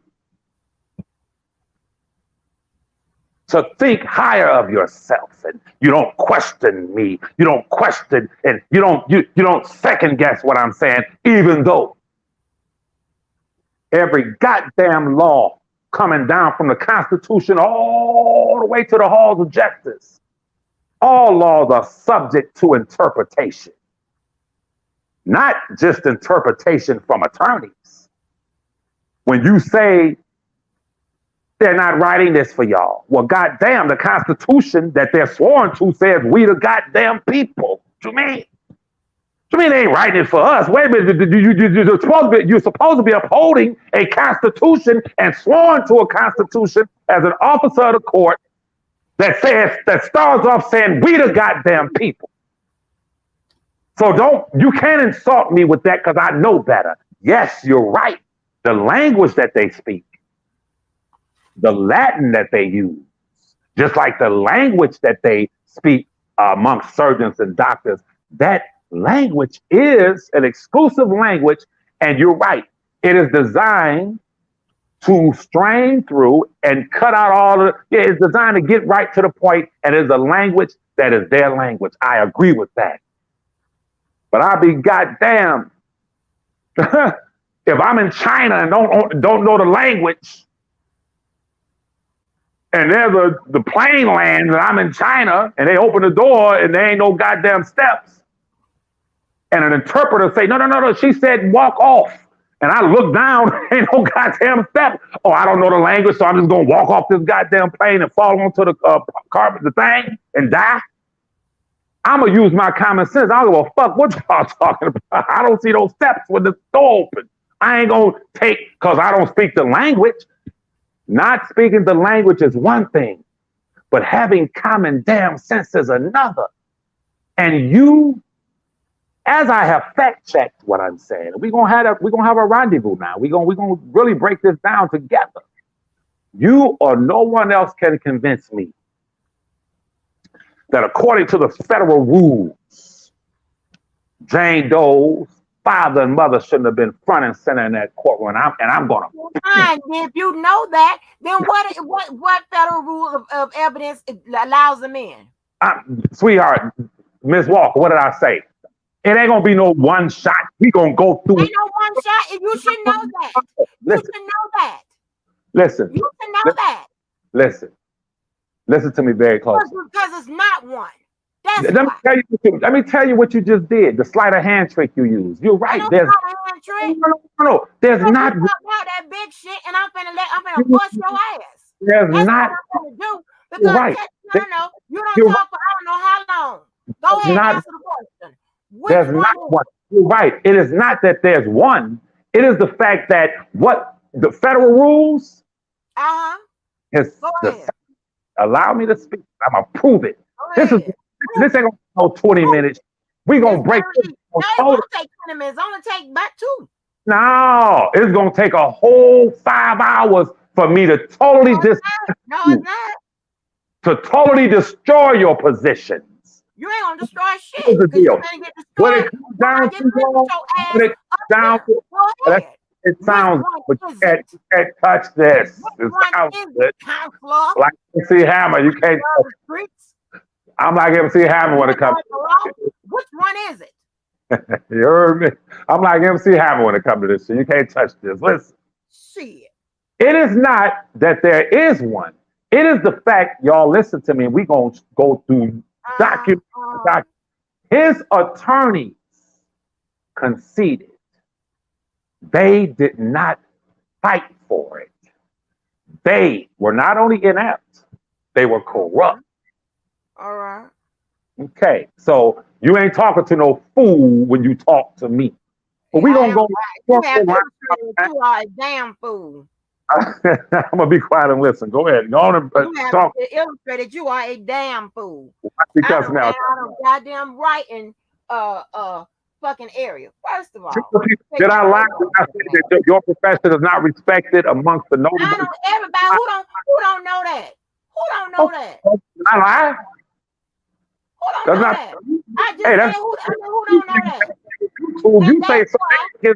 They say, "Oh, what you said is good." can I Come finish? on. Can I Go finish? Who don't know that? Okay? Who don't fucking know that? You be a damn fool to sit up there and I mean a person that got common sense.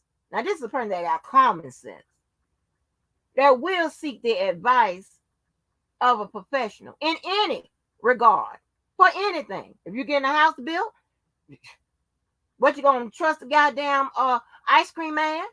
No, that's crazy as fuck. And when you sat up there on the ball of your ass and said he didn't even consult with you after his attorney has told him that to go ahead with a bench trial, you became beseeched with oh my God. So are you thinking more than of yourself? Are you the one that's thinking more of yourself? Because I don't never say that. I don't never say that I can't be challenged and this, that, and the third. I only say when I am, and that's fine, you need to bring something that says other that I'm telling you any different. Because I want to know, because if I'm wrong, I stand to be corrected. If I'm wrong, I stand to be fucking corrected. We say that around here all the time. So you just telling me what it is and you not being of the profession, I mean, I have to say that. I'm not gonna sit up there and I know I'm hearing something sound crazy. That don't fall nowhere within the goddamn confines of the law. That's crazy as hell. That don't make no goddamn sense. And yes, if his attorney told him to he felt like it was best with, do you know why his attorney told him that? Do you know? Do you know what part of the law or what part of the game his attorney would give him that advice? You know what it's called? Do you? I mean, this is a question. You should know this. Hello? Ain't nothing wrong with your phone. It was working just a few minutes ago. I know he got 23 goddamn years, whatever the Okay, term. do you know what part of the game was Don't it? listen. All I know. Okay, you don't know. No, no, Just no, say no, that. no, no, Let me no. finish. You don't know. Here's the problem, Ms. Walker. When y'all say something, no. When y'all say something, it has to be a methodology or yeah, we're so the attorney knows what he's talking about. Listen, that nigga No. that I'm listen. That nigga that I'm talking about, his I don't want to say this the wrong way, but the guy that he was under. I gotta say, give me 1 minute, I'll be quiet. The guy that he was under. I'm on my way to Cedar Point with my daughter's mother before my baby was even conceived. His people from the east side called me and said, "Hey, my man, he's been indicted. He wants you to come read the paperwork." Ms. Walker, as I'm sitting here telling you, I'm my right hand to the Most High. I said, "Man, I'm on my way to Cedar Point, yada, yada, yada." Old boy said, "Look, I'll call you back." He called me back. He said, if you turn around right now, he'll give you 5 racks. That's $5,000. Back then, that was like 15 a day. And your girl, he'll put you in a room. Your girl and her sister or friend, they can go shopping. He'll pay for it all. But he needs you in that room for the weekend to read this paperwork. I read it. I've never told a nigga what to do. I never told my cousin to take the stand. I don't get that kind of advice.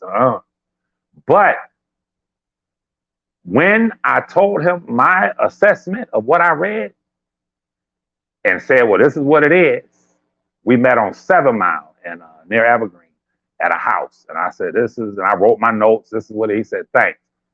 Man handed me an envelope with 5 racks. Listen to me. That man beat that situation.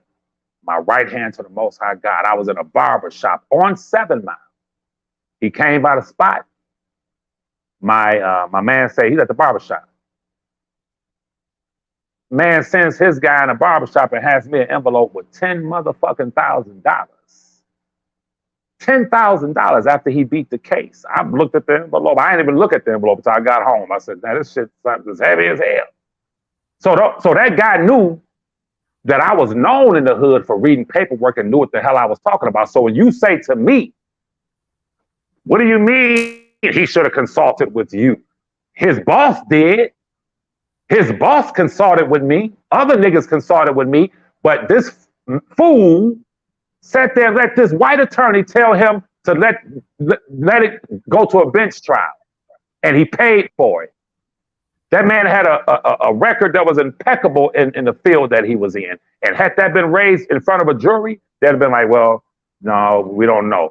See, I play for that one juror. That's how I play for that one. Play for the one. The parents of Jane Doe number 5 had that jury in New York knew all of the underhanded, cutthroat, low-down criminal shit that they did. You can't never convince me that at least 1 or 2 of them would have said, I don't give a damn if he gave this one herpes or that one herpes. I sat here and watched them people on Lifetime tell goddamn lies. And you know what? I could never rule guilty on R. Kelly. This is why the prosecutors, I don't take none from them. They played a A1 game. This is why they made sure that those parents' asses on the other side of the country. Your colleague, Miss Walker, not mine, your colleague, Miss Judge Ann Donnelly said, well, the parents are what they are. Right. Why don't you, Keller, decipher that? What does she mean by that? She understood. Anytime a judge says, well, the parents are what they are, let's move on. That means your colleague, I'll be quiet. We talk about that all of the time. And because I don't have to sit here and belabor the point, driving home, march with fuck the parents on both sides of the motherfucking sign, because I don't do that, and most of us are not doing that either side. I understand the point you're trying to make. We already know that. And just like she said, they are what they are. I understand they are what they are. Move on. You don't move on. What you mean you don't move on? Excuse me. Listen, right there. Stop right there what you just said. Hell no.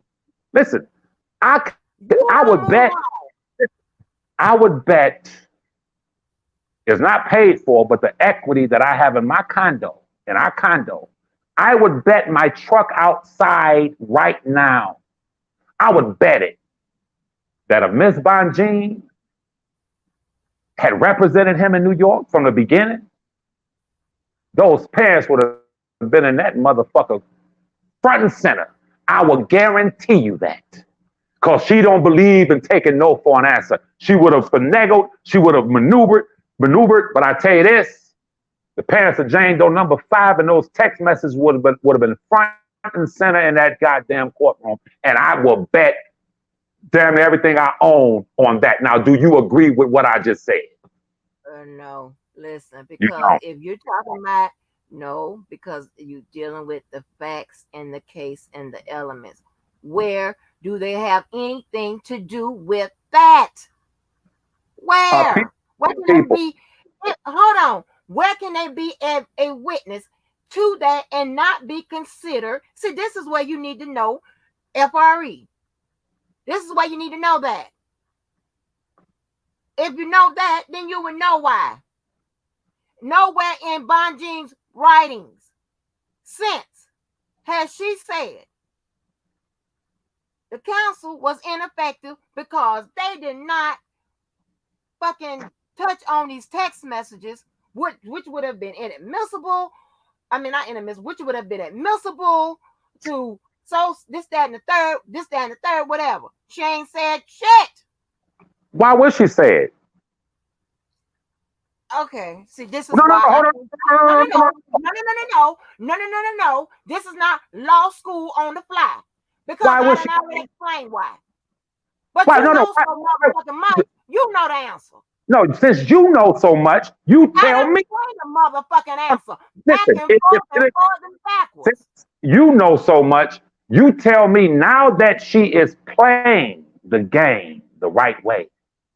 And if by God's grace, will, and mercy, Robert is granted a retrial, you tell me, since you know so much, that if she officiates that retrial with her defendant as the lead counsel for her defendant, Robert Kelly, that she's not going to bring that shit into the middle of the courtroom? Yes or no? Is she or is she not? Is she going to undo all of the inadequate things that his previous counsel did? Is Ms. Bonjean, if Robert, God willing, is granted a retrial tomorrow, trying to know you a simple. You want me to answer your motherfucking question, but you can't answer mine. Mine was very simple. It was one part. And my question was, she ain't got to wait till no motherfucking retrial. No, yes, she does. Yes, she does. That would be, listen, to argue ineffective counsel at this juncture would be insane. That woman's a genius. That woman's smart as hell. Now, that's what you want to use. No, I'm telling you the facts. That's what you want to use. You ain't using no motherfucking facts. A brilliant. You ain't using no motherfucking. Ineffective assistance of counsel is ineffective assistance of counsel. Any way you motherfucking can write it up. And what you can use to support it. Well, you got me fucked up. Don't try that play. She got enough sense to play. And you don't know the law. Deal with it. People know, but the objective person that's listening to this conversation know that I know what the hell I'm talking about. But the problem is that to say it and prove it is different. Once I give. Once if you can say it, this is one thing about the law. Now this right here ain't too much weight. Ain't too heavy. Ain't too much involved or whatever. One thing about the motherfucking law: if you say it and it's the truth, you can prove it. You're damn right. Okay, then we'll get to proving. And I ain't even asking you to throw it up on the screen. Just tell me. Hold on. I ain't gonna hold on my ass. Oh, a man. Listen, hold on. A gym instructor, a gym teacher. Fuck that gym instructor. I asked you one question. Let me speak. Let me speak. Listen, you're not going to argument as just explained it to you.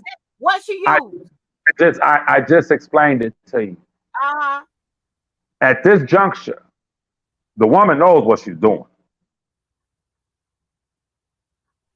I'm sorry. At this, no. An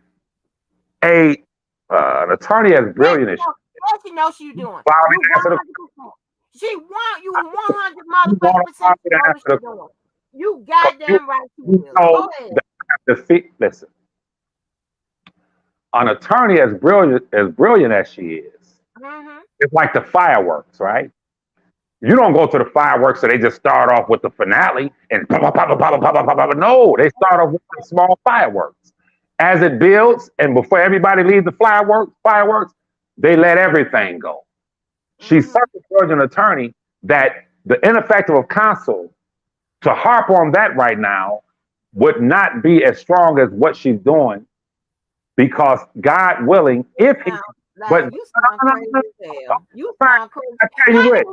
Do you think he gets at this? How many shots do you think he gets at this? You think this we can do this all lifelong? No, that's a whole crock of bullshit you running. Okay, so let me ask you.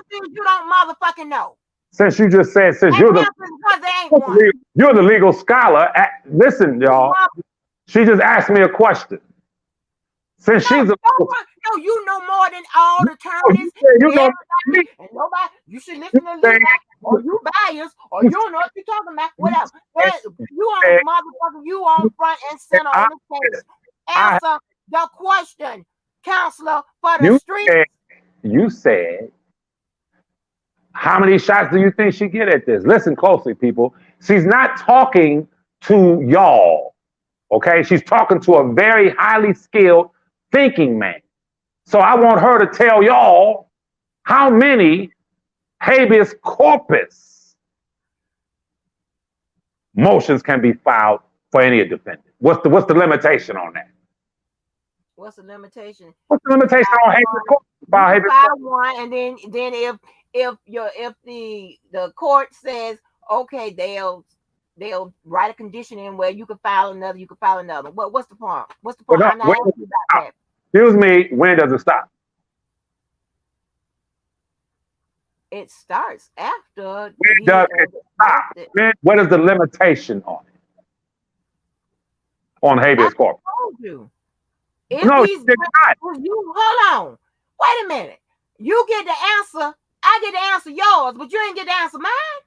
Sweetheart, what you're doing is trying to do what you trying to motherfucking do is flip the motherfucking script. No, what you're trying to do is give me a textbook test in order to try to do this with me. If it is allowed, it could be whenever. If it is allowed, if they say it's a condition that way he can have another, he can. What's the point? As the law, give me a number. How many habeas corpuses exceed the number? It can be one. It can stop at one, or it can be as many. That's not. Listen, definitive. Okay, then give us the answer, then, Levi. Give us the answer. No, I ask you. No, give us the answer then, because I'm giving you the answer. Give me the answer. Hey, y'all. Check this out, y'all. Give me an answer. Any question. When you ask a person, listen, y'all, on Who Wants to Be a Millionaire, how many lifelines? Oh, my God. Just give me the answer if you got it. Everybody going to say they have 3 lifelines, right?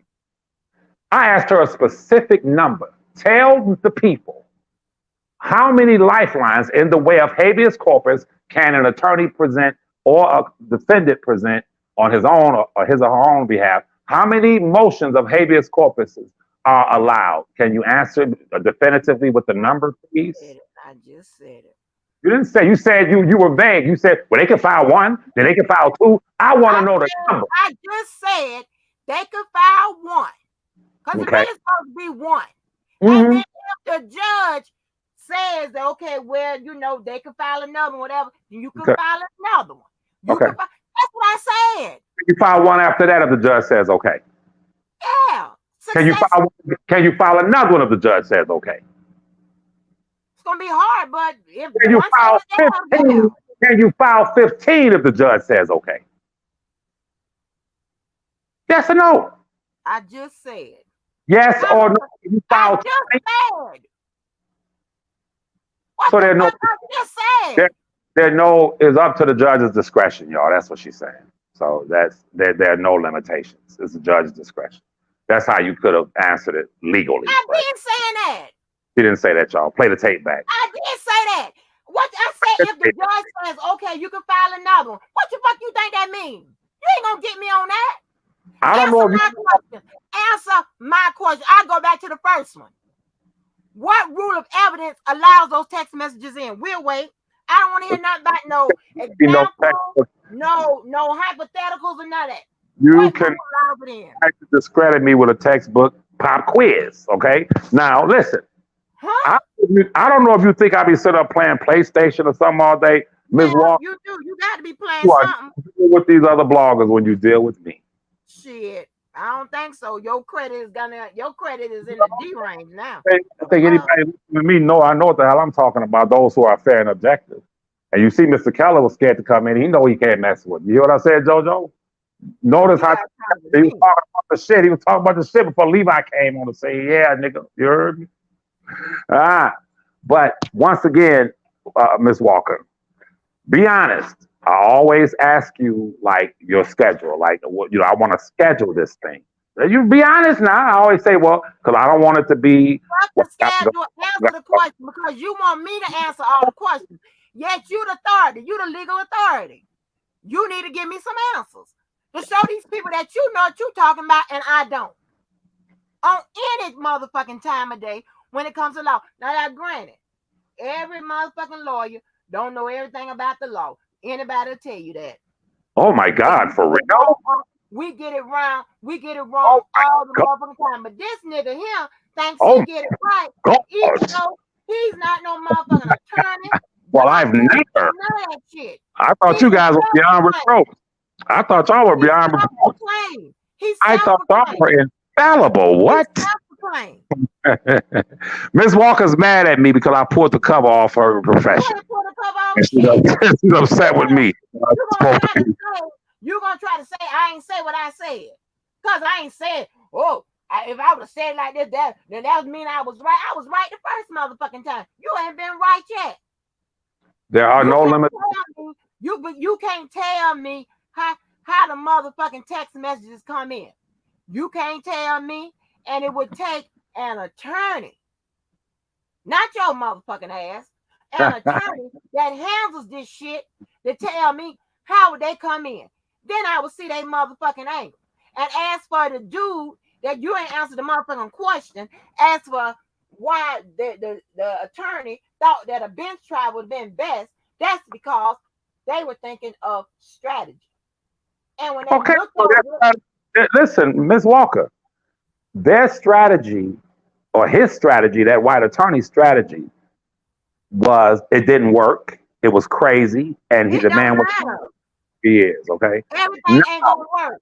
You think okay, if you was a practicing attorney, you think you gonna win all your cases? why? What's this thing with y'all attorneys? You don't like to criticize each other. What's up with that? Cause again, we know how the game goes. What you And tell people why you don't like to criticize one another? because You're first crooks and thieves. That's why you're. one, one is unethical. One is unethical. And two, per the Supreme Court, you don't have to do an outstanding job or an above average job or whatever. You have to do a reasonable job. Miss And a Walker, reasonable job is for different people's interpretation of what's reasonable. And another thing you said, because you say so much bullshit, and I hate to let bullshit fly off my goddamn channel. When it comes to interpreting the laws and interpreting filings, two different things. Yes, the law is meant to be interpreted. Most often, the interpretation that counts is where it counts. And that's in the law by what? Motherfuckers who conduct the law. wait a minute. But listen, Back up. The law is subject to interpretation only by attorneys, is what she just I said. didn't say that. I didn't say that. Say it. Okay, say what you said. People can rewind it back and say exactly what I said. I don't need you to fuck what I'm saying up and give it a different meaning. I said, see, that street shit ain't gonna work on me. Oh, go ahead. I said the law, when it comes to constitution and statutes and all that other bullshit that falls under that umbrella, it's meant for interpretation. Okay, all laws are subject to interpretation. Hold on. And filings, that's something totally different. They have already interpreted. Now you can interpret what you read, but when they file something, they've already interpreted the law. They And took it. Hold on, I don't need your help. They already, because when I asked you for your answers and stuff, you didn't have any. So I got this. Thank you. Second chair or first chair, whatever you want to be, you can pick. I don't care. first, I'm first. So anyway, you probably know what the fuck it is I'm talking about. So anyway, when the law, as far as the Constitution and all that falls up under it, right? It is meant to be interpreted by who?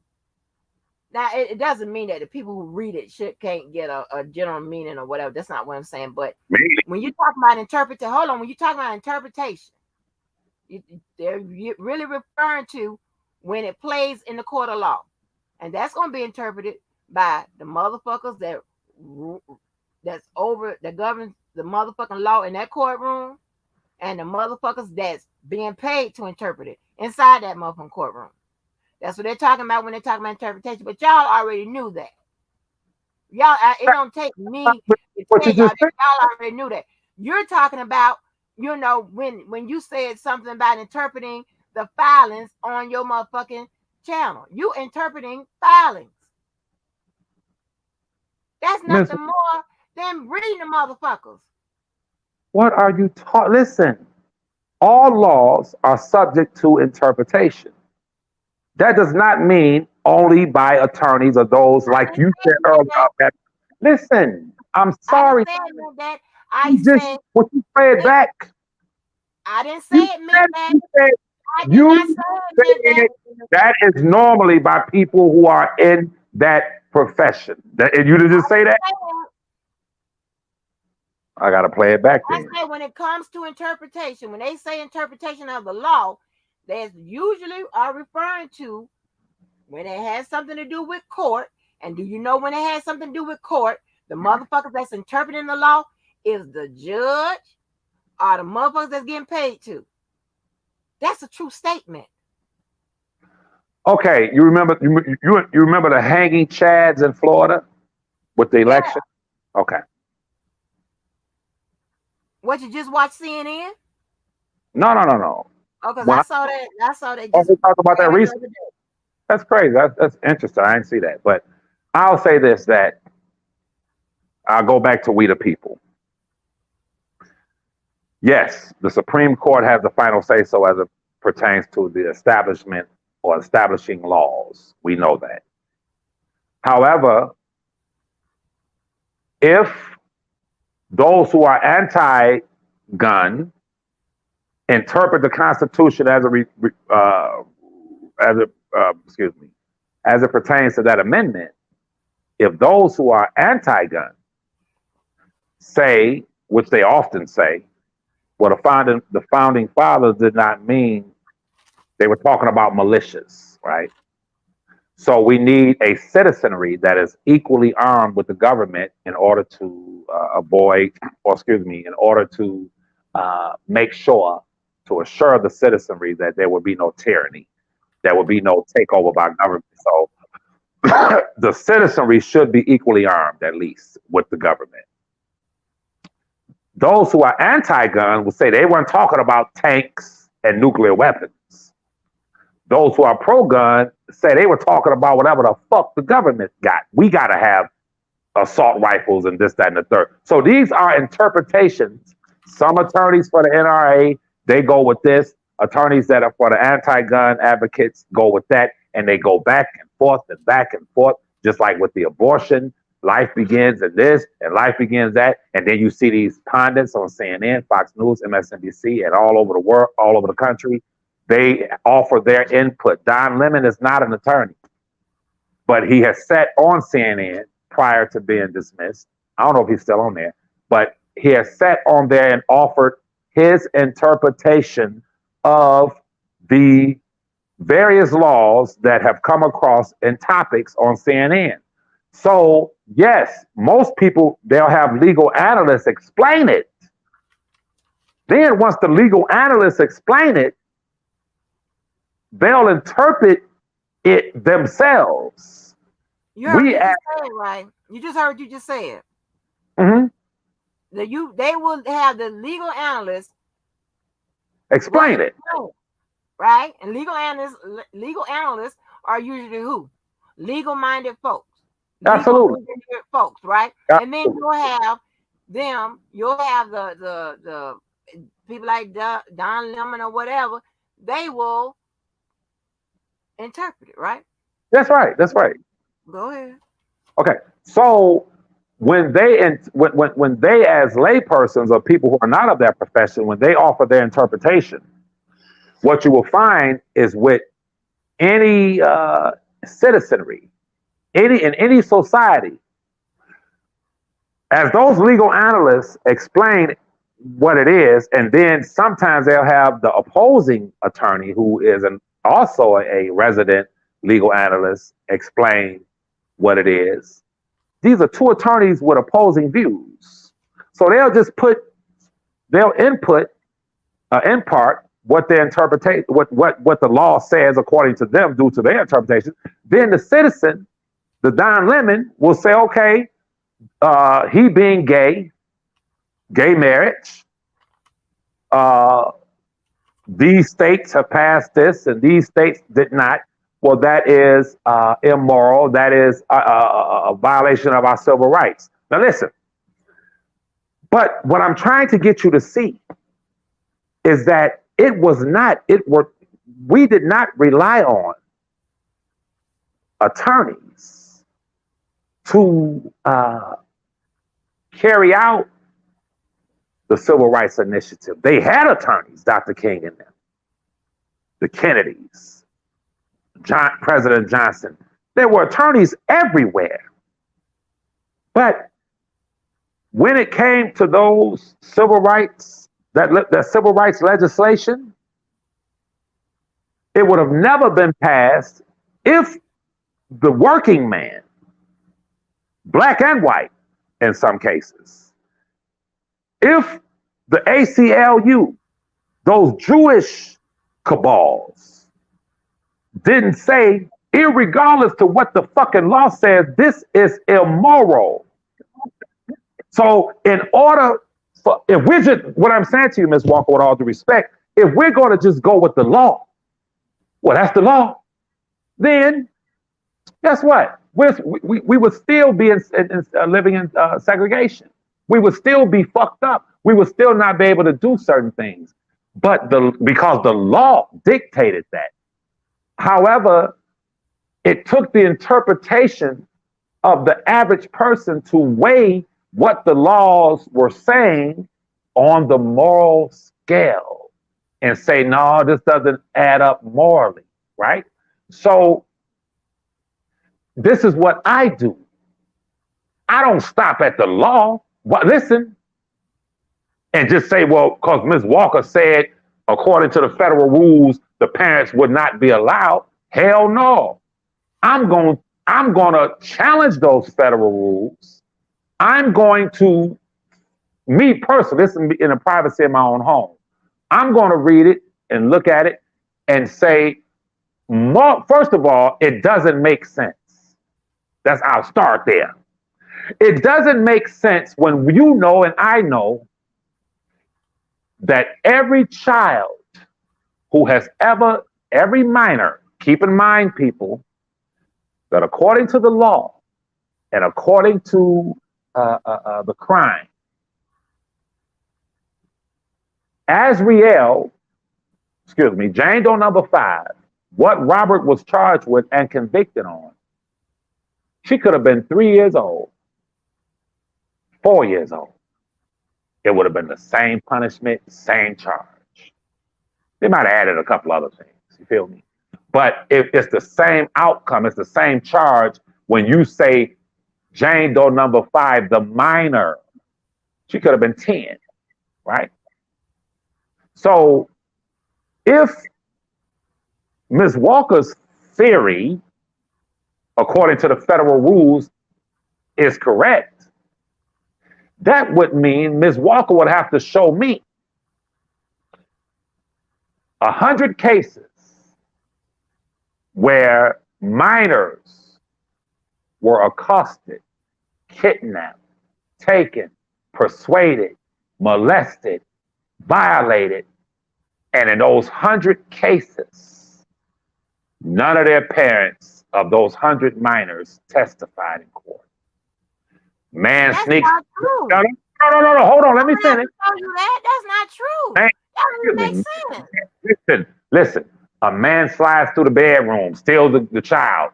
The child is found days later, been molested. The child is 12 years old. Oh, guess what? We don't need the parents in there to as if every element of every case is exactly the same. listen. There are no elements.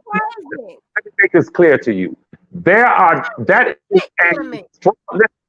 is a straw man argument that you have been propagating for the last 2 goddamn years. With all due you listen, you are you are 1,000% You wrong. don't know what the fuck it is you're talking about.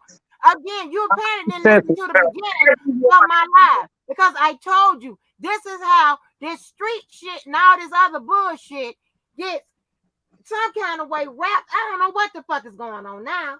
It doesn't I happen, really don't. people. What the hell? It doesn't Who happen, the people. hell? What the hell the fuck you get? It doesn't All the happen. cases got to be the same. If not, it either could be one way or it got to be one way. If all the cases this way, or it can't be that way. No, it don't work that way. The jurisdictions People, are the same. Are you excuse crazy? me, if Faith Rogers' mother was able to Oh my testify, God. then Jane Doe number 5's parents should have been made to testify. That's a goddamn lie. Her mother was able to testify because she has direct information, i.e., direct testimony, with regards to a charged conduct by some goddamn gun or something. I don't know. Hold on. Some threat or something. Shit. We already been Now, through. listen, y'all, and I want y'all to put on your thinking caps and think about what Ms. Walker said. The mother, Miss Faith Rogers' mother, had information in regards to a charged conduct. But Jane Doe number 5's parents did not have information in regards to a charged conduct of enticing and taking their daughter across straight lines. Y'all better start using your own goddamn minds and quit allowing people like Miss Walker to make you think what she wants you to think. Common goddamn sense. Common sense. Listen. So let me again. They have information as it pertains to a charged conduct of taking a daughter across state lines. They weren't the ones text messaging. They had the facts in the case was about some kind of threat or some shit like that. The mama had direct evidence with regards to some kind of letter she received in the mail or something about the threat. Remember, okay. Charged with that. Okay. Yeah, so didn't you ain't testified about no sex. Excuse me. Didn't testify about no goddamn sex. Excuse me. Did I say something about sex when I said enticing a child and taking that child across state lines, coercing a child to come across state lines? Why she testified? Oh my God. What does that mean? They had. Why do you want to protect that man and his wife so much? Ain't nobody betraying. Oh, don't start that motherfucking shit. I want to know. That was your motherfucking friend. I want to know. Ain't nobody trying to protect them. You don't know what the fuck it is you talking about. Now you being motherfucking insulting, and you better get your motherfucking ass up out of here. I don't know that goddamn nigga. You ain't gonna be right. You ain't right, and you don't know what the fuck it is you talking about. Now deal with it. Deal with it. I don't give a fuck what you talking about. About to protect no motherfucking body. That's your motherfucking friend. You run around here kiki with the motherfucker when you was friends with that motherfucker. The fuck? Cause I'm about to agree with your motherfucking ass. You don't know what the fuck it is you talking about. Sound dumb as fuck. Your goddamn friend. All these motherfuckers around here was asking you for 2 or 3 motherfucking years why you friends with the motherfucker. Now he my motherfucking friend and I'm protecting him. No, you play Homeland Security for the motherfuckers. The fuck? Got me fucked up. The fuck?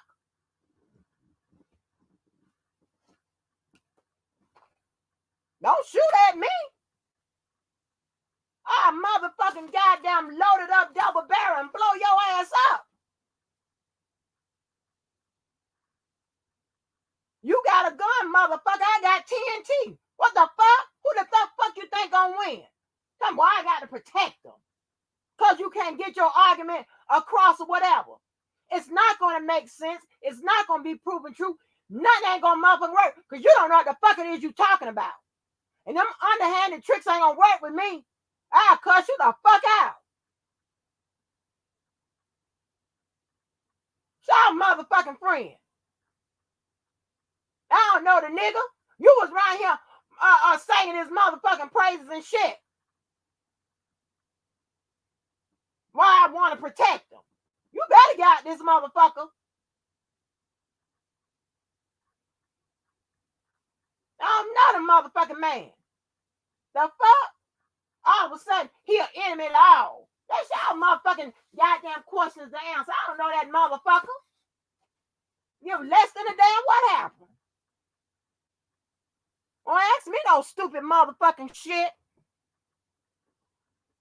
Simply because you don't know the fucking law. You're going to be lost in the motherfucking South, and you're going to have R. Kelly around here sounding crazy as hell, just like you been doing. Listen, y'all motherfuckers. Goddamn obsessed motherfuckers. God damn it. Got me fucked all the way up.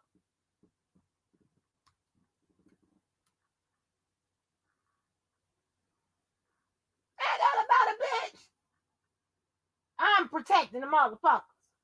Huh?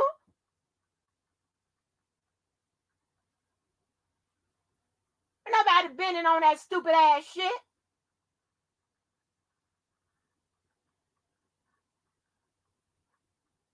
And they was able to take the motherfucking stand, motherfucker, because the prosecutors put them on that motherfucker. How about that?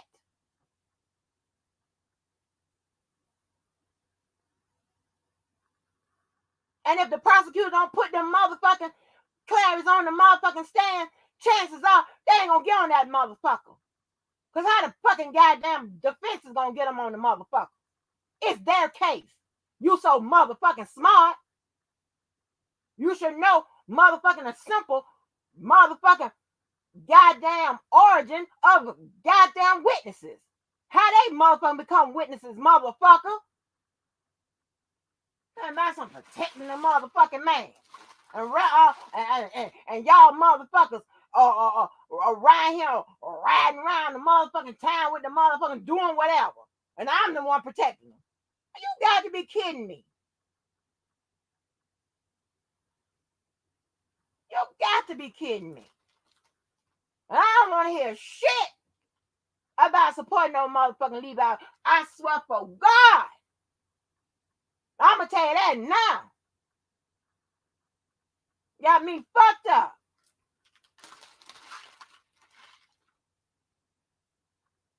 Hold on.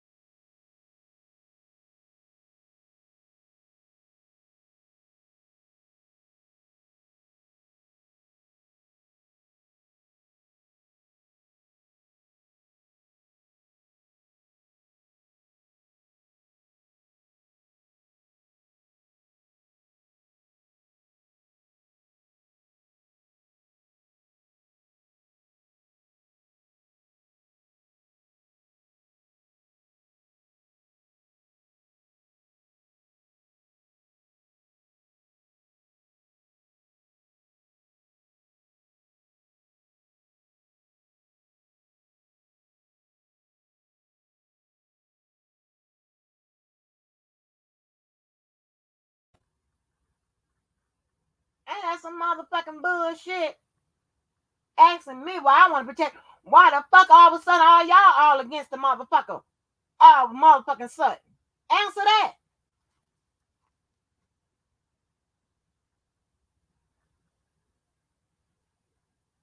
Protecting somebody because I say the motherfucking text. Shit, ask the motherfucking attorneys why she ain't use a goddamn text message. You can go right there, ask her on the Twitter, and say, hey, why you use them all them text messages and shit?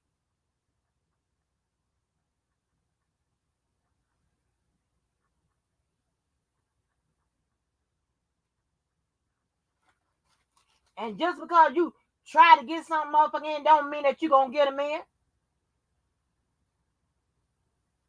When you got all kind of shit that bars consent and all that, I mean that talks about bars consent and all that motherfucking bullshit. That's hurdle after motherfucking hurdle. That's the problem wrong with you motherfucking people. You only try to listen for shit to support your motherfucking argument. Instead of listening to the goddamn truth. Got no goddamn dog in this fight, skin in the motherfucking game. None of that shit. I'm trying to protect them. Ain't that about a bitch? Protect them from what?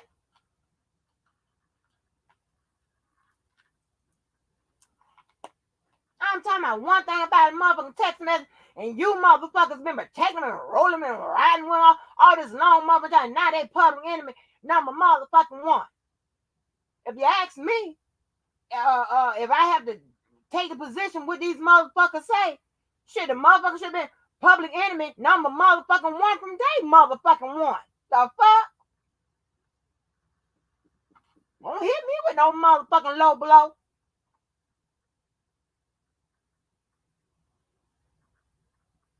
Cause you go motherfucking low, motherfucker. I go to the goddamn 20,000 goddamn leagues up under the motherfucking sea. The fuck?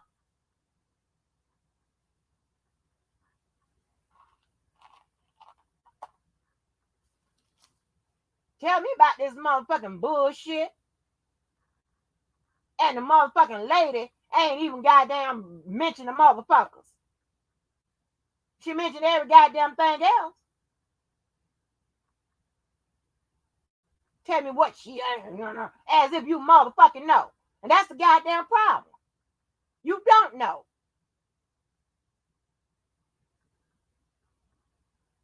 If you tell a goddamn attorney the whole motherfucking story, give them the goddamn this, that, and the third. They look at them charges. They look at them motherfucking text messages. Somebody's supposed to be a minor, whatever. And I'm like, huh? And the judge sat up there and told you why.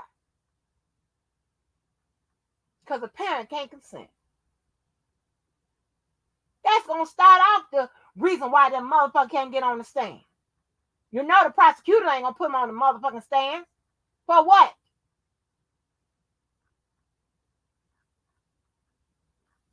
The fuck? Deal with the motherfucking goddamn technique. And the mechanics. If you don't know it, then get out the motherfucking conversation with that motherfucking shit.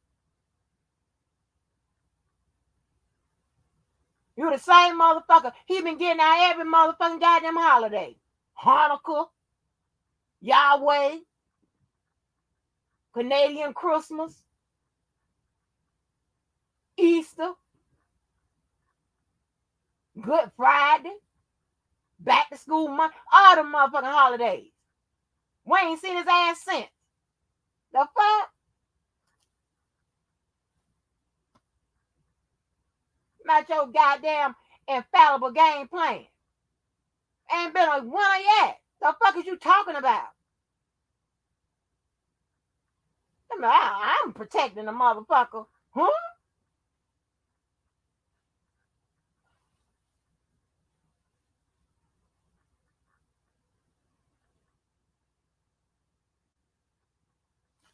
I mean, fucked up. You need to stop believing your motherfucking own bullshit.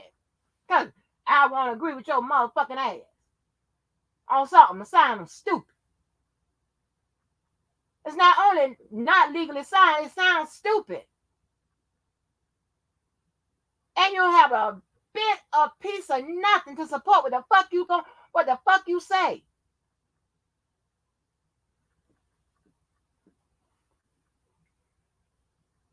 And just because you don't understand, oh, well, the prosecutors mentioned that they got people on social media that's going over, and then and then when asked to when the defense asked to support what they say, provide evidence of what they say, then nothing happened. You don't understand that, because you know why it ain't written for you in motherfucking fat Crayola on that fat ass motherfucking long rectangle paper they used to give us back when we was in the goddamn kindergarten or below.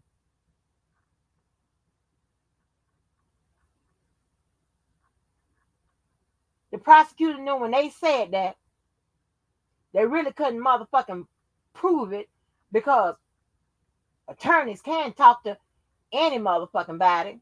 It just is not a good idea to talk to any motherfucking body. And also, you got to be in violation of attorney-client privilege.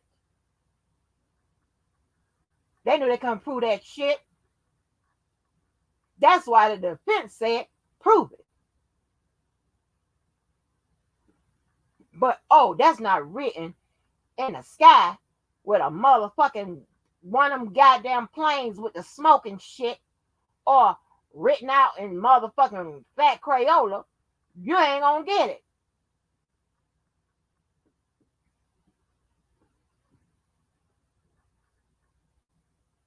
That's why a lot of attorneys don't even bother about goddamn getting down with shit like this.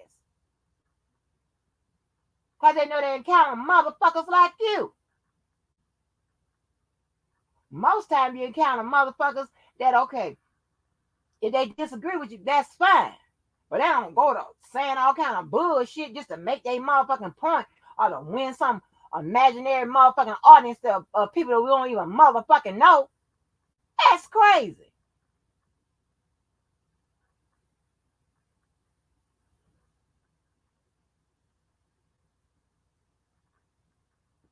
Now you basing your motherfucking hopes on a collateral motherfucking attack and shit. And when I say that, you probably thinking I'm talking about you attacking me. No, motherfucker. A collateral attack is nothing more than a habeas corpus. How about that? But guess what? The law still stands as it is, even when arguing that. Just because you can argue shit that wasn't on the record, it still falls in line with the law. So guess what? The same rules apply.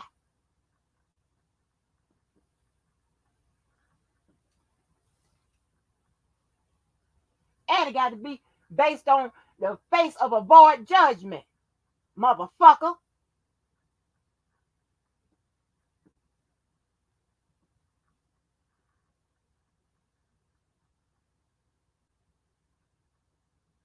And you got to have permission to file that motherfucker or another one and shit.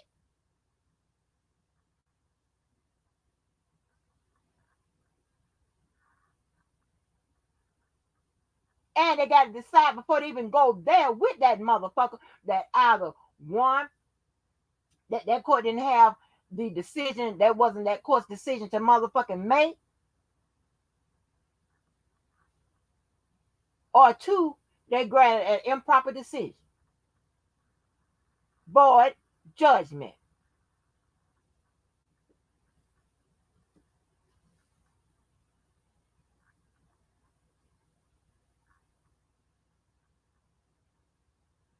Now you can call it a collateral attack or an indirect attack. The process we're in now with the up to appeals is called a direct attack.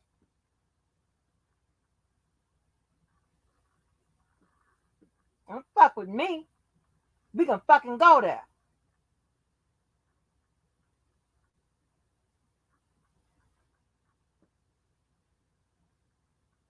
But all that shit them text messages, all of that, you know what?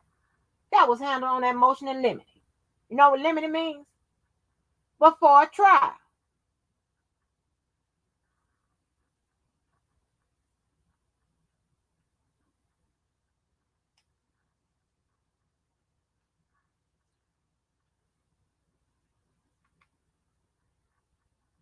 That's where you get your precluded evidence and shit. The fuck?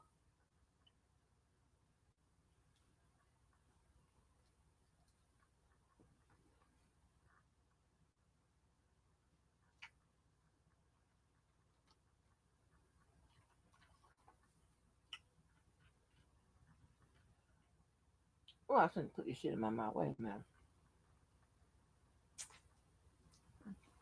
A motherfucking goddamn abbreviated my motherfucking cussing.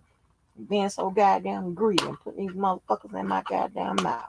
Now I gotta put somewhere to find somewhere sanitary to put this motherfucker. Then with these goddamn Negroes. Oh, stupid shit. I'm protecting the motherfucker.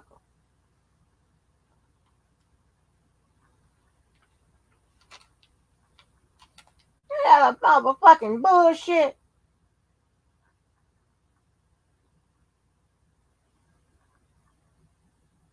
And you still got to get around the motherfucking fact and enter these motherfucking courts. I don't give a damn what motherfucking a petition he motherfucking filed. Did the motherfucking prosecutor goddamn when he get to the motherfucking petition, did he file motherfucker? Did the prosecutor prove both factual and proximate motherfucking goddamn causation, huh?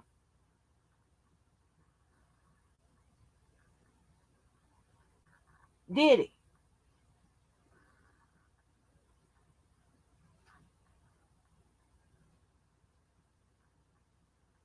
Did they prove that?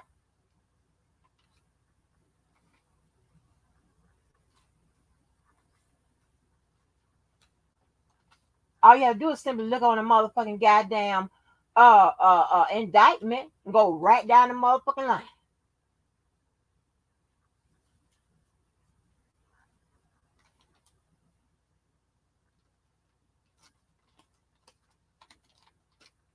She's saying that the evidence wasn't sufficient enough. She's saying this. She's saying that. She's attacking what she's supposed to be attacking. Not listen to no stupid ass shit that fly out your goddamn mouth.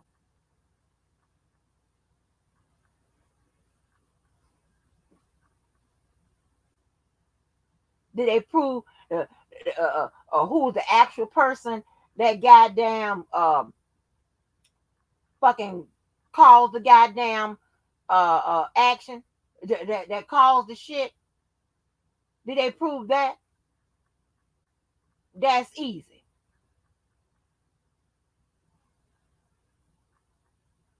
It's just as easy as this. Who is the person? They say it's R. Kelly. Was it anybody else? Could have been anybody else. Was it possible anybody else? Did the evidence lead to anybody else?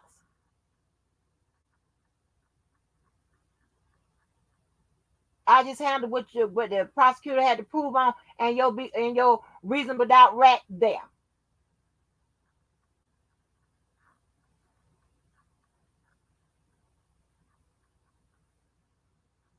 What's the proximate cause? Meaning, remember I said actual cause or factual cause and proximate cause. Proximate cause would be the sex. What was the conduct or the action that led to the motherfucking shit? Did they have sex?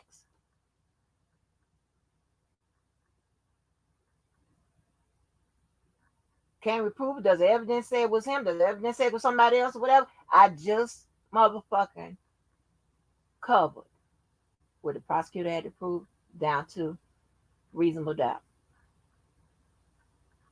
Moving on. Motherfucker.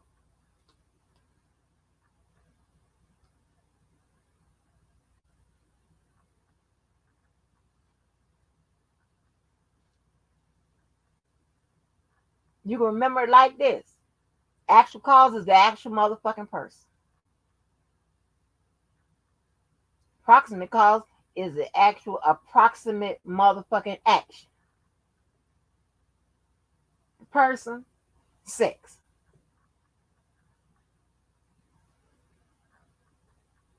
That indictment wasn't one of many motherfucking goddamn, wasn't like a hard indictment, this, that, and the third. It's just that easy. All they needed was the motherfucking evidence.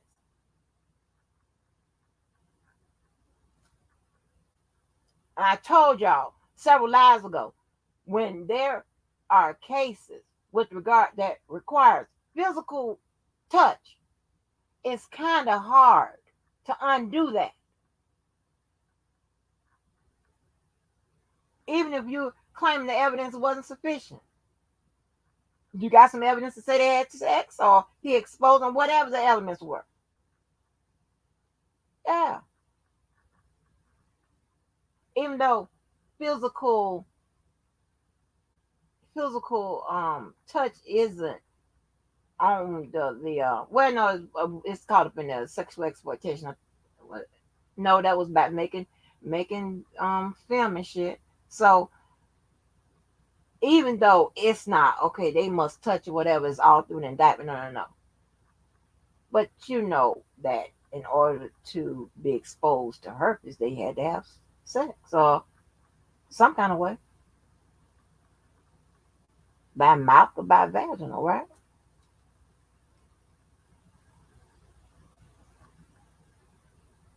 And just because you don't motherfucking understand, we the nefarious ones, we protecting somebody.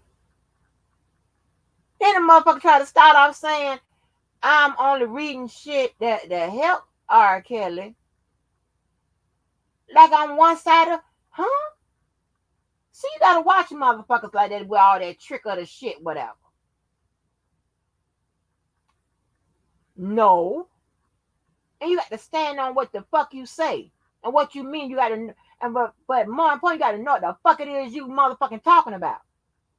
Mean it, stand on it, and fuck it. The fuck they gonna do?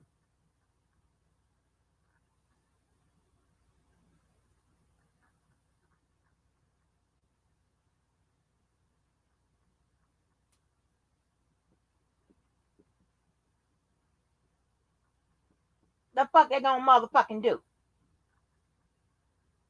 That street shit and wordplay and gameplay. Well, you ain't smart enough. The fuck with me on that level. You crazy. Before even getting any goddamn degree, I was a fucking goddamn dental assistant.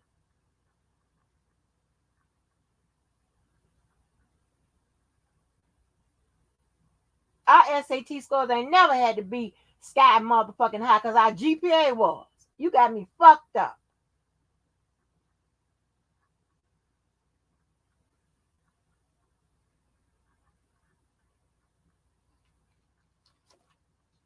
Huh?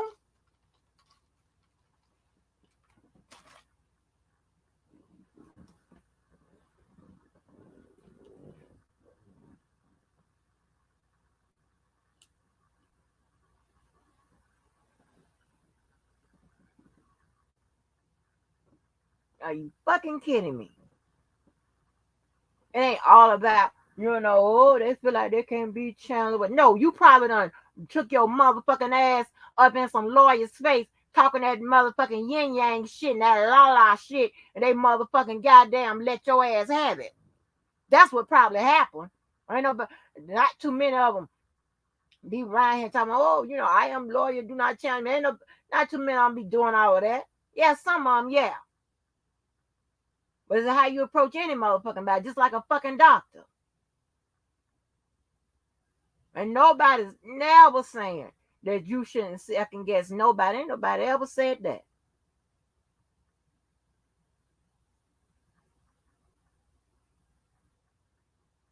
But when you think you got more motherfucking sense in that area than a motherfucker done sat there all that long time,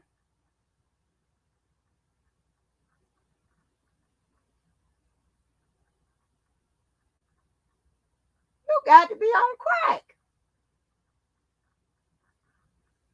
And then to say, and then won't even, I said, I don't know how long, it's been months now. You need to go look at the codes. What, you know why? That shit don't support your motherfucking argument.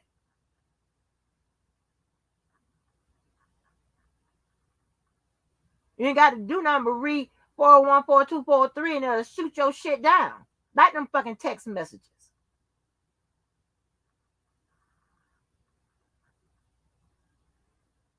And high crimes and sex, this ain't even my shit.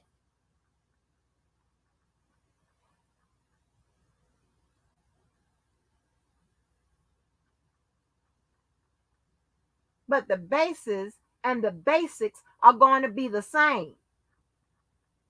Just like you can't give me no blueprint to no motherfucking well. And think I'm going to understand it and go tell the man, no, I'm going to need you to move the plumbing on this side of the house. And I ain't saying shit. I may ask questions and shit. After I see a leaky motherfucking goddamn plumbing, whatever, I say, well, what happened here? This, that, and the third. Well, other than that, you passing them blueprints, I'm be looking crazy. First I'm gonna have somebody with me. Then I'm gonna look at them. That's crazy. Then they insult the motherfucker. You don't understand what the fuck is you talking about. Who does that? And then blame it on me.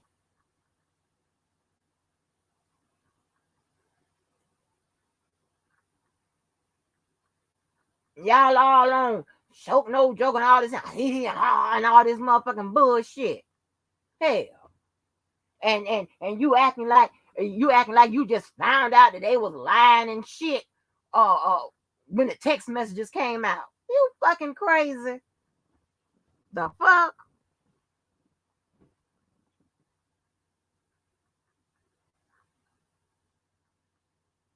Now who's being deceitful?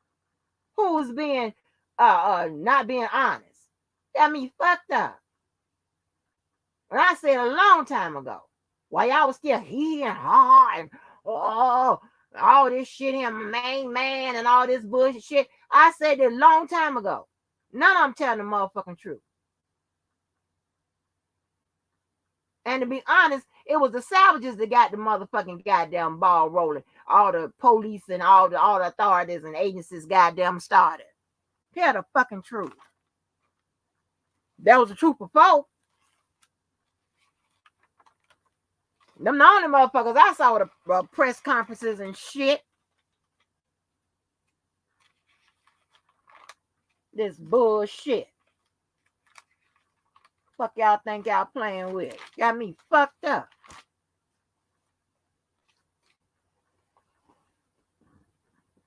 I ain't got to identify with them motherfucking streets, but I know something about them. I know about bullshit. I know enough street motherfucking people that's still in that motherfucker that will tell me about bullshit.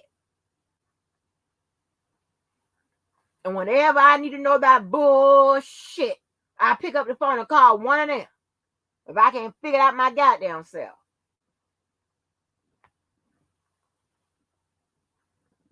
The hell?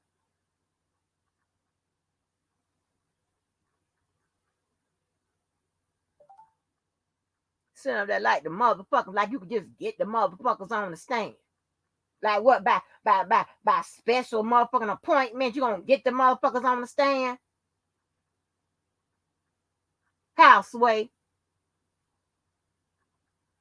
One or two of the motherfuckers got to call them.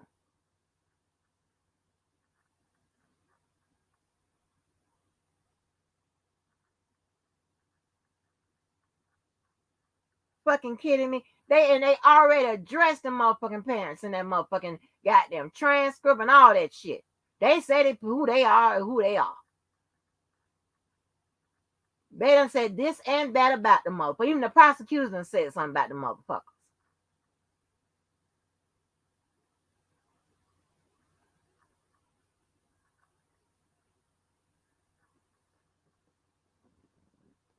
You act like everybody that you think everybody can testify, whatever. ought to be made too, or will test. No, that motherfuckers ain't on the list. They ain't on the motherfuckers. The fuck you gonna do about it? And if J-Bo thought that them motherfuckers could have got on that motherfucking list, could have got on that motherfucking stand, there was nothing stopping her from motherfucking, and when she was talking about them goddamn attorneys being ineffective, that would have been a perfect example. Look, y'all, cause you can, you can talk about a ruling that'll prejudice your motherfucking ass on an appeal. And they apply the motherfucking plain error standard to it. Why you don't ask her? Shit. Tell my motherfucking line. Wake some another motherfucking turn up around this motherfucker.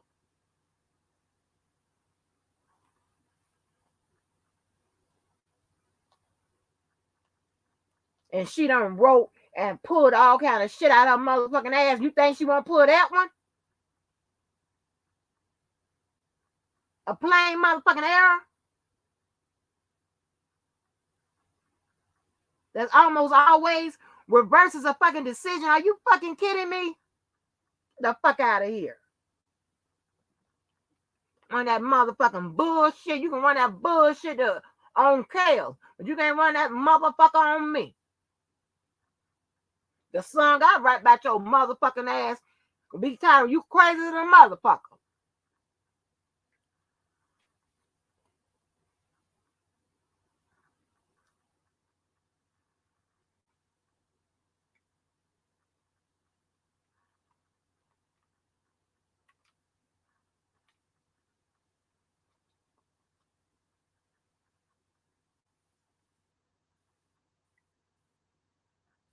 Some bullshit. Motherfuckers won't even play with the goddamn facts. I'm talking about they got all the authorities involved. No. Wrong answer. It was them savages in that motherfucking Bluetooth that got them motherfuckers involved. I seen the motherfucker.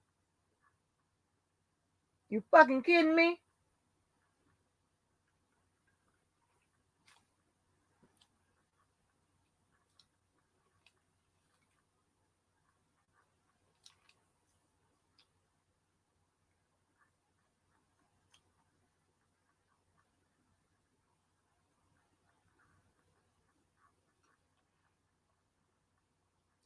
A prosecutor can sit up there and know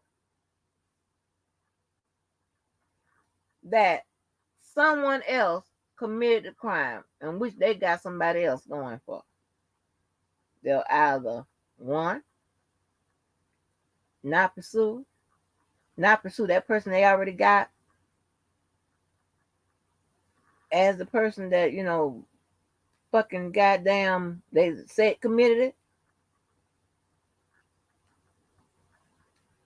And they have to wait until they get enough evidence to motherfucking goddamn charge the other person. And they can know, 100% know. I'm talking about have testimony. But at that point, now, you need something else. Because now you just say to have that person. Or you can just go with the witness testimony and charge that other person. There's no one way. Who the fuck says I got to go find 100 cases that show that none of the parents could testify? I ain't say that.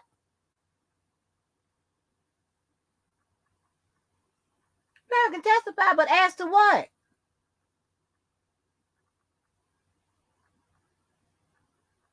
And they got to be qualified based on the rules of evidence.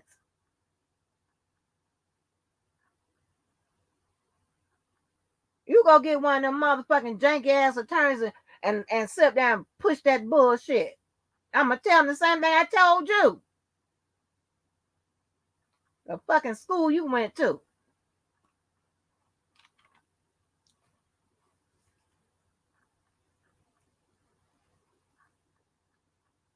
Because you don't know. You don't know, you don't know. That's a problem with you big head ass niggas.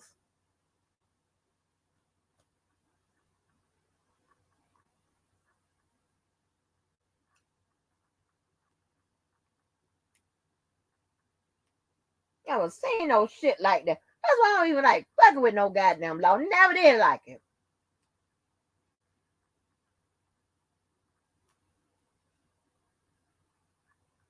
I'm gonna tell you when I really felt like, and you know when there's so many people, and that's why I had attached that link of that black attorney that was telling us most attorneys travel the same motherfucking roads, especially ones that don't favor all that motherfucking trial work. Get you in one of them goddamn office jobs some motherfucking well, but a resident attorney inside that motherfucking office, or go work for the people and be investigating all that other shit. But I really fell out of it. And I probably shouldn't tell you this, but I don't give a fuck. Because I want somebody to say something. So remember I told you my daughter had 2 jobs, right? And I got both of them. First one I got them at the government. Now, it was my ambition for her to work alongside with me and to do, crack down all these different internet crimes and shit. We weren't doing like too much mental work. It was more undercover work. It was more shit like that. Okay. Easy check. In by 9, out by 5, whatever. All right. She had none. She pretty much her senior year didn't even have to go to school because she, had enough credits and shit. GPA was up there. SAT was up there. She can get in to just about, most schools, especially schools that was, looking at her, right? Because most athletic programs, they do have a they may have, someone may have like special additional, GPA and SAT requirements outside of the schools, right? But nonetheless, right? And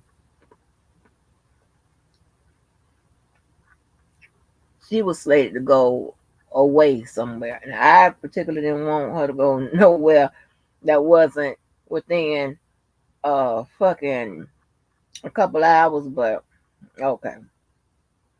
Kind of lost that fight. So anyway, get her the job, she gets in, boom. And I told y'all, and I don't know if this is a good thing or bad thing or whatever, but the government somehow seemed to like to give those young people 18 years old, and as you can see, that kid that got hit with treason or something like that, he's like 23. He started working when he was 18. He had government clearance since he was 18, high clearance, okay? Secrets and shit, high clearance since it was 18. I don't know what the mindset about that. I can tell you what I think it is. I think it is because they feel like when you coming in that young, they can mold you. They can now y'all know I'm about to tear up, but they can mold you. They can um whatever. You fresh and all of that, right? They can teach you every goddamn thing, and especially you are a darling if doing underwork, right? So get her a job, whatever. Now, I wanted her to originally be a doctor. She was, whatever. Okay. I saw that when she was, um, how they have dual enrollment and what they call them AP classes now. We used to call dual enrollment. It's still called dual enrollment, but they call them AP classes or whatever. I saw that like in the classes where they were college courses But I saw that, she just didn't have that much interest in those classes. So she'll make a B minus or whatever. But and you do know, like, to be a doctor to get into those medical programs, you got to, you just can't have no B average. You can't do that. So, and I was like, okay, but what about being a lawyer? Because I know we can get around that. You know, you still got to have like a high average, and you got to pass the LSAT and all that type of stuff. But here's the thing, right? You do know that you can, small schools or whatever, that, hey, that you may get accepted. Like my black ass, I barely made it, y'all. Up in that motherfucker, but I made it, right? So you can finesse the game like that. So, and then I said, okay, well, the law, and I think we did allow whatever, and she wasn't really interested in it, but I didn't give a fuck. The more my interest. Shit, I was doing the work and every motherfucking thing. Okay, she would just send me the goddamn the lesson and shit. I don't need the book.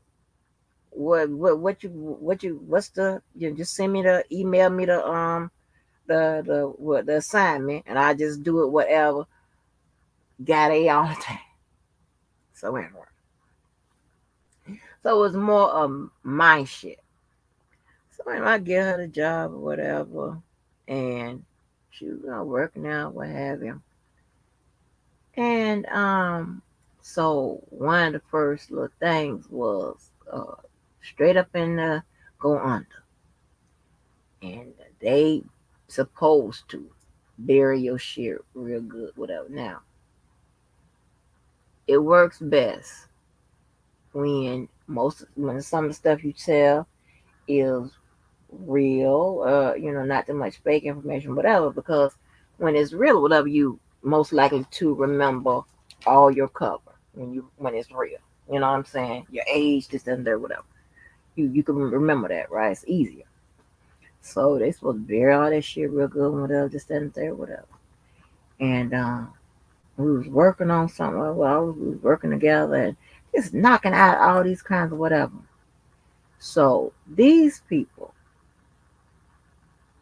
especially when it comes to internet crime, let me tell you, before they go to fucking with you, this, that, and third, whatever, oh, they gonna, shit, they gonna try to make you verify that, hey, you are who you say you are, or whatever, or who you're not, whatever. So that's why it's, the covers they put out there, it be like extensive.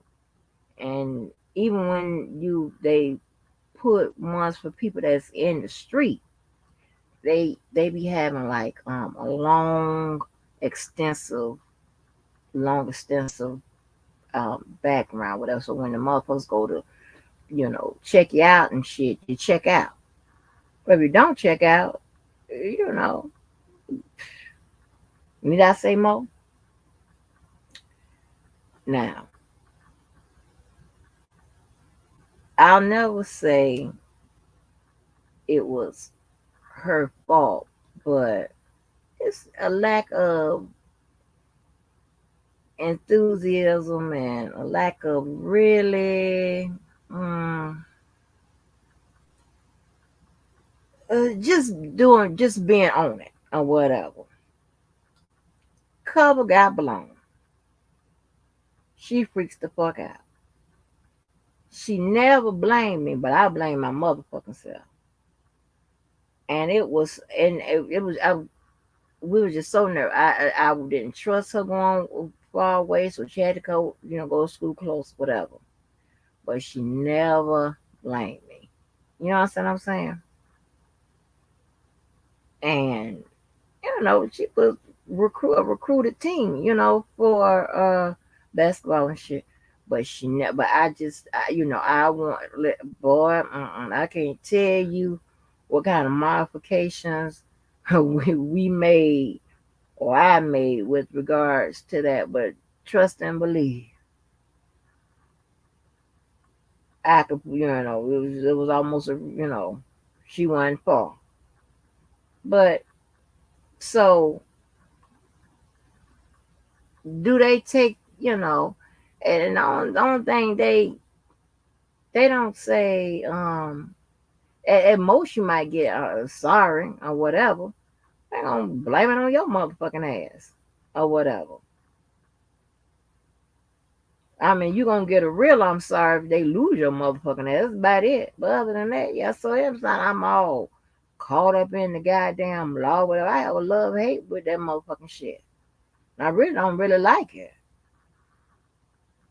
I just thought that this would be some simple shit. And if I was allowed to explain what I was saying, yeah, I thought my dumb ass would, drop down and explain it low enough where everybody can understand, and you know, and you ask yourself, and you can answer yourself, okay, why this is happening, why this ain't happening, this, that, and third, without anybody really telling you, because they're not gonna come to the edge of the goddamn courtroom steps and explain to you what all is going on with Mr. Kelly. You're gonna get these filings, and if you got it, you got it. If you don't, you don't. Yeah, there's no 1-800 number you can call for them to explain it to you. Just don't work that way. Okay. I just thought I can do just minimum work, just to have a little fun, play little games and shit, talk about the case, whatever. Shit done came turn into an all out attack. I said, I ain't gonna never get off this motherfucking mess. My head ain't gonna never stop sweating like Gumby, damn it. And none of that shit.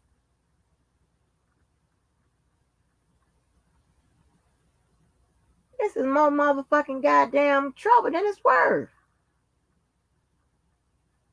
I'm not out here asking nobody to pay every motherfucking bill I got or give me this, give me that. No, So it's trouble. And at this point, if you don't get it, you don't get it. I don't give a fuck. But I really thought that there were people that were more legal minded, or people that could at least understand it, or you understand it or don't accept it or whatever. But when it comes out to full on attacks, oh no, no, no, no, no. That's the shit I like to do in person. And it ain't gonna be over no motherfucker I don't know.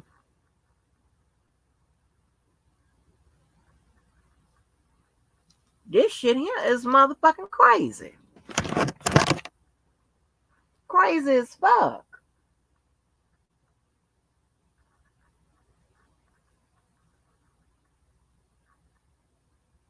I like to enjoy myself, have a good motherfucking time. I was thinking the other day, how much money I done spent. What? Over what?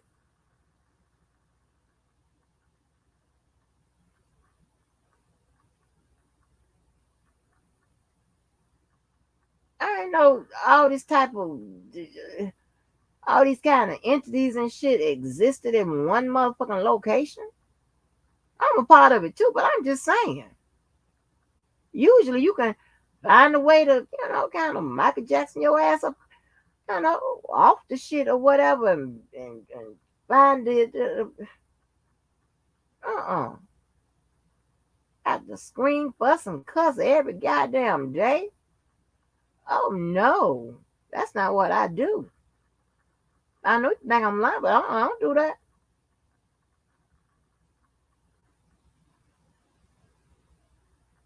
And I ain't on no particular side. I can see y'all fighting each other. I get that. Cause y'all got passion and strong positions and all of that shit or whatever.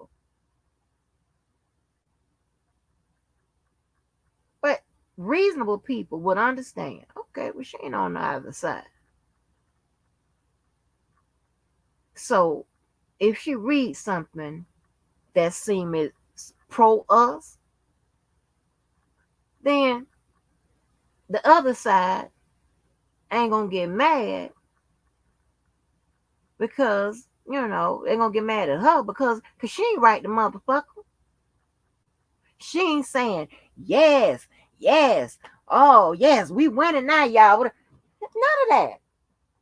I refer, I said, Team Kale. Oh, y'all, hey, y'all got one.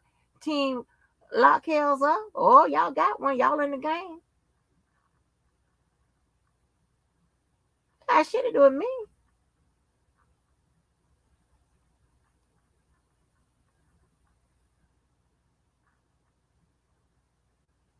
But ain't no motherfuckers gonna be on no 2 or 3 or 4 way talking about applying the law to it. I apply the law to it. You apply the law to it. How about that?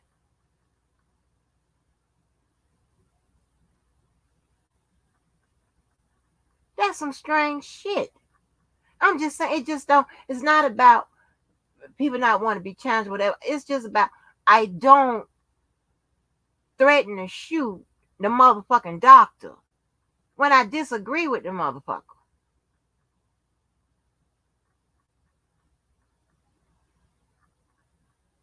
I don't want to beat his ass.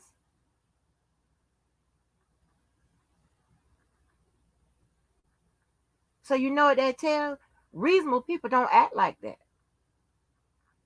Unreasonable people, mental health motherfuckers that's on that shit, and motherfuckers that's just, I don't know, y'all act like that. And niggas, y'all the motherfuckers that act like that. I done seen, I'm trying to tell y'all done gave me motherfucking PTSD probably. When I look into it, I'm always in a goddamn arena where motherfuckers disagree with each other. Sports, court of law, family, relationships, all of that. Everybody always disagree with each other. But not no to no motherfucking goddamn unexplained extreme like this. This is crazy. Motherfuckers are crazy. I'm talking about crackhead crazy. The fuck? And it's not even no understanding. It's like you can say it 25 motherfucking times. And if you say it 26, you still don't get it. That is something is off. Because guess what? If you tell me something about 2 or 3 times and I don't understand it, you know what I'm gonna do? I'm gonna get somewhere and educate my motherfucking self.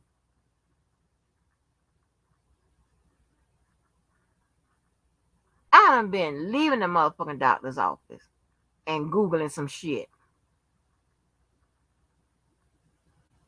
to look up to see whatever other avenues or whatever.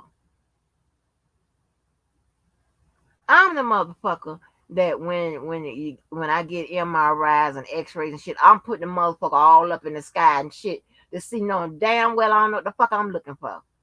Just something that look funny. That's me.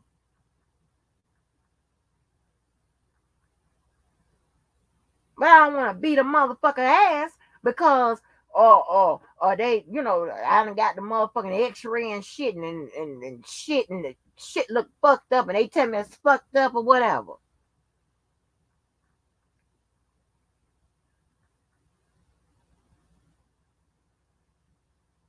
I remember my daughter injured herself, and they said that she would need surgery and she ain't gonna be able to play again, whatever.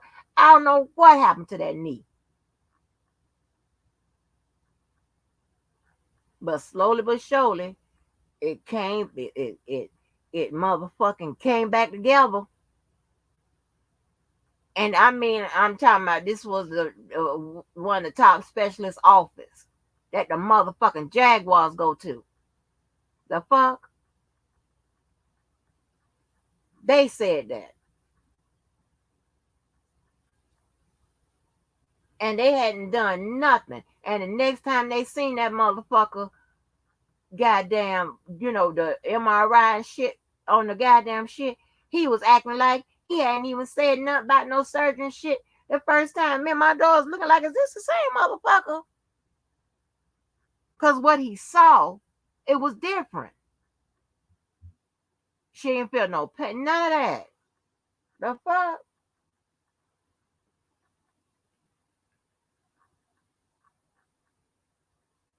And there are some people that absolutely have to go through surgery. Child, please.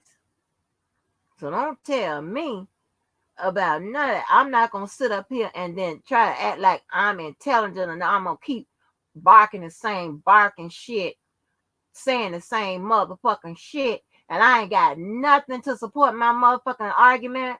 The fuck is you doing? You and that goddamn dog should run your motherfucking ass, ride that bicycle to the goddamn law library. Sit your ass there and get the information you motherfucking need.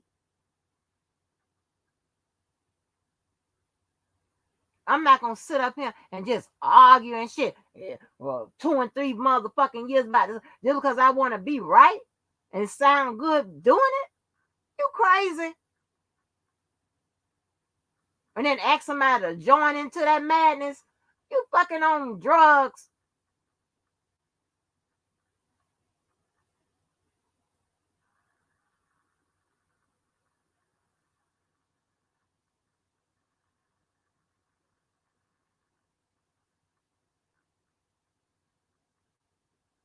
Don't make no goddamn sense. If I'm serious, if I'm bullshitting, then that's what I'm just gonna make. That's like how many diets all you motherfuckers done went on, including me. And every motherfucking time your ass eat that motherfucking whatever it is you're supposed to eat, I'ma start Monday. I'ma start Monday. And 20 additional pounds later, you still starting Monday. The fuck out of here. Same principles.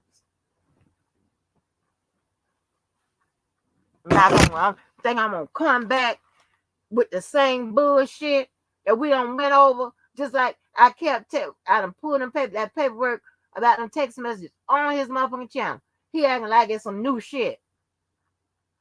Now we back to the same thing. The people, the brothers Johnsons ain't never motherfucking seen the goddamn text messages. The lady even said, J Bubman said that they made little use of the text message. You think GX 233, you think the motherfucker they just gave just a piece of the motherfuckers sitting there?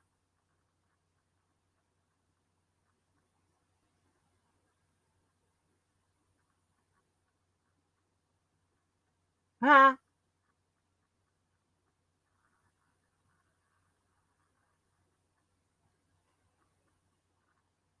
Just like you can't motherfucking goddamn prove that they didn't do something. You can't prove that you can't prove that they did do something. You can't prove they didn't do it. The fuck? Makes no fucking sense. Ain't about me not calling them bad terms or whatever. I just know what the fuck kind of job they are supposed to do. And just say they didn't read the motherfucking text messages. Maybe they didn't read them because they knew the parents couldn't consent.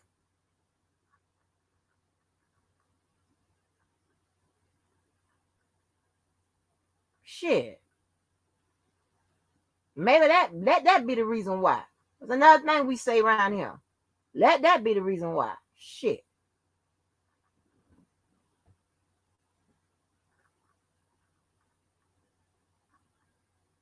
Telling me about this crazy ass goddamn bullshit.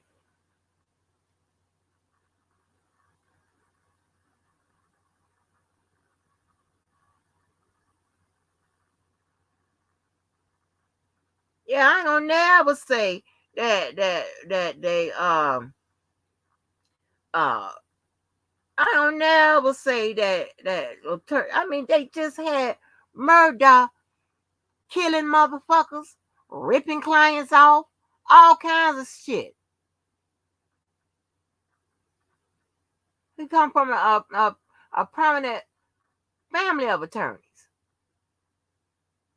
You know what I'm saying? Nobody, for that motherfucking goddamn fact, nobody is beyond shit.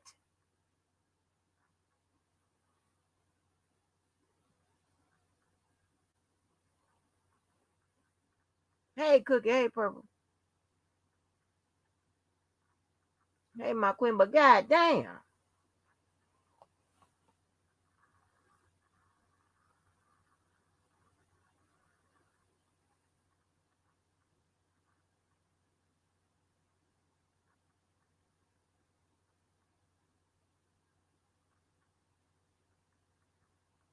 You gonna tell me some motherfucking buy some goddamn bullshit? Give me a minute, y'all. Wait a minute.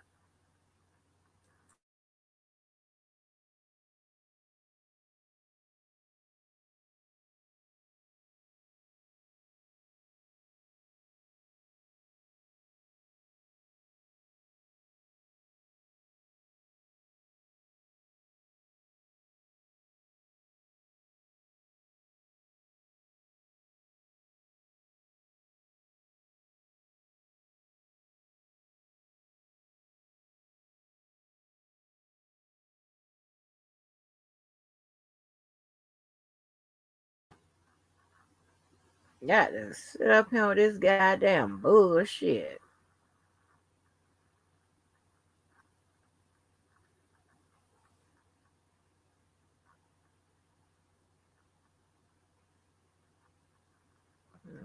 Crazy about this goddamn stupid ass shit.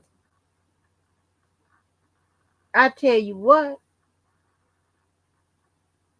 anybody that I had to motherfucking help or ask me for help with this, that, and the third, that call I got on the goddamn channel, I think I got it on private now, whatever. When somebody referred them to me, well, I don't know what, that because, helping or whatever. And sometimes you go out there and you speak to the goddamn prisoners and whatever. I don't know if they got my name. I never asked that motherfucker why. Whatever. Anyway, they asked me to see if they can find a good federal defender, aka public defender, to help them with their case. That's why I called it the federal defender's office. And he gave me his information, his information and all of that. Then he would have gave me that information if I had to give him some identifying information too.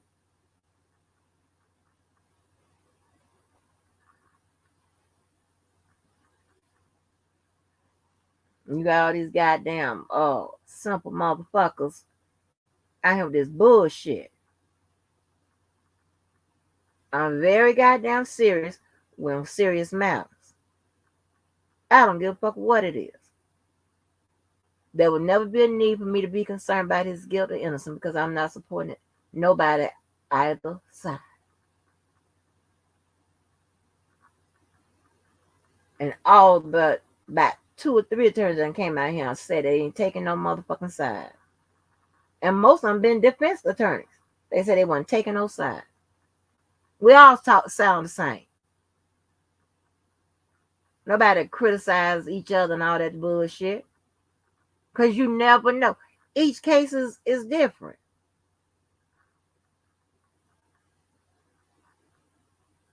You got the basics, of the law.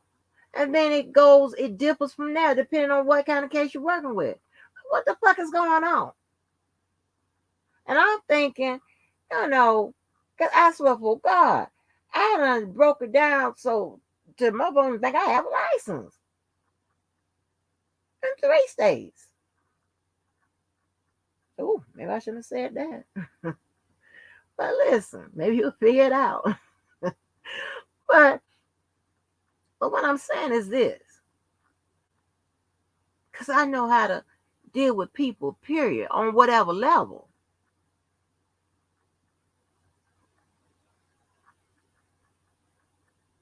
I talk to my friends about certain things, whatever.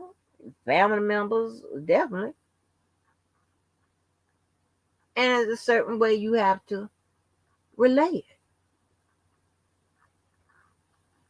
It's just like that.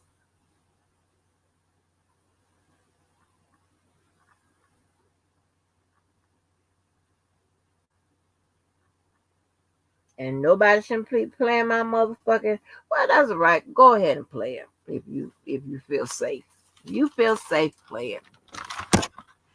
Cause you never know.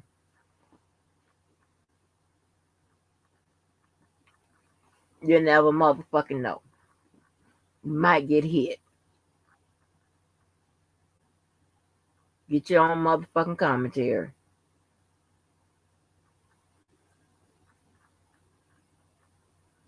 Just a bunch of low motherfuckers.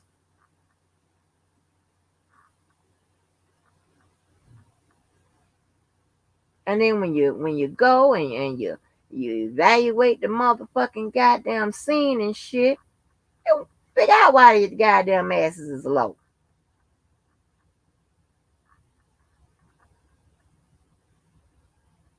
Oh God.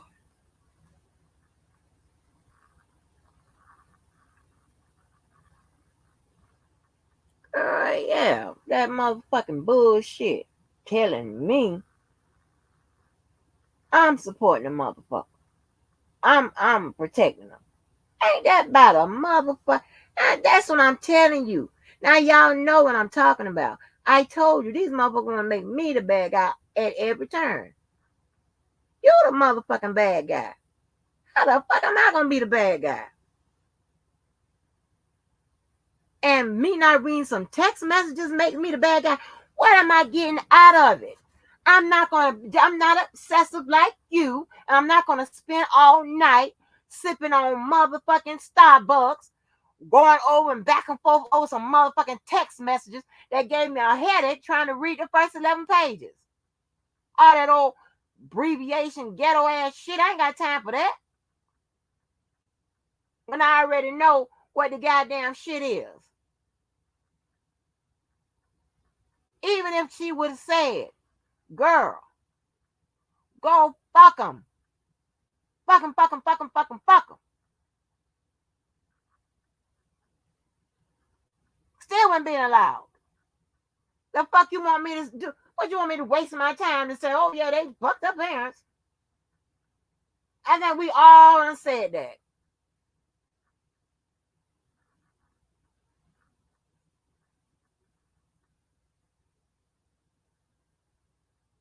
If they would have said,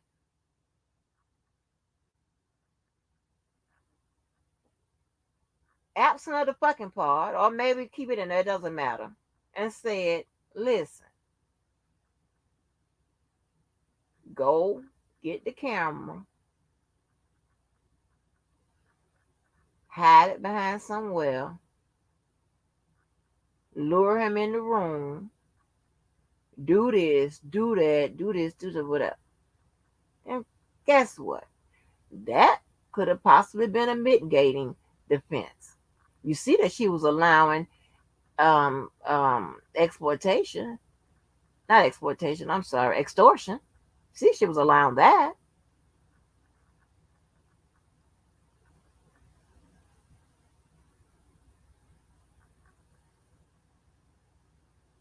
Maybe she would allow that as a defense.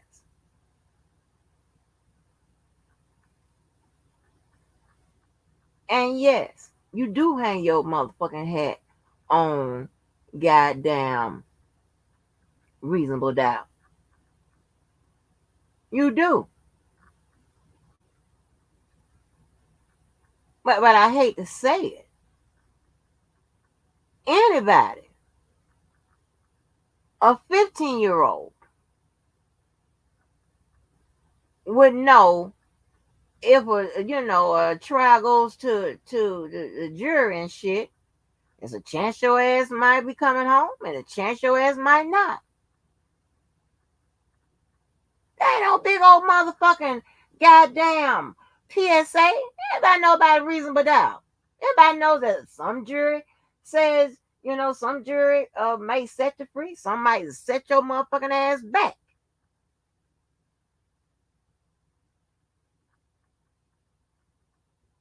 Okay.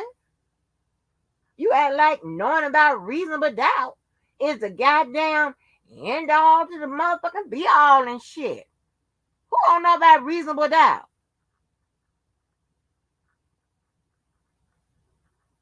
Hey, didn't Geronda say she was going to the court case at 16?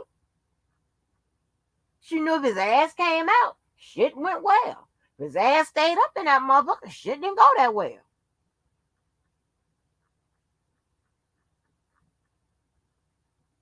Anybody know it's a play for the jury at the end of the motherfucking day? Who don't know that? Now that you ain't have to go no goddamn law school for.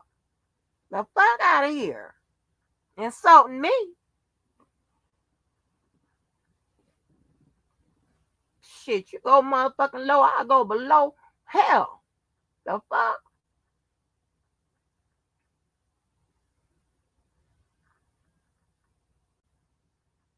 These motherfucking crazy motherfuckers in this goddamn block. The fuck? Got me locked up in this motherfucker. These weirdos.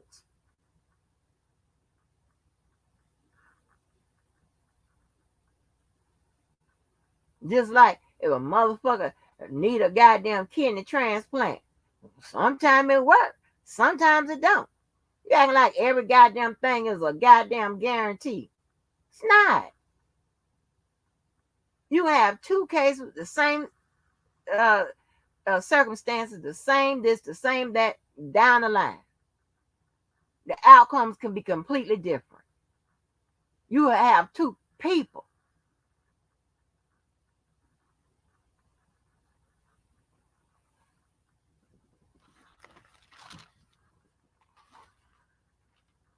And you have a fucking co-defendant charged the same motherfucking thing, every goddamn thing. And one might be found guilty and the other might be found innocent. And the same motherfucking trial. The fuck is you talking about?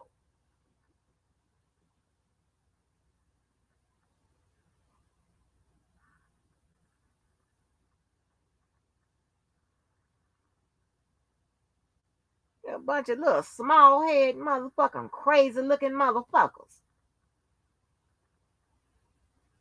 Nuts. And half you motherfuckers can't even dress. About that. Motherfuckers. I goddamn nerve with stupid shit. And I'm talking about going to work. For real though. Where you supposed to dress up at? If you're on one of them jobs that you dress up.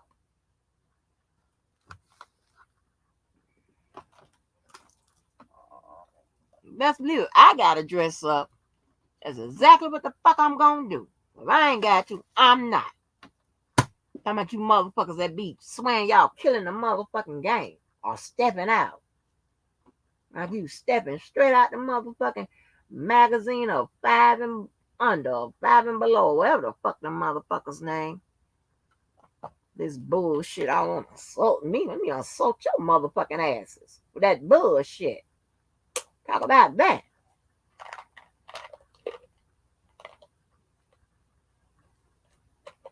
Yeah, like you can just circumvent the law. Now, like she refused to give up. She might refuse to give up, but she done been denied.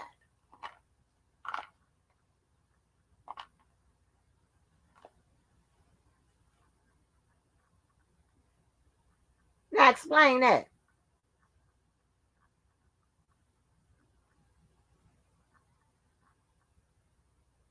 And with shit like bail and shit like that, of course they gonna ask that every time they put a filing in. Duh. That's what you do. Especially if your client keeps asking about it.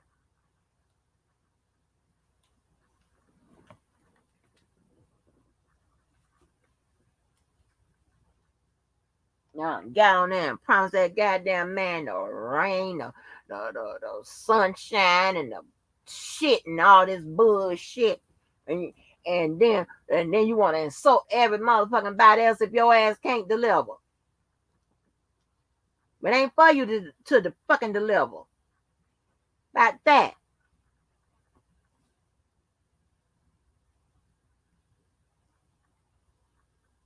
All that crazy shit.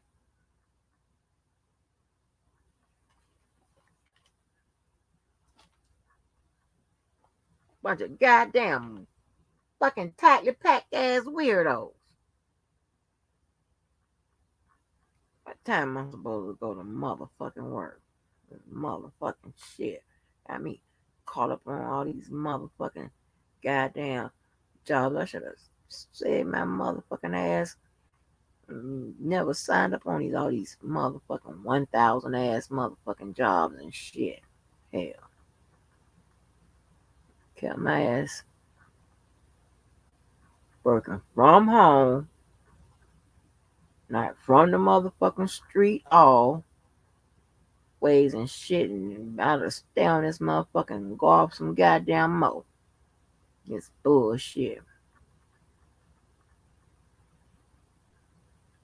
Get me the motherfucking Gallagher. The fuck? You ain't even got your goddamn shit together. And hadn't even read the motherfucking reply when JoJo had done told him about it.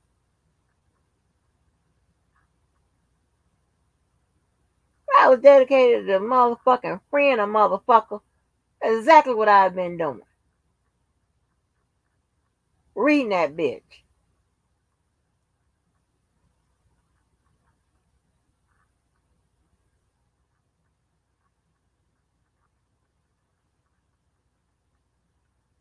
And I'm not saying she would never mention the motherfucking text messages. Not saying that. Saying she ain't thus far. And she had the opportunity to do that. And with J, well, she'll put anything in that motherfucker. Would she be correct? Probably not. She tried to use them before.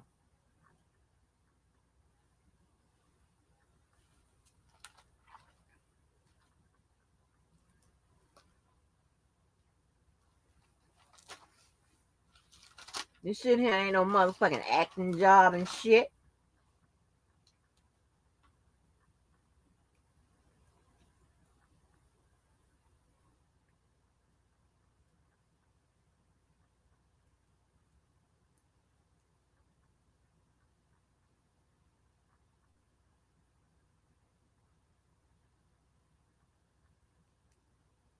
This goddamn lady on the goddamn shit. Wait a minute.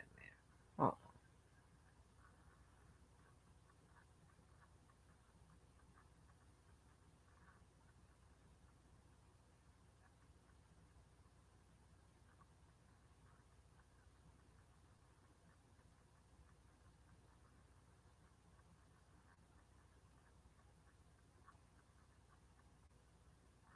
I just find it mighty motherfucking funny that the person that called me and you had the same motherfucking snide ass motherfucking comment.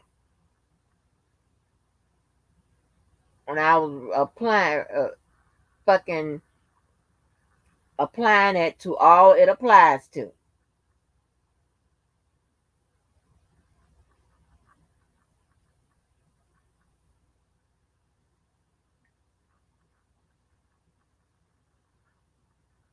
And I don't understand why the fuck people want to say, oh, I can't be challenged, can't be questioned, can't be told you wrong, whatever.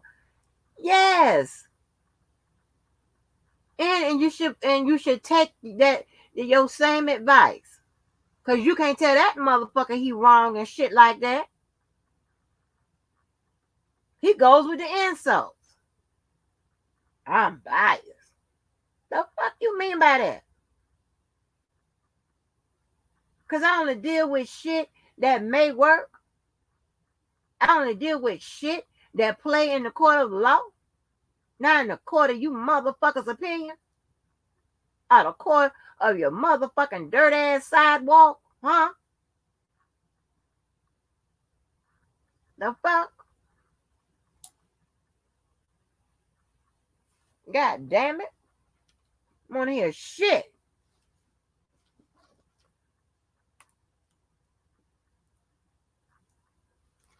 Came out his old goofy ass shit. Now I'm the motherfucker that's protecting him. That's about a bitch.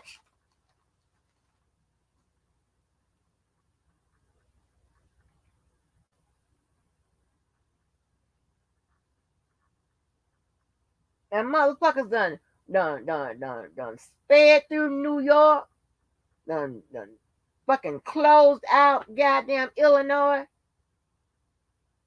We in the motherfucking goddamn another goddamn fucking goddamn court for his appeal for New York, and you still holding up a piece of goddamn paper talking about some goddamn text messages and shit. The fuck?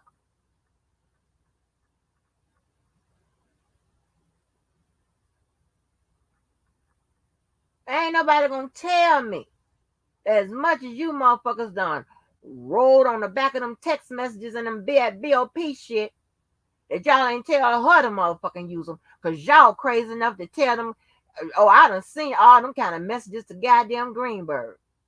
One dumb even think Greenberg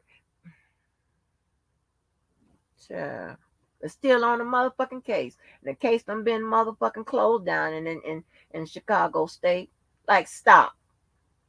I can't do this. You got me fucked up.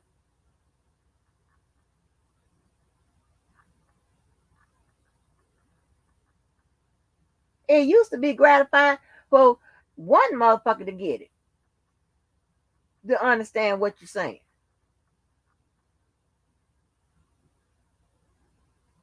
I ain't into no circus and show and stuff like that. I ain't into all of that.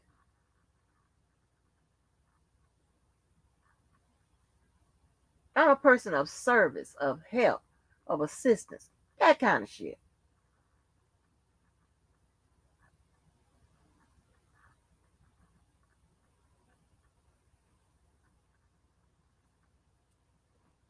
You have motherfucking you motherfuckers don't even understand that.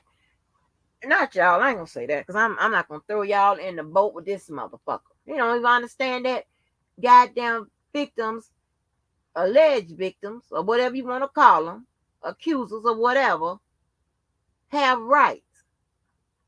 And you can't even question them as you if you would have kept up with the motherfucking paperwork, they addressed it. You can't even question them about like their lovers and all of that type of shit. Certain questions you can't even ask. You can't ask them on the stand. That's accusing your motherfucking defendant. What the fuck you think they're gonna allow you to go all willy-nilly to ask the parents all kinds of bullshit? Get the fuck out of here.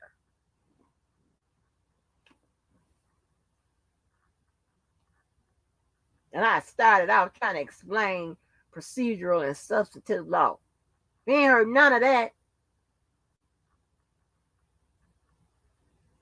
All this Malcolm X go get the shotgun and look out the window type mentality. The fuck?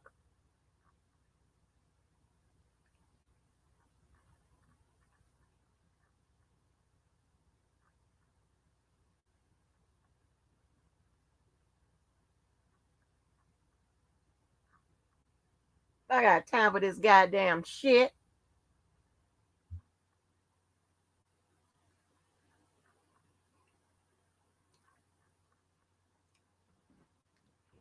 Motherfuckers done broke up my goddamn days off and scheduling me and shit with this bullshit.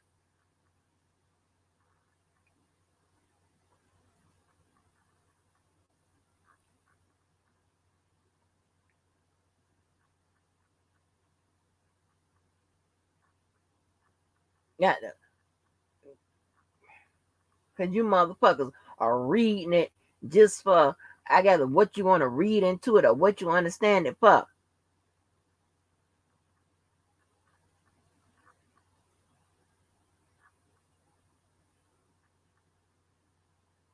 I deal with all this bullshit. I have to do this with my goddamn people. I gotta do all that.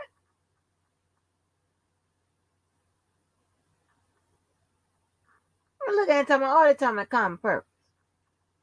Not whether the motherfucking shit is illegal, illegal enterprise, all this other goddamn extra shit.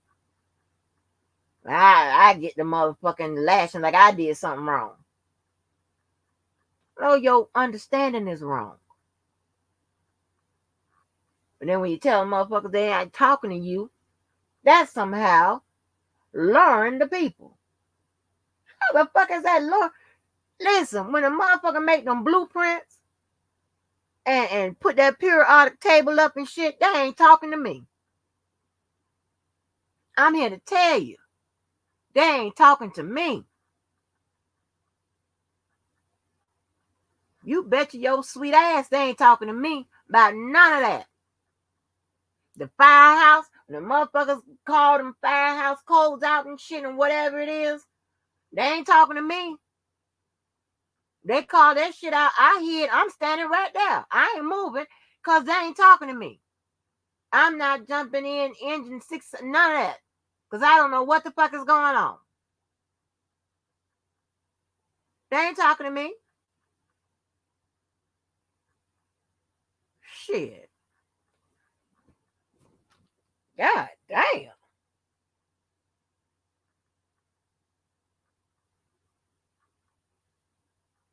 God, I know you get the big piece of meat in your house. So that can't be the motherfucking problem. Shit. I was in that motherfucker. My fat ass eat that motherfucking big piece of meat and give your ass goddamn motherfucking a leg. Your ass up. The fuck?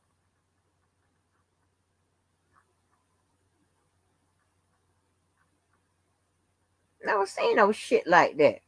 To argue about some shit. I ain't never argued about no shit like this with nobody. I'm telling you, we don't do all this. But again, and you told me this, you ain't ever encountered motherfucking people like this. But you bet you by golly that. Motherfuckers, you got motherfuckers with goddamn crimes that in this motherfucker that, and yet they talk about somebody else shit as it that's the worst thing in the motherfucking world because they don't like a motherfucker. Kind of shit is that? Got me fucked up. I mean, fuck you. Goddamn motherfucker. Now I'm the motherfucker that uh uh trying to protect and what the fuck I'm protecting them for?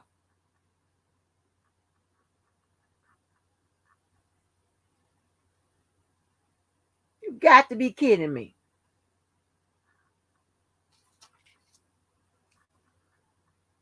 I'm just careful to label motherfuckers until I know for goddamn sure or I got fucking a reasonable goddamn fucking expectation that this motherfucker's like I said it is.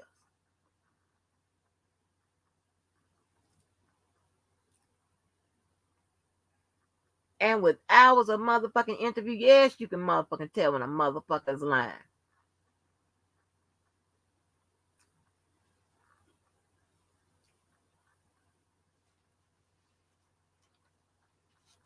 Well, I ain't gonna tell you that trick. Motherfuckers will switch it up on a bitch.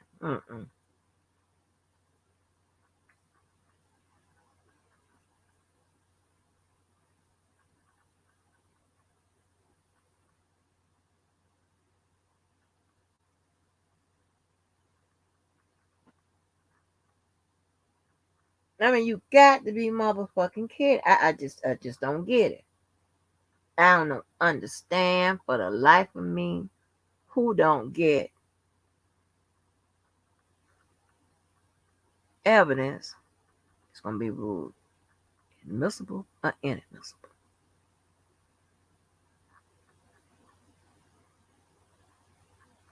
That's it. That's it.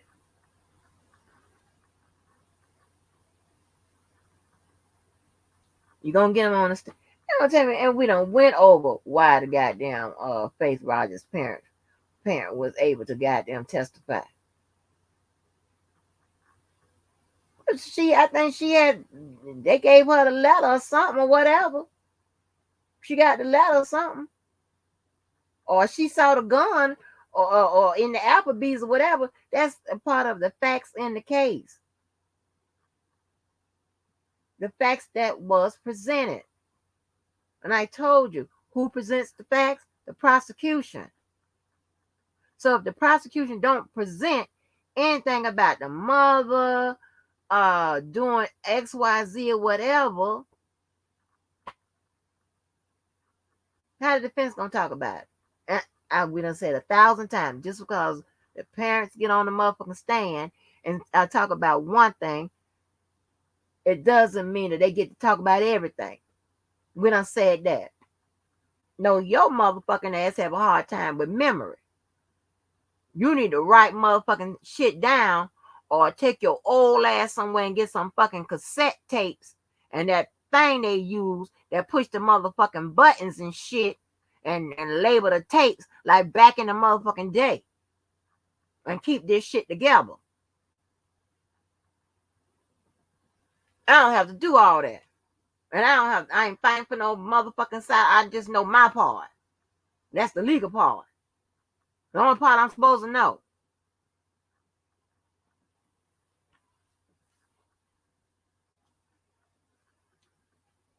Go marching for your motherfucking ass. I'm gonna have a sign that say fuck you on both sides. I mean that.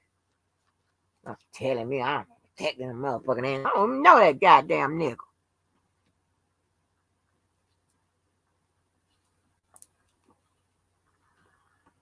Nah, they was a motherfucking friends and shit. Skipping and shit all the way up the streets and shit. Now they public enemy number 1 and motherfucking 2.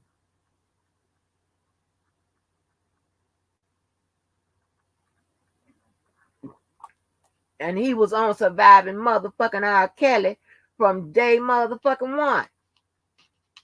Why the hell was you protecting his motherfucking ass? That's no silly shit. It's crazy. Never heard no shit like that. I'm the motherfucking goddamn enemy because I won't agree with no goddamn harebrained ass. I'm not finna come out here and misrepresent the goddamn law to agree with your motherfucking ass. That's not how I do. That should also tell you I'm a motherfucker that if you're wrong, you're wrong. If you're right, you're right. Give a fuck who it is.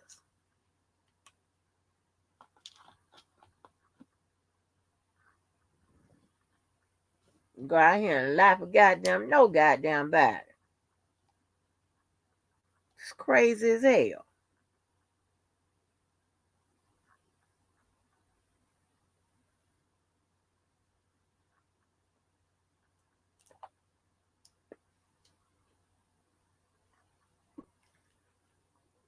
My motherfucking child, her coach, I got so goddamn mad at her because when they was taking them out to one of them godforsaken goddamn buffet places, and the kids that's 10, and under they ate free. She told the motherfuckers her real age. They told her to tell them that she was 10. She told me she was 11. He was like, oh my God. I was like, honey, she ain't finna lie. Mm-mm. Like that to this day. Shit. She ain't gonna be able to do it. I ain't saying she don't lie. I ain't saying we don't. We haven't ever lied, but shit. About some bullshit? Nah.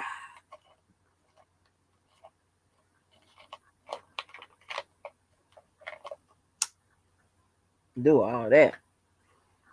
Telling me about some shit. Oh, it's 1 o'clock. You get my ass off here. I've been uncussed another motherfucking hour. I'm up here trying to tell y'all, that how this shit, and I ain't never thought that I was gonna have to put all this to it. And reason being because I didn't think that really nobody would really care. Okay? to get the true understanding and shit and the meaning of things or whatever. Stop maybe. Y'all okay. Just really want to know. Well, why this or why that? And you go do your own shit for yourself. I don't trust the internet, so I mean you have to go to like sites like the DOJ and things of that nature, right? But I don't trust like regular internet, whatever, the people that write the shit up themselves, right? Then you do your little, I'm like, oh, okay. And maybe if I say a word or whatever, and y'all can build upon that word, whatever, do you little, well, when that's generally how it works, right? In school, right?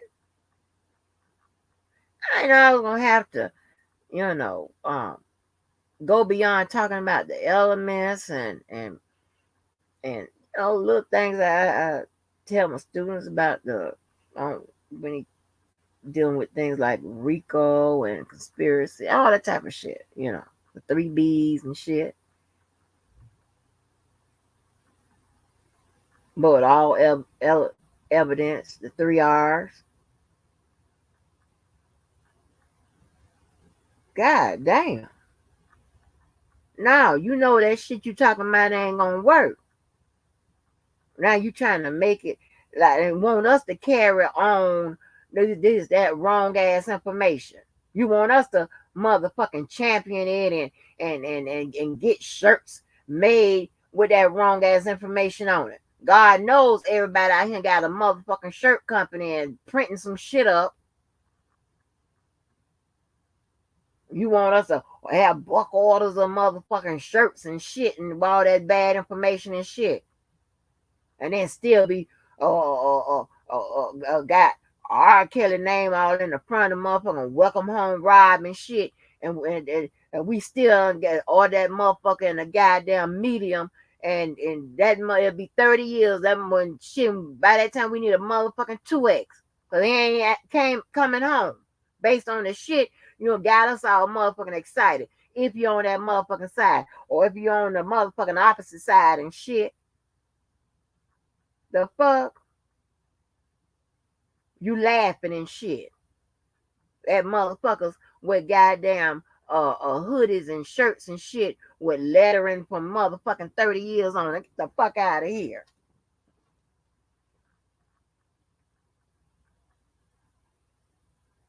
Listening to your bullshit.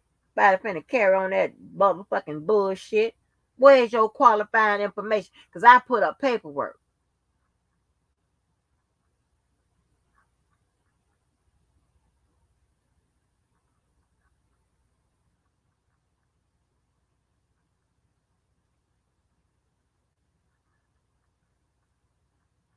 Ain't nobody that can't be wrong. Shit. But out here, the only motherfuckers that been more right than my motherfucking ass was the judge.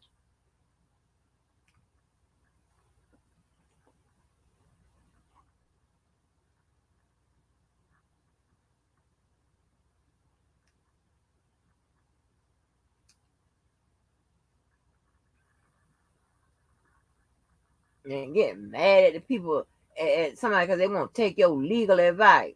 Shit, I wouldn't take your legal advice either if I thought that the goddamn parents couldn't be goddamn made to testify. And that's why they asked one in motherfucking New York. Huh?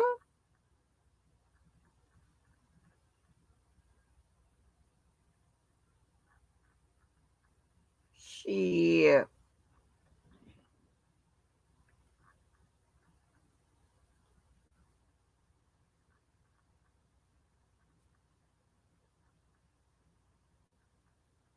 I'm straight up bullshit.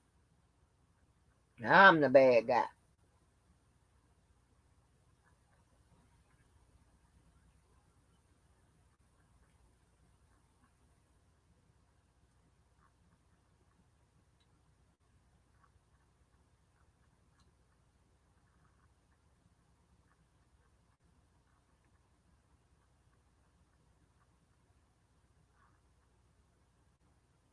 Just like the motherfucking prosecutors have to prove facts in the case. goddamn elements. It consists of the motherfucking conduct and the goddamn mental state and shit. The defense, they elect to put on a defense, have to disprove it. Notice I said the elements. Notice I said the facts in the case.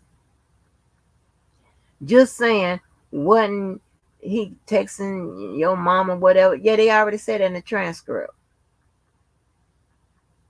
So the prosecutor asked that question. There's already direct evidence on there.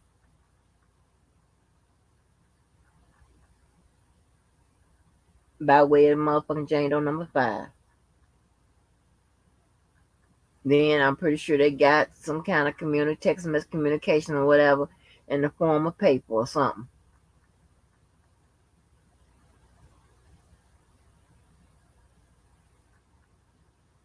So they don't need the parents.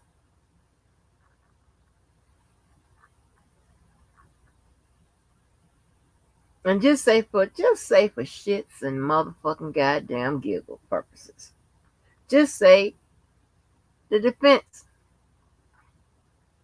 calls the parents up there. You know what they can testify to? That they text him, um, portraying to be her, and whatever the motherfucking prosecutors asked with regards to that situation. That's it. It doesn't mean, and I've said this 1,000 times, it doesn't mean you get your ass on the stand and then that's open sesame to every goddamn thing. Who don't know that? Now, who don't know that?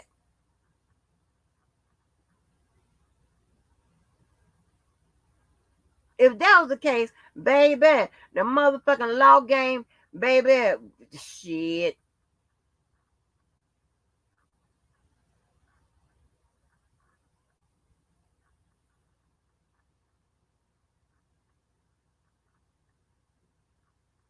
I'm gonna get off here and see how disciplined I'm being. Because it's a new motherfucking sheriff in town. I'm gonna get off here. Because other than that, I'll try to squeeze y'all motherfuckers in. And now I'm talking about motherfuckers, that I like, y'all. And we be up here and I can go for a couple more hours cussing. I'm gonna get off here.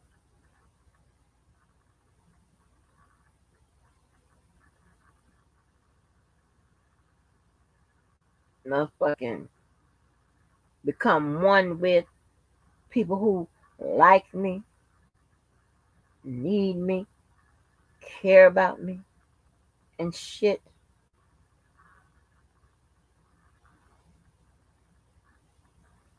And the disclaimer number 2, motherfuckers, in the goddamn bushes.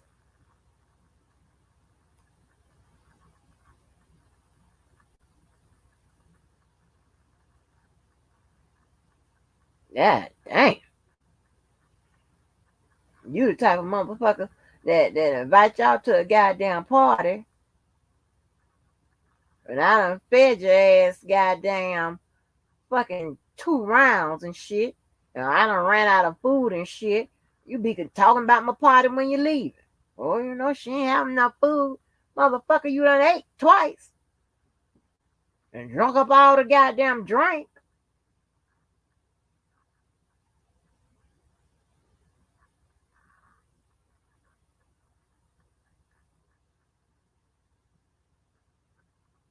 That's a good question, New Black. Listen, injustice happens all the time in the very system that's supposed to ensure justice. You are exactly right. That's why I was on the motherfucking staff that went around and talked about rehabilitation and judicial reform. I volunteered for that. Every chance I motherfucking got.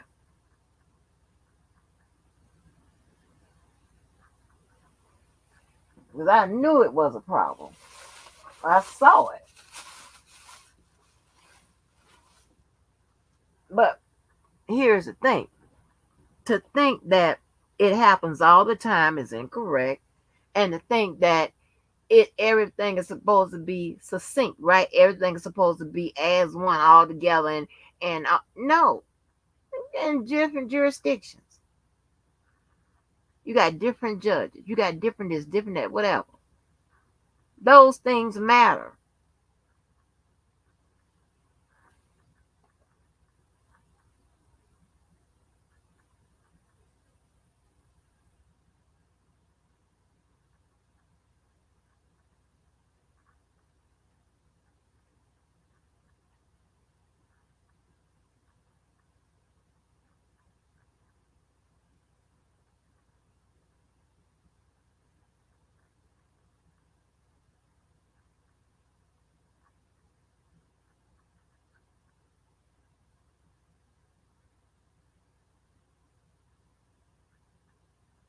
Mm-mm. There ain't no way.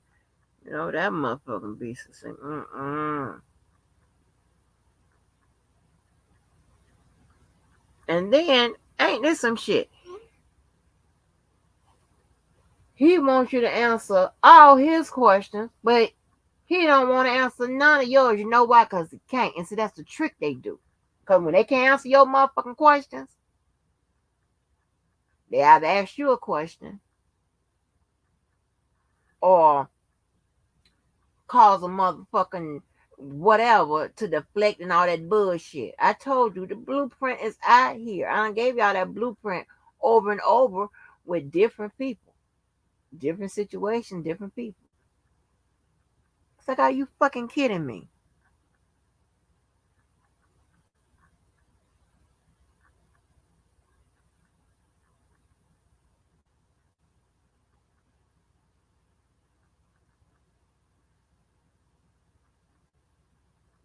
Yeah. Wait, new black, right? But check this out right here.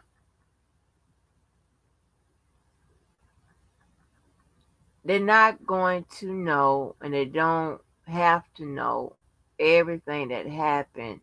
The entire time when from day one to day end, right? They don't have to know that because it has nothing to do. All of that don't have anything to do with the case. Only thing that has something to do with the case is what they charged them with. That's it. And the only conduct that matters is the motherfucker that was charged. Okay? And if it was more motherfuckers that was charged, then wouldn't be more motherfuckers. That's the conduct they're worried about.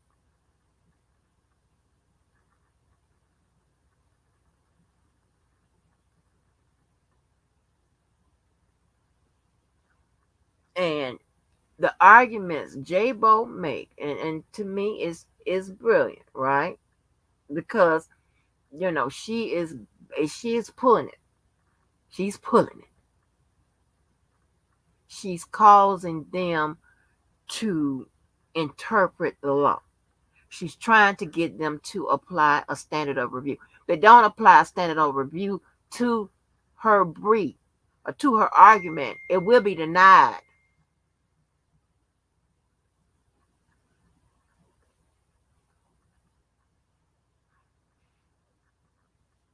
Yeah, I get it. You know what I'm saying? And I'm glad you say, yeah, I get what you're saying. You know what I'm saying?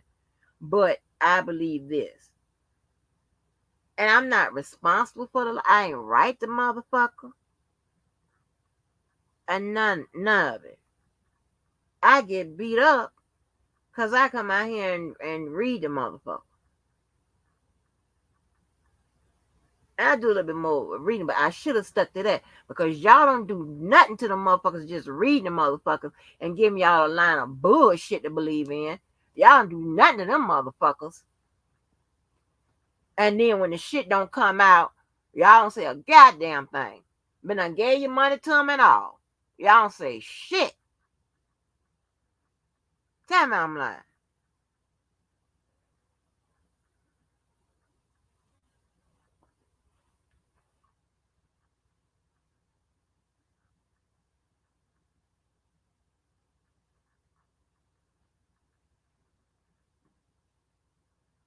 Yeah.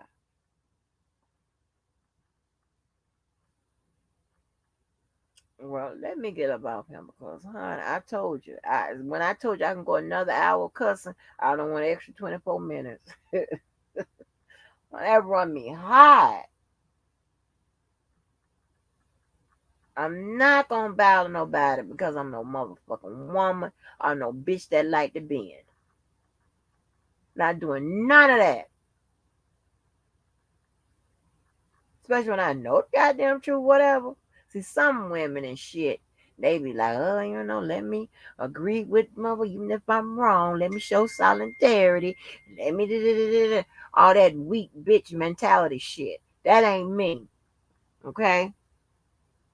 And there's not a person that I know that knows me that motherfucking appreciate me for having fucked up ass qualities like that. I don't have no time to get your motherfucking plate on the goddamn I don't have none of that.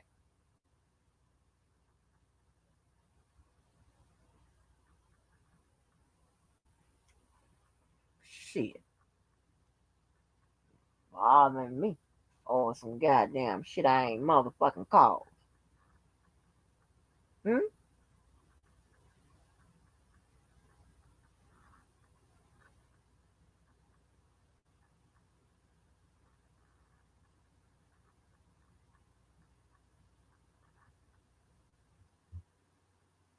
Are you fucking kidding me?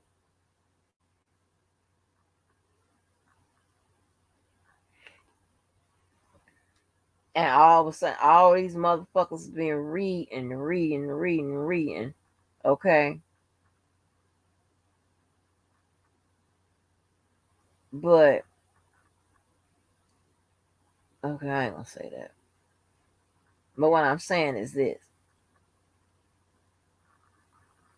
I can figure out when somebody's trying to be funny and trying to be smart and got a smart ass comment to say. I ain't never been no dumb bitch. And if a motherfucker already don't like you, they already inclined to say some fucked up shit about you. That's just how it goes. I'm not dumb. Especially when this is done, it was repeated. That was a repeat. Not stupid.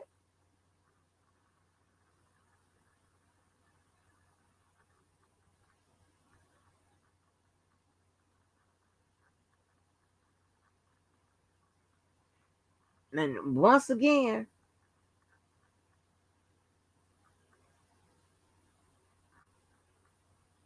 how what the fuck I'm reading fucks up your day. The fuck does that happen? And when I say that, I ain't saying somebody said it fucked up their day, but I'm just using that as, you know, just to be saying, to be succinct. Okay? How does it fuck up your day?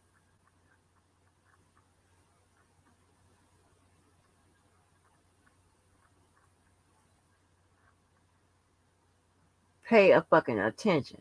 And here's the thing, right? Again, because then she not writing and shit. But y'all, she's not going to put every point in there. Let me change that. I'm getting sleepy. She's not, she's going to state something and she's not going to elaborate on it to its fullest. You got to know what she's saying. Just like um, when the prosecutors responded to her and they said, and if I'm not, I may be mistaken, but I know they said that it wasn't a plain error. Well, I don't recall in her initial briefing that she's. Hold on, maybe. I don't want to lie. Hold on. Let me look real quick. Y'all don't mind. And I won't hold y'all. Well, we was having constructive motherfucking what have you. But then here comes this bullshit. I'm protecting the motherfucker from what?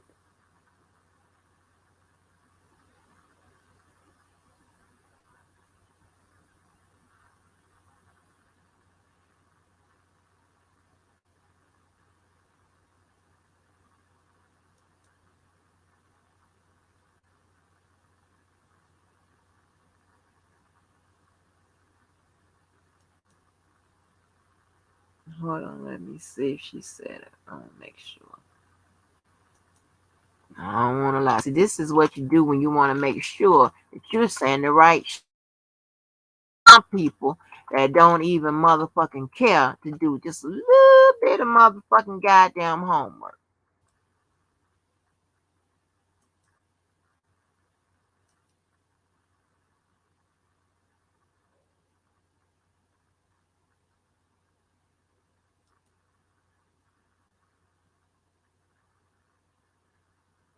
I'm not finna be looking fucking crazy. Okay.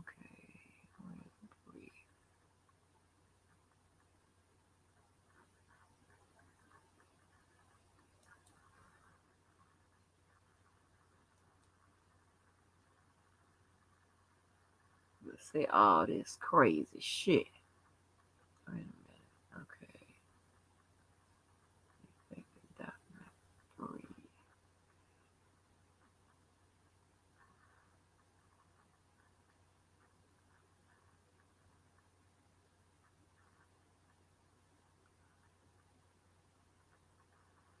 Hold on. Let me make sure if this is it. No, that ain't it. 1, 2 pages. Hold on.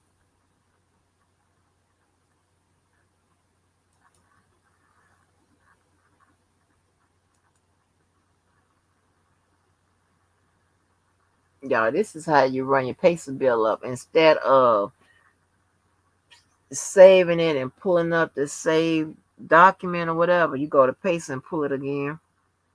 Took. Hold on.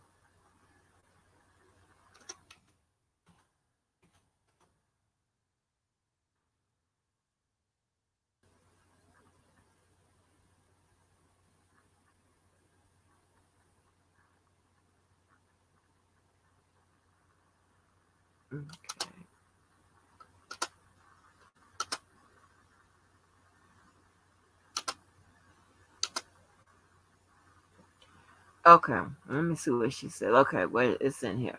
She says objections to the jury instructions conversely are reviewed de novo. Okay, so well, damn, I should have told y'all just come here and read what I was telling y'all. But listen to this.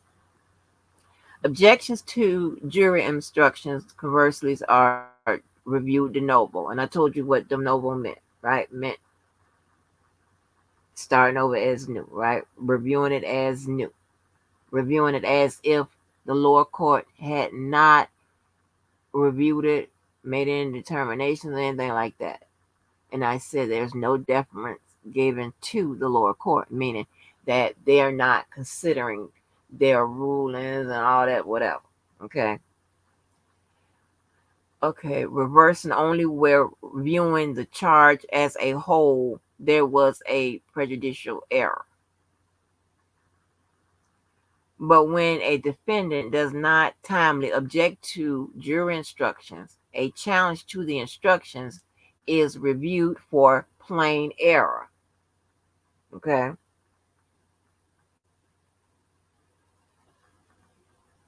Now, and I told you, plain error is normally reversible, considering whether one, there is an error. Okay. So this is then to determine for the appellate bench to determine that there was a plain error. They have to, and this is me saying, but I'm reading the parts that she put in here. They have to determine one, there is an error. Two, the error is clear or obvious rather than subject to reasonable dispute. Three, the error affected the appellant's substantial rights, and the error seriously affects the fairness, integrity, or public reputation of judicial proceedings.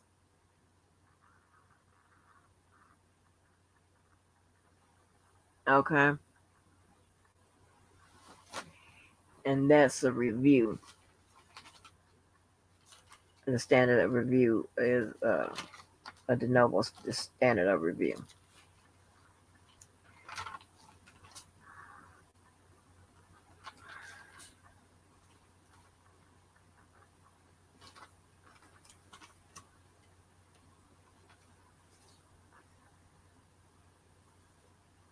Now, plain errors aren't always reversible, but normally they are.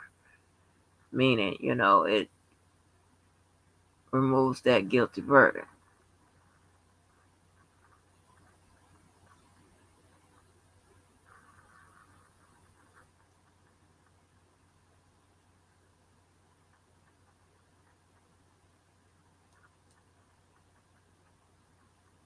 So she's saying, but when a defendant does not timely object to jury instructions, a challenge to the instructions is reviewed for plain error.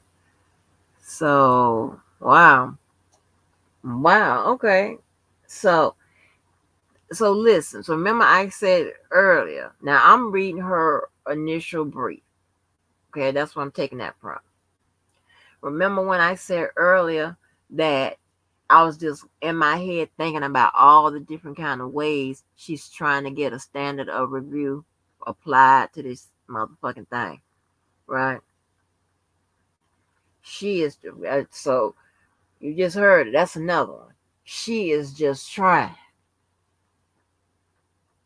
And I told y'all a long time ago, that's the type of person you want fighting for your motherfucking ass. Because when I tell you she motherfucking trying, she trying.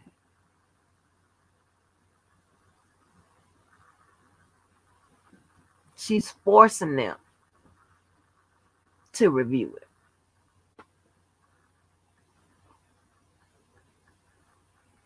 And what I mean by that, now listen, right?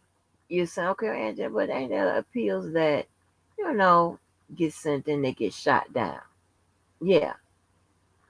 And probably most likely because they don't have a strong legal argument that persuaded anybody. And they can't find an error substantial enough to review it de novo or review it for this, that, and what have you, right? But I mean, now take this. She's pulling shit out of this case and making the arguments that, if true, that it would be considered unconstitutional and some whatever that requires you to review this shit. Sometimes you can take things, pull things out of a case, and you can write, okay, let me see. You can write something that's not strong enough to warrant a review. That's not what she did. She took something. It's almost like she took a word and made it into something, turned it into something else. With this particular case here, that is baller, y'all. I'm trying to tell you. That's some baller ass shit. And no wonder you be hearing about, this one got off today or this one got, and granted, like one of them I think that was that she argued that it was a miscarriage of justice. And I told you, when it's a miscarriage of justice, she's arguing that that person is innocent, that they didn't do it, whatever. Okay, grant that. Well, they ain't the only one. You know what I'm saying? That was a little more. And when I say, none of them are easy, but when there's evidence that come up that points to someone else, that makes your job a little easier. Okay, you got evidence to say, hey, somebody else did it. All I need you to do is review it. That's all I need you to do is review it. And I don't, I don't even remember. Well, maybe there is some, because I'm speaking absolute times where they would, somebody would turn down something that points to somebody's innocence. They may not free them as fast, what have you, or they may, after reviewing, they may still find that the person is guilty. But,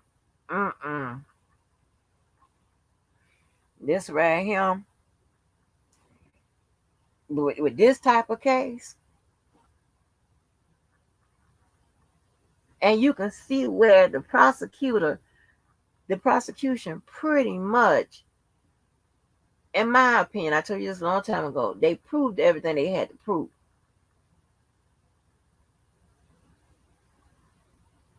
But this lady is finding errors and shit. Because right now it's not about his guilt to innocence. If we still talking about that, you're, you know, please don't interrupt us. You can stay, listen,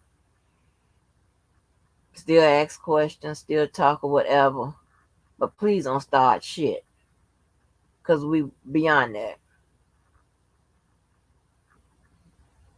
So,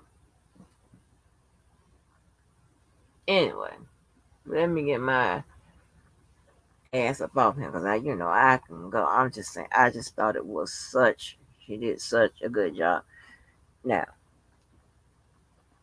and some people, because they don't understand what she's doing, they think that is a repeat of something, or she ain't do a good job, or maybe because it supports their beliefs or whatever. They just don't get it. They just a Levi in the making.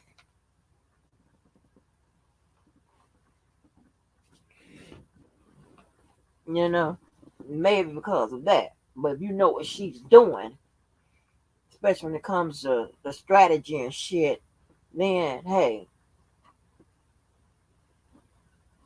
you can appreciate a good piece of work. I'm just saying. That's all I was saying. My God.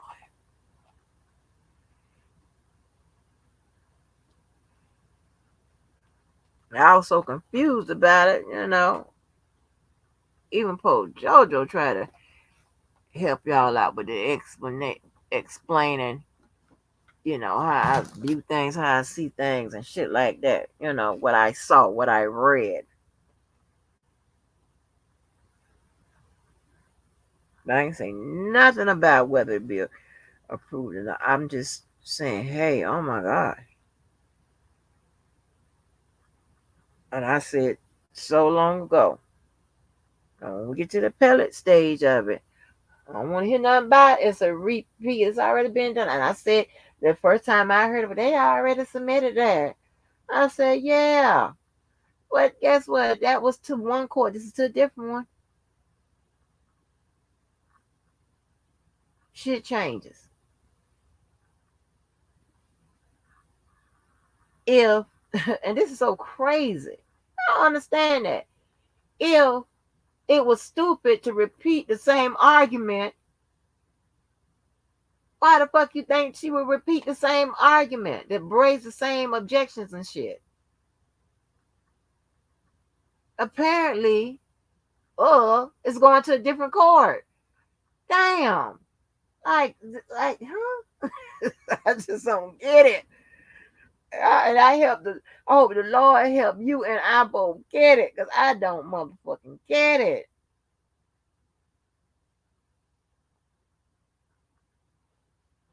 It's not repetition. It's going to a different court.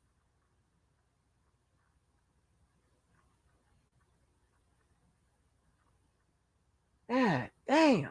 Oh, oh. I'm telling you, your understanding or the lack thereof does not make me the motherfucking bad guy. I promise you that. Or the dumb guy or the fake guy, none of that. It makes your motherfucking ass the fucked up guy. I promise you. I promise you. It makes you the fucked up individual.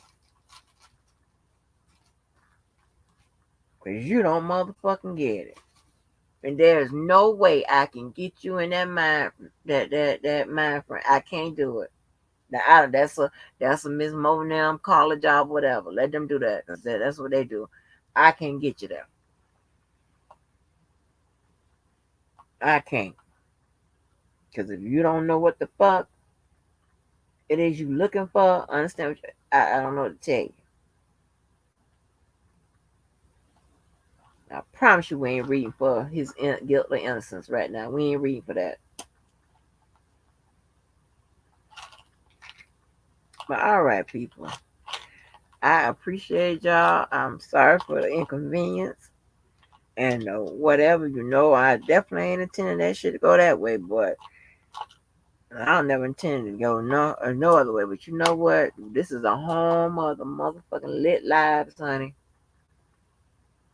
The interesting ones and the ones that bring you all kinds of shit. Even the chat, y'all be having a goddamn going on with motherfucking conversations and shit. At least, and definitely conversations that fucking stokes one's intelligence, right?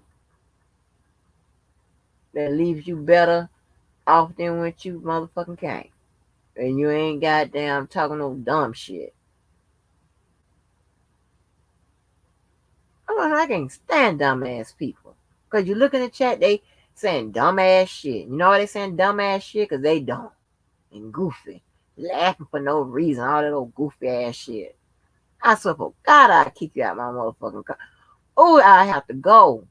Or I tell you to I'll walk. The fuck? Your goofy ass.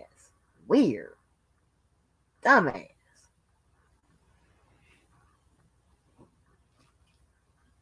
I'm serious. They want to talk about, it's just the same argument. They done denied it before. Okay.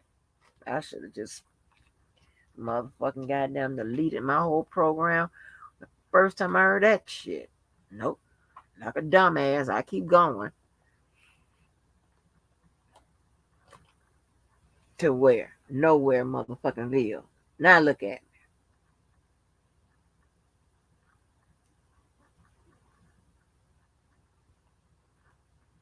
Anyway, shout out to y'all and goodbye and good goddamn night. I will talk to y'all some other time. Oh, did I thank Purple Purple again? Goddamn, thank you, Purple Purple. She be helping a sister out get to that $100. I'm telling you. I appreciate y'all though. I really do. Y'all get on my fucking nerves. I most not most y'all. Just a couple of y'all. Get on my fucking nerves. I'm telling you. The rest of y'all, I can fuck with you. We can talk about this shit. And you can challenge me, you can ask me questions, whatever. Just don't be accusing me of all kind of bullshit. Don't be lying on me. That's what I don't like. So, but anyway, let me go. I will holler at y'all at some other time. They messed up my goddamn schedule. So, but I'll holler. Bye, y'all. Peace.